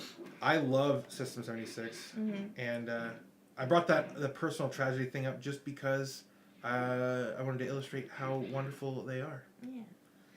Bernsey said it's all. Oh, it's Bernie. It says few.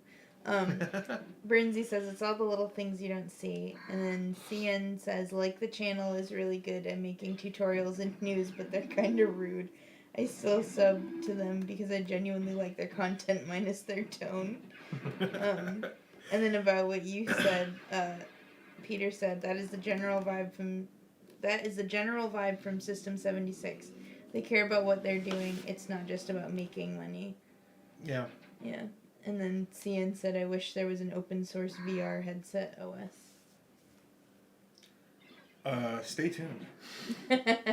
I think that Valve is going to be releasing a SteamOS build for their upcoming their upcoming Deckard headset. And so there will be pretty soon. That's what I say.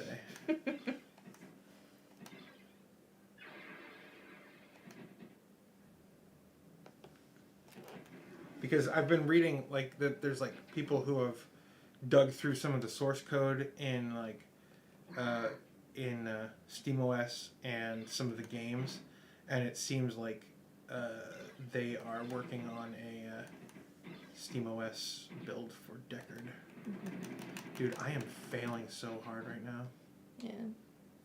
Peter Jansen says, I agree that System 76 does good work. It just is not that everyone can afford it. So I can't recommend it to everyone who wants a PC for Linux, that's all. Right. No, that's the thing. And like that's why I added like that stipulation. Like if you have the means and you're in the market and you want to have your purchase go to more than just the hardware you're receiving, like System 76, I mean, is my first choice. But if you're on a budget, you know, and you have the ability to build a machine yourself, there, you know, you definitely should do that. But. Yeah. Peter says, I think that we need to cherish a company like System 76 because it helps the Linux ecosystem forward. Yeah. Great, if you can afford it. Yeah, exactly. Bronwaith asked a little while ago, do you think there could be a relaunch of Steam machines now that Proton is so much better? Or now that Proton is so much better? I don't think that Valve will do first-party Steam machines yet. Maybe when... what I think needs to happen, like, is... I think that there might be other handhelds that come out that use SteamOS, and maybe even, like... maybe like a Alienware or something that comes out with SteamOS, but I don't think any of it is viable if it's not a first-party thing or a niche thing, because like the reason that SteamOS is working right now is because it's shipping with the Steam Deck, and the Steam Deck is subsidized by Valve, heavily subsidized. Good God, could I please do this right? You're killing it. So I think that like there will be other machines that ship with SteamOS, but they're probably they're going to be third-party machines. They're not going to be from Valve. And they're going to also come with, you know, you can pick between a Windows license or SteamOS, and you'll save $100. You know what I'm saying? Like, you buy an A Neo, and it's going to give you the option to have Windows pre-installed or get SteamOS on it.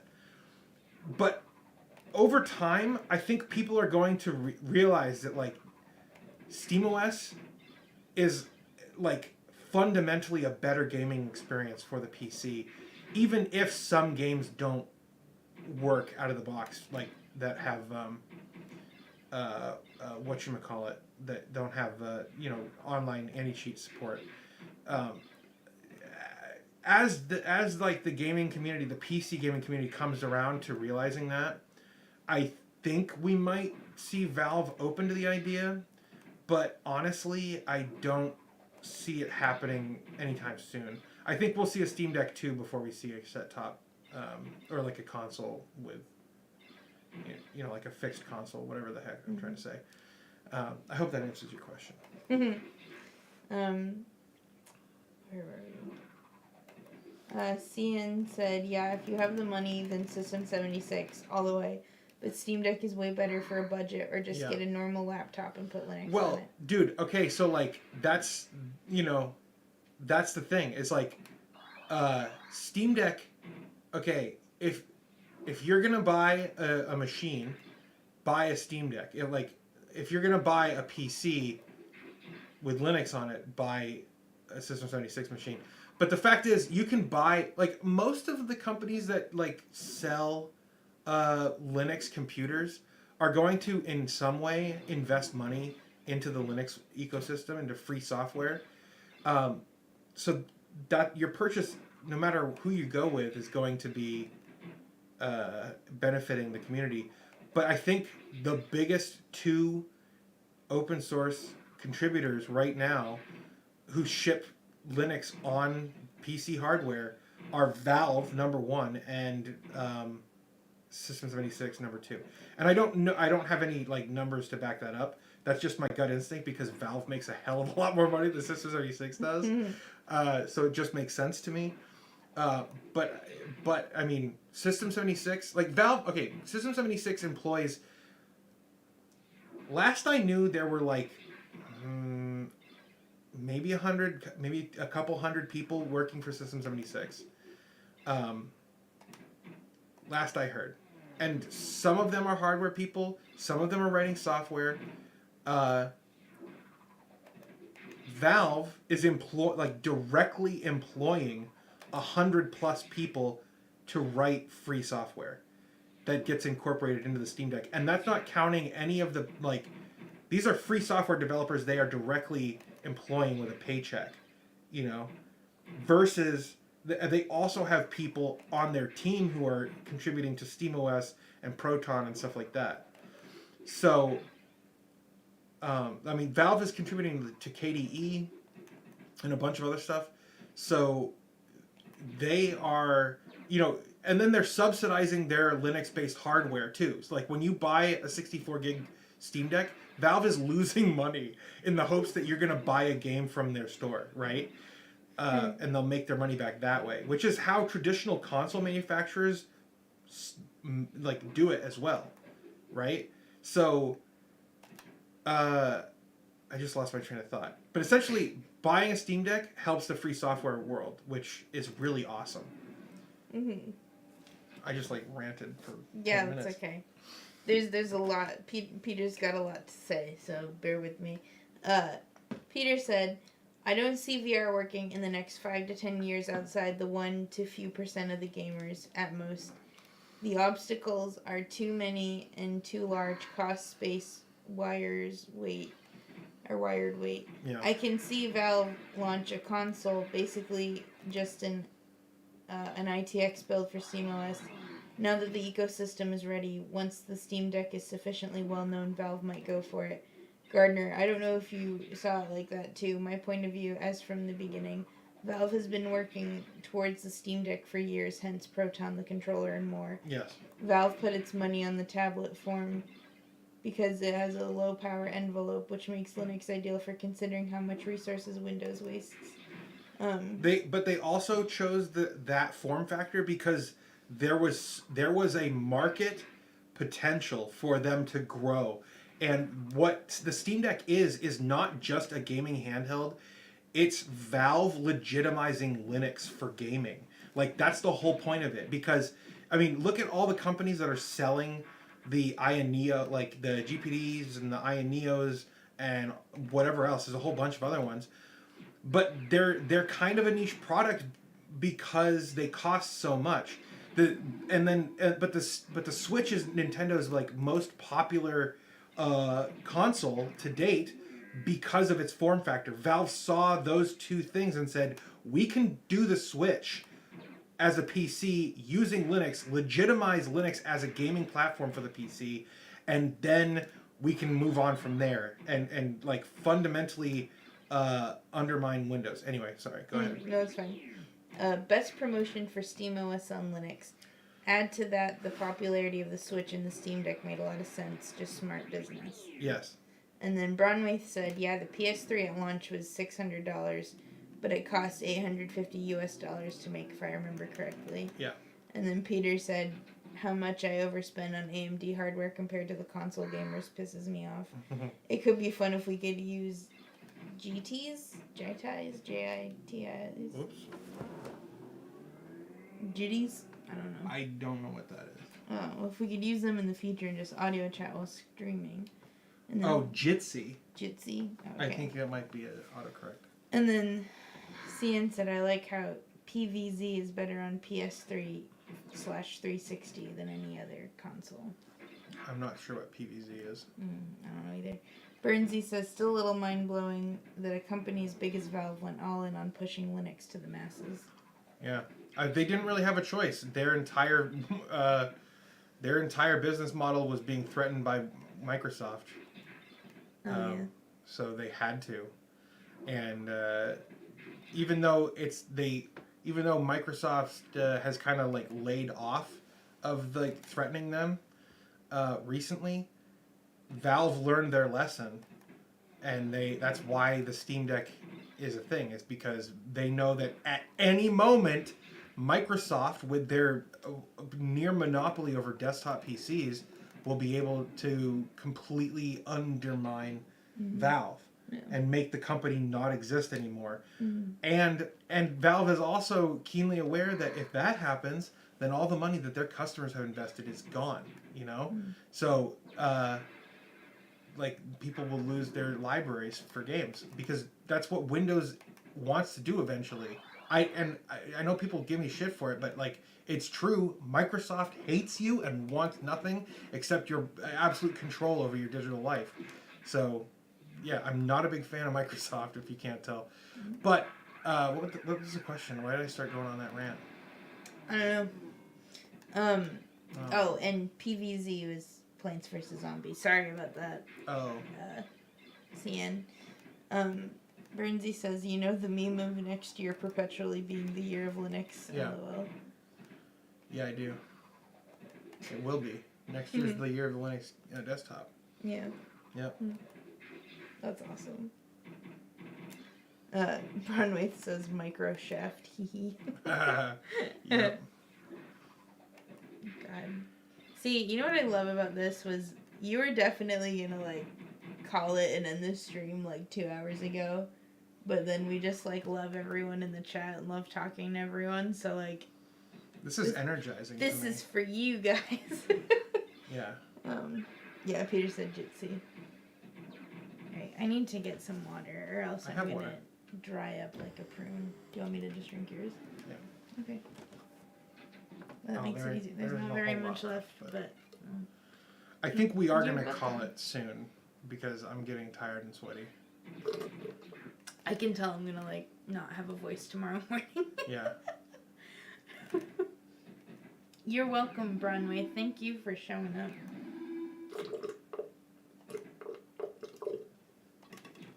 Thank you. I can't take that. I can't pause this. CN said, I actually switched to Linux before the Steam Deck got announced. Honestly, if the dock didn't get announced, I don't think I'd have as good of a time. Bronway says, honestly, it's been great tonight. I should go past my bedtime, not often, LMAO. Well, not that I'm trying to, like, you know, enforce any bad sleeping habits, Bronway. Oh my god, I started calling her Bronwyn, Jesus Christ. But, you know, I've never called her Bronwyn, just to be fair. You mentioned Bronwyn, though. Yeah. But, you know, I'm just saying, anytime, you're welcome, Bronwyn. Burnsy said, I switched to Linux and back to Windows and back to Linux. Peter said Valve had to push Linux, otherwise Microsoft would put Valve out of business Yes. in the long run. It was coming, the signs were on the wall. CN, my voice feels awful because I'm sick. Oh, I'm sorry. Bronwyn says, bloody hell, I'm shattered. Because she keeps making typos. Kelvin said, was great hanging out here. I'm glad I finally caught a stream. I'm glad you did too, Kelvin. Thank you so much for coming. Yeah. Bronwyn, I can't spell.